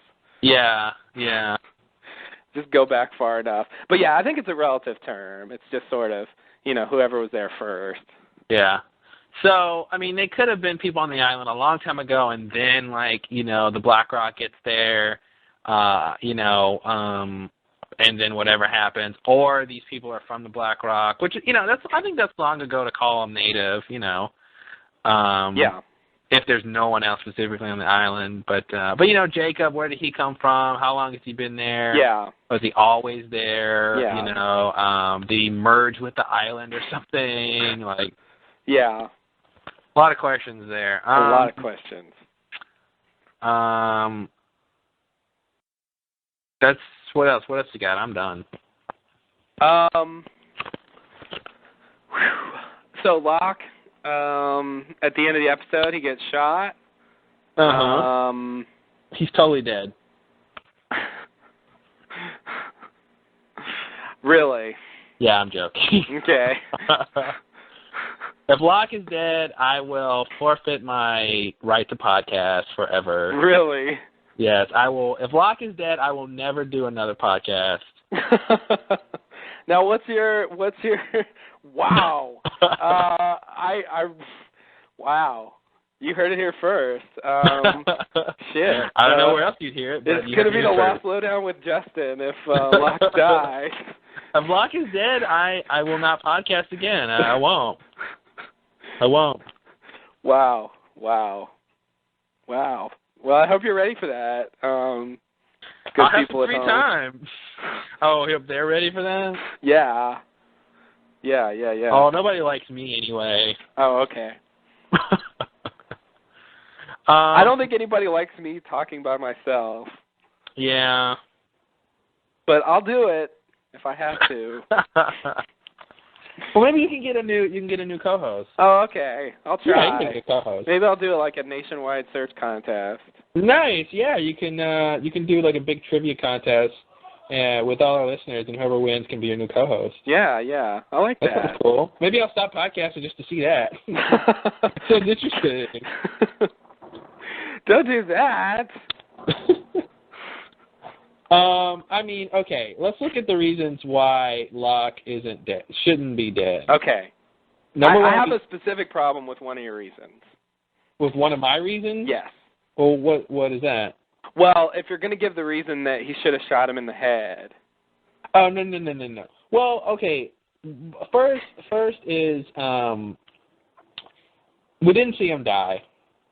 That's a right. good one. I mean, and that's the thing. Even people we've seen die, AKA Mikhail, aren't necessarily dead. What AKL? What's? I said AKA Mikhail. Oh. Sorry. Okay. We presumably saw him die, and he wasn't even dead. Yeah. So we didn't see Locke die. Now the only other person I can remember that got shot, but we didn't, let's see, and we didn't see them die. No, we saw them die, but then they weren't dead, was Libby. Yeah. But then she ended up dying next episode. Right. People have brought up that Libby and Lucia were shot sort of in that same stomachy spot, torso spot that Locke was shot in. They love that spot for some reason. Pretty much everybody's been shot in the body region. Yeah. And the conclusion we came to in a previous podcast was that basically that's a TV thing. That they can't show someone getting shot in the head. Yeah. So, so they always shoot people in the body. I think they can show somebody get shot in the head. I don't think it has to be graphic for, they don't have to show like the sort of bullet entering the skull or anything like that. But I think they could show some sort of shot where they got shot in the head. Mm-hmm. Like without it being graphic if they really wanted to. I can't think of any show that's done that. But I feel like they can get away with that if they wanted to. Yeah. So I don't think that's a huge problem. This is ABC. I think they're maybe a little more conservative than like Fox or something. Mm-hmm. But to me that's not a big deal. But like I said, we didn't see him die. But I think it is significant that they've never shown anyone getting shot in the head before. True, but they've never done a lot of stuff that when they do it, it's like, well, whatever. Yeah. There's a lot of stuff they've never done that they do, and until it's done, it's like, Well, I'm just saying, like, if you're going to say he's not dead because if he were going to be dead, they would shoot him in the head. I mean, they've never shot anyone in the head, and lots of people have died. So, what I mean. That's what I mean. Yeah, no, I'll buy that. But they could do that too. They could set a precedent. I mean, it has to be a first time for everything. Yeah, but like, he could still die. He could still die. But I don't think he's dead because we didn't see him die. His wound didn't look that serious. Yeah. Ben could have shot him more times if he really wanted him dead. Yeah. He threatened to shoot him again when he didn't seem to tell him what Jacob had said. He could have shot him. He could have unloaded the gun into his chest. Yeah. And that would have killed him. Locke has super healing powers. So I think he's going to heal because of that, and Jacob could come and help him too. For those reasons and more, and the fact that Locke is a major character, his story's definitely not done. Who else are we going to find out more about Jacob from? Because nobody else really knows about Jacob. At least as far as long as Locke is with Jacob, nobody else, none of our other Losties are. And nobody's special enough for Ben to even show them, what's going on with him. So if Locke is gone, I feel like that's a huge portion of where we're going to get our information about Jacob from and that whole storyline. Yeah. And like his journey just doesn't seem to be done. Definitely not. So for all those reasons and more, I don't think he's dead. Definitely not. Yeah, no, I don't think he's dead either. He might have a little trouble, but but I don't think he's dead. And I think when he shows up next scene or whenever he shows back up, next episode, whenever, and like he sees Ben again, I don't think Ben's going to be surprised. I think Ben sort of is thinking he's going to die, but I think when he shows up, I just feel like they're going to write it where Ben's like, "Oh, I knew you'd be back," or something, or yeah, saved you, or something like that. I really think for Lost, like Locke's just not going to die. I don't think he's a character they're going to kill. And I could even see it being a test. You know, like he comes back and Ben's like, "Oh, I was just seeing if you're really the magic healing man you claim to be," or whatever. You know, there's any number of ways they can get around that. Yeah. Yeah. Now, did Ben shoot him with the gun that Alex gave Locke? I don't think so, because Locke was about to pull his own gun out, and he didn't in time, and so I don't know if that's because the gun wasn't there or if he really just didn't have time. Let me look at it one quick second. That's an interesting question, though. I don't know if he took his gun at some point. Let's see. Because I think Ben already has the gun out. No. Oh, well, Locke has something in his hand. Looks like a knife. Yeah, I thought he was pulling out a knife. Yeah, that's a knife. Wow. Why wouldn't he reach for his gun? Because Ben took it. Well, how did he know Ben took it? How didn't he know? How would he know that Ben took his gun and not mention anything or say anything or be curious of why Ben would take his gun? Oh, he knew because he grabbed the knife. Yeah, that's the thing. He didn't reach for the gun and not have the gun. He reached for the knife. You know what I mean? Yes. Did he forget he had the gun because it wasn't his gun and Alex just gave? I mean, I don't buy that. Because he checked the gun when he was going to see Jacob, so he remembered he had the gun. Yeah. It looked like, it was a black gun. What are you going to do? I'm trying to see if there's any shot of the gun on. I just think because they didn't do anything with the gun, besides that, I feel like that's got to be the gun. Yeah, I'll buy that. I was also wondering why Locke didn't just grab his gun and shoot back at Ben. I mean, I know he was hurt and just fell and shot, but there's something in Locke's waistband that could be a gun. It's hard to tell, but I guess we're just supposed to believe that Ben took his gun at some point. How do you get a gun off of Locke? I don't know. He's pretty crafty. Yeah. He definitely didn't seem to take it in that little motion when Locke stood up and Ben was already decided to do it. So he must have taken it at some other point and Locke didn't notice. Yeah, I guess. Which I think pulling something like that on Locke is pretty impressive. Yeah, it is. That's pretty good. But he said he's smarter than him. He did.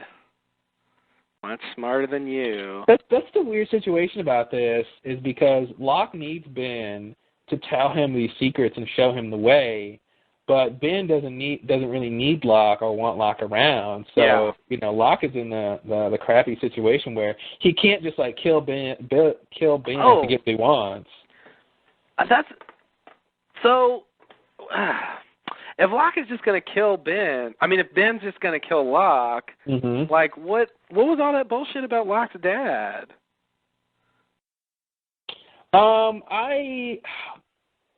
You mean about if you want to join us and stuff like that? Yeah. I think he didn't decide to kill Locke until the Jacob incident, and he saw that Locke heard Jacob. Okay. He was like, "Oh my God, he's getting close to my level of specialness, and I can't have that."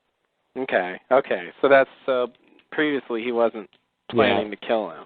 Yeah, I think I think it's the same. The analogy sort of works is that he was thinking he and Locke could coexist and be special together or whatever. That sounds really weird. No, Mom, he just read my roommate. We're special together. My special friend. I just never found the right girl is all. Yeah. God, Mom. Good grip. I'm still looking. Go take your red pills. So, yeah, I think the analogy is the same, that Ben sort of thought, man, this guy is special and that's interesting, and I don't know where that's going to lead, and let's see where it's going to go. But then he felt threatened the same way I think Dharma and the hostiles felt threatened by each other. Mm-hmm. And he said, "Hey, one's got to go." Okay. It's something he's done before. So. But like, it seemed like with that whole his dad thing that he was leading Locke to a point where he's more, connected with the island, and he can sort of, it seemed like he was leading him down that path. I think he was, like Alfred said, trying to embarrass him. I think he knew Locke was never going to, and maybe it's at that point where he realized, I don't really want Locke around, and he realized, this guy is special, I don't want him around. I know what I'll do. I'll embarrass him in front of everybody. I'll show everyone he's not special, and because he knew Locke wasn't going to kill his dad. Like, there's no way Locke was going to do it.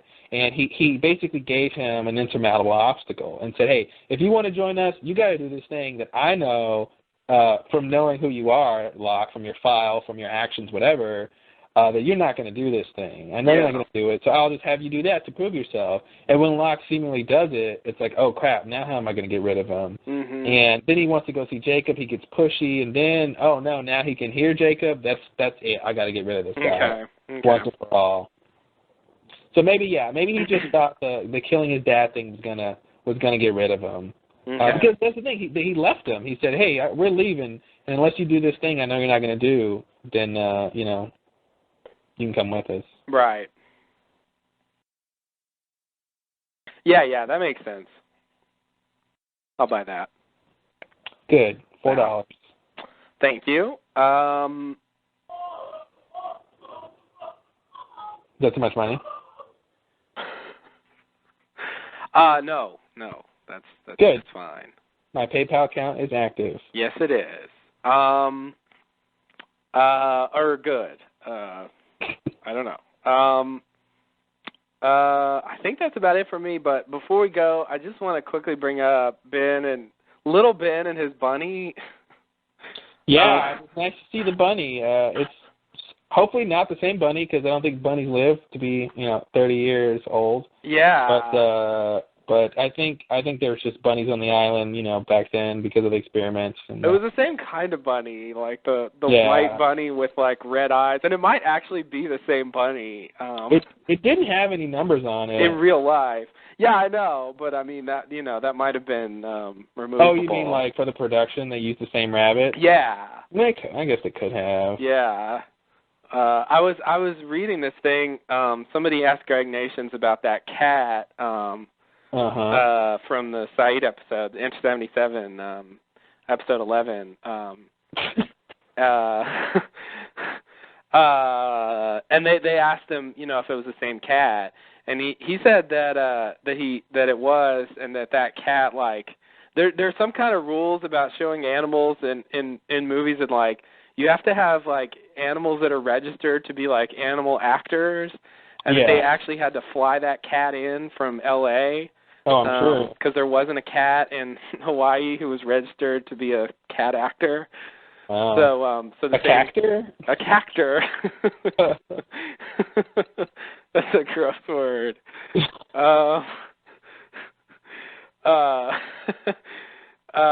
So anyway, so it was the same cat because they just had one cat to use, and also as part of the story. But that made me think maybe this bunny is the go-to bunny. Yeah. Well, and maybe that's why they had the same cats, because they didn't want to fly out two different cats or something. Mm-hmm. They're just like, hey, for production costs, let's just use the same cat, and who cares if people think it's actually the same cat in the story? Right. Yeah. I mean, they sort of made it part of the storyline. Like, you looked at the cat, and it's like, they make you think it's the cat, or it's like the smoky cat or something. Yeah, I don't know what we're supposed to do with that, but that's interesting. Yeah, there's all kinds of rules with animals, and you have to have a handler, and they have to be trained and whatever, and yeah. That bunny was weird. I wouldn't want to mess with the red eyes, man. Yeah, I know. It makes the bunny look really creepy. Yeah. With those red eyes. And it's so weird that he carries around in a bag, just like... Yeah. And the bunny didn't... When he was putting it back in the bag, I thought the bunny was just going to, like, fight. Like, I wouldn't want to be put in the bag. And he's just like, Oh, okay, I'll go back in the bag now. Oh, it's my home! Yay! Warm home. I like it in the dark bag. That was weird. Yeah, I mean, I don't think he's actually walking around with the bunny in the bag like in most shots. Yeah. I think they just like cheat it where they show him putting him in the bag and then they cut and then the bunny's not there anymore. Yeah. You know, I think it's some kind of thing like that. But imagine him walking around all the time with that bunny in his bag. It's really weird.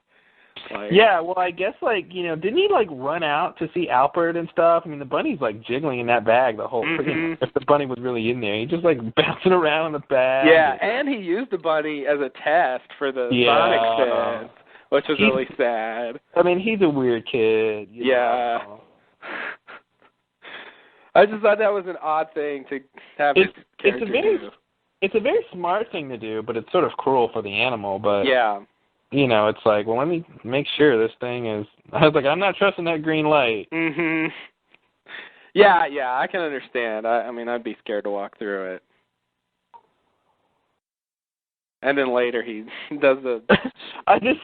I was kind of, when I saw that scene, I could envision another scene where, like, the bunny goes through okay, and then, like, Ben walks through and then, like, passes out dying, and the bunny's like, silly kid, this fence is impervious to bunnies. Benjamin, don't you know bunnies are immortal? Ben's, like, seizing on the floor.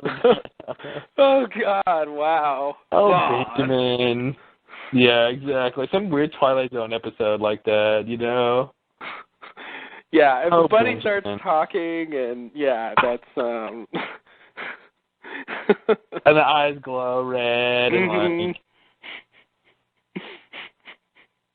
crazy. Yikes. Bunnies are immortal. Silly kid, bunnies are immortal? Oh, God. They're like Santa Claus. Santa Claus is immortal? Yes. Wow. We're fat and white with red eyes. Santa Claus has red eyes? Yeah, haven't you seen him very close?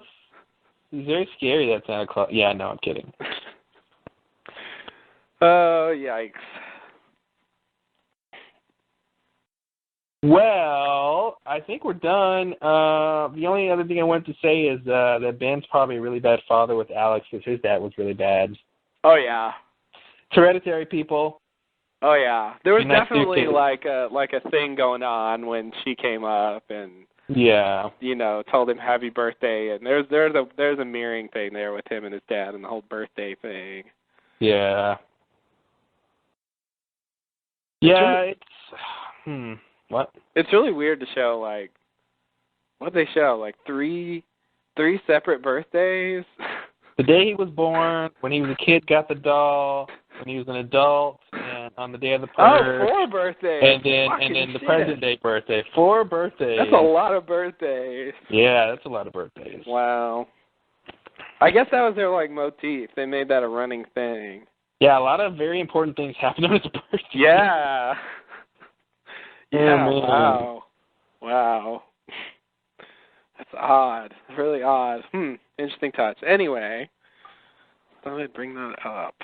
It's really interesting that to think that if Horace wasn't a nice guy trying to give Roger a job and all that, and if they didn't have that chance meeting outside of Portland, like Ben would have never come to the island and you know, become such an important figure and all this stuff. And you know, the show is all about coincidence and relationships and stuff. And it's just really crazy how that happened. Yeah, it was completely like random chance. There wasn't any like real reason they should have met. And that guy just happened to be, you know, involved with Dharma and and if Ben didn't come to the island, all kinds of shit wouldn't have happened. Yeah, Ben was a preemie too, you know, 2 months early. Yeah. And it was interesting. It was weird, you know, when at the beginning when his dad said he doesn't talk much, and it seemed like he was, you know, he had some sort of problems. And I guess maybe he just doesn't talk much because his dad is really mean all the time. I don't know what that was supposed to be, what his childhood was like, but yeah, it was really weird. And the whole thing with the dad blaming Ben for like killing his mom, and you know, it was funny because they sort of foreshadowed that like bad relationship when when at the beginning when Horace and his wife, sort of saved them, and he says, Horace says, "How's the baby?" And he's like, "Oh, I don't know." Yeah. He's like, I don't know, I can't tell, or something sort of like ambivalent, Right. like realistic because he doesn't really know, he's not a doctor or whatever, but like he was just like, "Oh, I don't know, I don't really care. It's my wife I care about." Right. Very strange.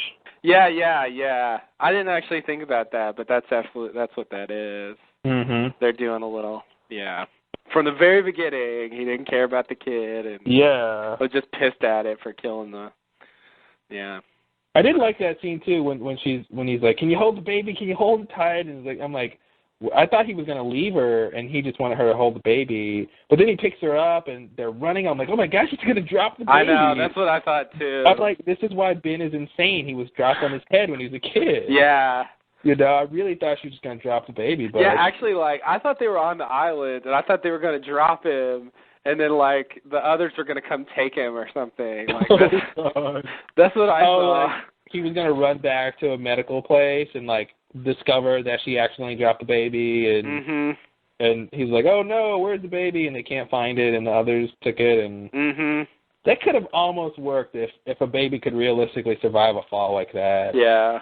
Yeah, that'd be rough. I also love how on Lost, baby births are so much less, dirty than they are for real. They're quick, and that's the thing, when she gave birth to the baby, they never really show, the afterbirth on TV and stuff. Oh, no. And I'm like, when she's like, "Oh, it hurts," and, something else I thought was coming, I'm like, "Oh, they're actually going to show, her birth to placenta, but no umbilical cord either. And that's the thing, no umbilical cord. Even I know you got to tie the cord. If you don't cut it, you at least got to tie it. And no umbilical cord. It was just ready to go, baby. Here you go. It was the 50s. It was all about modernization. It was about single serve baby. Here's your baby. Brought to you by General Electric. We've modernized the process of childbirth. Claire's baby was the same way when she had the kid. It was pretty much clean, and it just came out ready to go. Yeah. Yeah. No, I love how they always put that sort of blood and I don't know what the white stuff is supposed to be. But they just they dab it on the baby's head and okay, baby's ready to go, makeup's done. Yep. Yep. Man, if I was a baby, I wouldn't want to be covered in that crap. Yeah, I know. Ugh. Indeed. Gook. They're just babies. They don't know what's going on. They know what's going on. They just don't tell. They have no idea. They're just I want something. Yeah, that's it. That's all babies ever I want something. Yeah. Yeah, that's the thing. Human babies are the most helpless children of all mammals. When they're born, most mammals are self-sufficient way before a human baby is. Yeah. It's really interesting how that works out. A deer or, any sort of other kind of mammal. A deer can, walk a horse, a couple hours and something like that after they're born. They can walk already and, and almost, pretty much depends on themselves. They got to learn a little bit. But human babies are totally helpless. 10 years? A long time, At least, 7-8 years before you could, be out on your own in the wilderness and kind of figure out what you need to do to survive. Yeah. Yeah. Yeah, when they're first born, they're just completely helpless. Can't hold up their own head, can't walk, Yeah, they can, lay there and breathe and cry. Yeah, and poop. And poop. Yeah. That's all they got. Yeah. They have little to offer at that age. Oh, everything but their hope and kindness. Oh, right. That. Their unconditional love, maybe. Yes. Their priceless joy. Any of those things ring a bell? No. What are these things you speak of? What are these things? Apparently figments of my imagination. I don't believe in them. Oh, babies. Babies indeed. But yeah, it's just, I mean, you know, like actually having a baby is a dirty, awful process that like nobody wants to actually watch unless unless they're actually involved in it, because like it's just a mess of fucking shit going on, and I wouldn't want to see it on a TV show, but it's just funny how nice it is. It's a little ridiculous when you know how like really awful it is in real life. Like, I mean, women can be up, you know, in labor for like hours and hours. Oh yeah, 24 hours or 30, 40 hours just of like pain and labor. Yeah. But on the show, 5 minutes. Oh, it's time. Oh, here's your baby. And push and baby. Yep. Yeah, it's much nicer. If you're gonna have your baby, you should have it on a TV show. I agree. I definitely agree. If I ever have a baby, I'm gonna have it on a TV show. Me too. Mhm. On that note. Yeah. Yeah. Well, guys, thanks for listening. I hope you all appreciate how early this podcast is. Early. One of our earliest ones ever. Recorded live on Thursday. Yes. One day after the part where show. I just support what you're saying. Okay, great.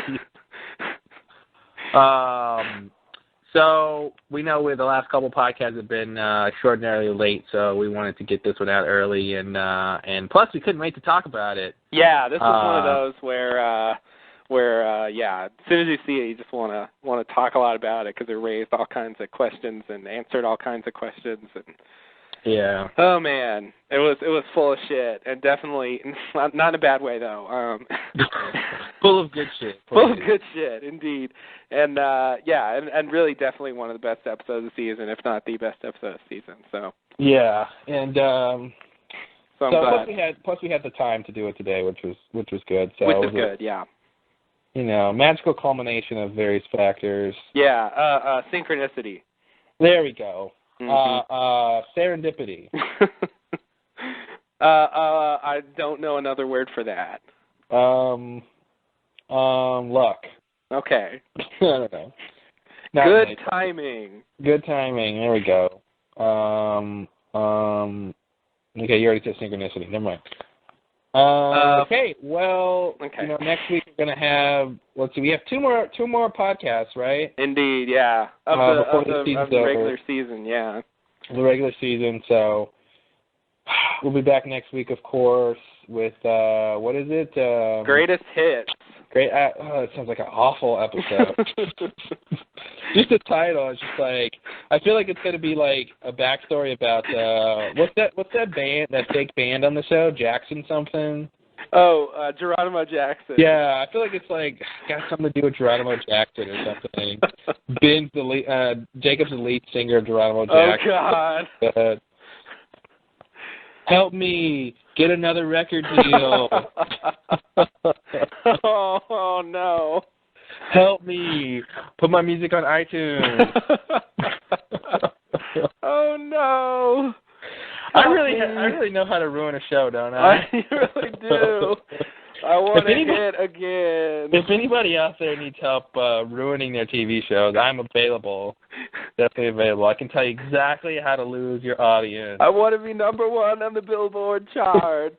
Help me. Be a guest on American Idol. John Bon Jovi can be on there, so could I. Oh God, yeah, no, that's bad. I know a little something about the episode, and well, man, we have gone from like a whole spoiler segment to like little random spoilers to like no spoilers whatsoever. Pretty much nothing, yeah. I don't even watch the Next on Lost anymore. Like I like going into the episodes not. This episode I didn't know anything, but it was Ben's backstory, and it's nice being just surprised, and I like it. Spoiler free is the way to go for me. I agree. I did watch Next Week on Lost, but in this case, it's not very illuminating. Yeah, they never are. Yeah, they really aren't. And next week on Lost for this week wasn't either. It didn't really give anything away. So sometimes they're fine. Sometimes, as in the case of that Canadian one where we got to hear the whole thing about the submarine, they just like ruin a big surprise in the episode. Yeah. Which really sucks. I try to be pretty much spoiler-free. All I really know about the next episode is whose flashback it is. So. Nice. Yeah. So, whatever. But yeah, next week we'll be back. And then the finale, and then I don't know what. And then we'll have some podcasts about something related to Lost. Yeah, we'll try to do something. We'll definitely be doing Mr. Podcast, too, I think. Try to keep that going. Because at some point, Lost peters out over the break, and he just kind of run out of shit to say. Well, we got, 9 months before it comes back on? Or something stupid like that. It's going to be a long-ass time. Yeah, so we'll fill it with stuff. We'll take a little break, because we've been podcasting for, it'll be, 18 weeks straight. Oh, yeah. When this season's over. So we'll maybe take a little break, but we'll keep you guys entertained. We know you guys still got to go to work, even when Lost is on, so you need something to listen to on your commute and while you're collating your spreadsheets and archiving your faxes and sorting your inbox. I don't know what half of those really mean, but I don't think people actually correlate their spreadsheets. Is that what you said? Correlate? Yeah. Collate. Oh, collate. Yeah. Yeah, I don't know how you collate a spreadsheet. I guess you have to print it out first. And then do that. Yeah. That's an interesting word, collate. Collate. Yeah, it is interesting. I've never actually heard it in use in conversation. I only know it from the the print menu. Yeah.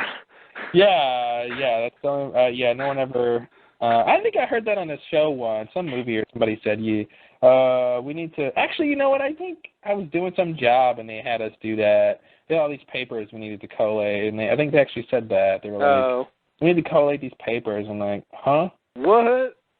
We need to do what? And then I got fired. So. Oh, wow. Who knew that my title as official collator meant I need to know what that means? How am I supposed to know what my job duties are? Oh, what? Oh, wow. It's not on a business card. Official collator. What a weird title. Yeah. Not the unofficial collator. Don't talk to that guy. No. He doesn't know what he's doing. He ain't even official. He's not official. He doesn't know what he's doing. He might collate something for you. He might, but it might be reversed. But it won't. He's bad. Very bad. What's also bad is our rambling. So that's it, right? We're done? Pretty much. Let's see. I swear there was something I wanted to say. Oh, well. Probably for the next podcast. Yeah. I'll probably never remember it again. Yay. Yeah, I guess the usual stuff, join the Frapper and leave some comments. Comment section's pretty good these days. We barely need to help it, but yeah, you guys are awesome with the comments. It definitely has picked up a lot. So it's great. Comments, email lostlowdown@gmail.com. Tell your friends about our podcast. Spread the word. We will send you 50 cents for every person you get to listen to the Lost Lowdown. And we'll just know by osmosis how many people you've told. So don't worry about contacting us about it. The check will be in the mail. It's like those email things like Microsoft is sponsoring a thing. Email this to 50 people and Microsoft will send you $50. It's like, how is Microsoft tracking all these emails? Like, yeah, right. Yeah.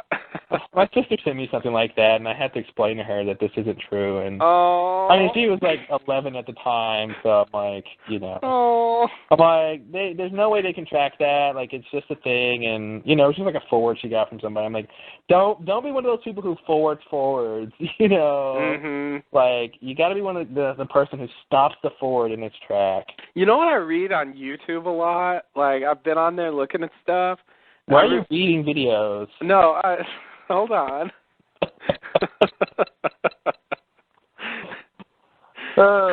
You got to show me how to read a video.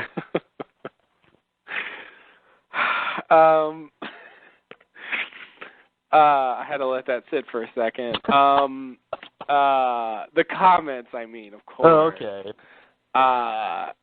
I keep reading in the comments on YouTube these things that are like, they're like they're silly. Yeah. They say something like, "Do not read this. If you read this, you know, your mother will die in 4 hours." I read that one the other day. Yeah, like if you read this and don't post this or other things, your mother will die in 4 hours. Yeah, you have to post this like 20 other times in different places, or you're gonna die in 2 days. And then, like, and another one said something like, "Tomorrow will be the greatest day of your life." I saw that one. Yeah, I think I saw that one. But then you will die if you don't forward this to like 3 people in the next hour. I don't know why people do things like that. I mean, I think most people know that that's not true, and I think it's just sort of a superstitious thing where they're like, oh, I know this isn't true, but I'm going to do it anyway. But it's like, it's so annoying because, you go into a comment section and they're like, post this or repost this or your mother will die in 4 hours. And I'm just like, what? Like, you're offending me, making me not want to repost it. Mm-hmm. You know, and it's just like, it's, you know, and it's really just like a meme, you know. It's just this idea, this sort of concept that just propagates itself. Yeah. And it has no other function than just to propagate itself. Right. You know, and it's just really odd. And, you know, it's basically like an electronic chainmail, basically, like, you know, chain letter kind of thing. Yeah. And it basically just threatens you to make you, like, send it out to people. Mm-hmm. Mm-hmm. It's really weird. It almost seems like the meme has some sort of consciousness and is like willing people to propagate itself. You know, like it gets in your brain and it makes you do that, and that's the only way it can reproduce is like making people post those things. So it like forces you to do it some weird way. It's kind of scary. Mm-hmm. Because there's no rational reason people would do that. But that's the power of memes. I can't imagine someone actually believing that. Yeah. Like, reading some text is going to make you die or make your relatives die or make anything happen, really? I mean, come on. I think on MySpace somebody sent me this thing, and it was like a forward, and it was like, oh, you got to do this or this will happen. But at the top, the person who sent it to me was like, I'm sorry, I didn't want to send this. It just like they were compelled to do it, even though they knew they shouldn't. Wow. I'm like, that's sad. It is sad.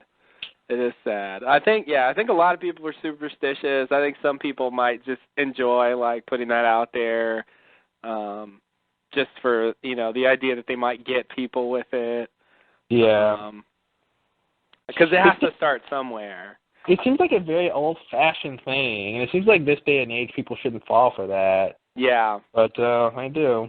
They do. They do. They do. Do they? They do. Thanks. Third time's a charm. All right, man. Let's sign off this bad boy. Yeah. All right. That was I don't know. It was in my mind. All right. It's a meme. It's a meme. Yeah. Good old meme. What a word. What a word. Speaking of meme, thanks and namaste. Namaste and good luck.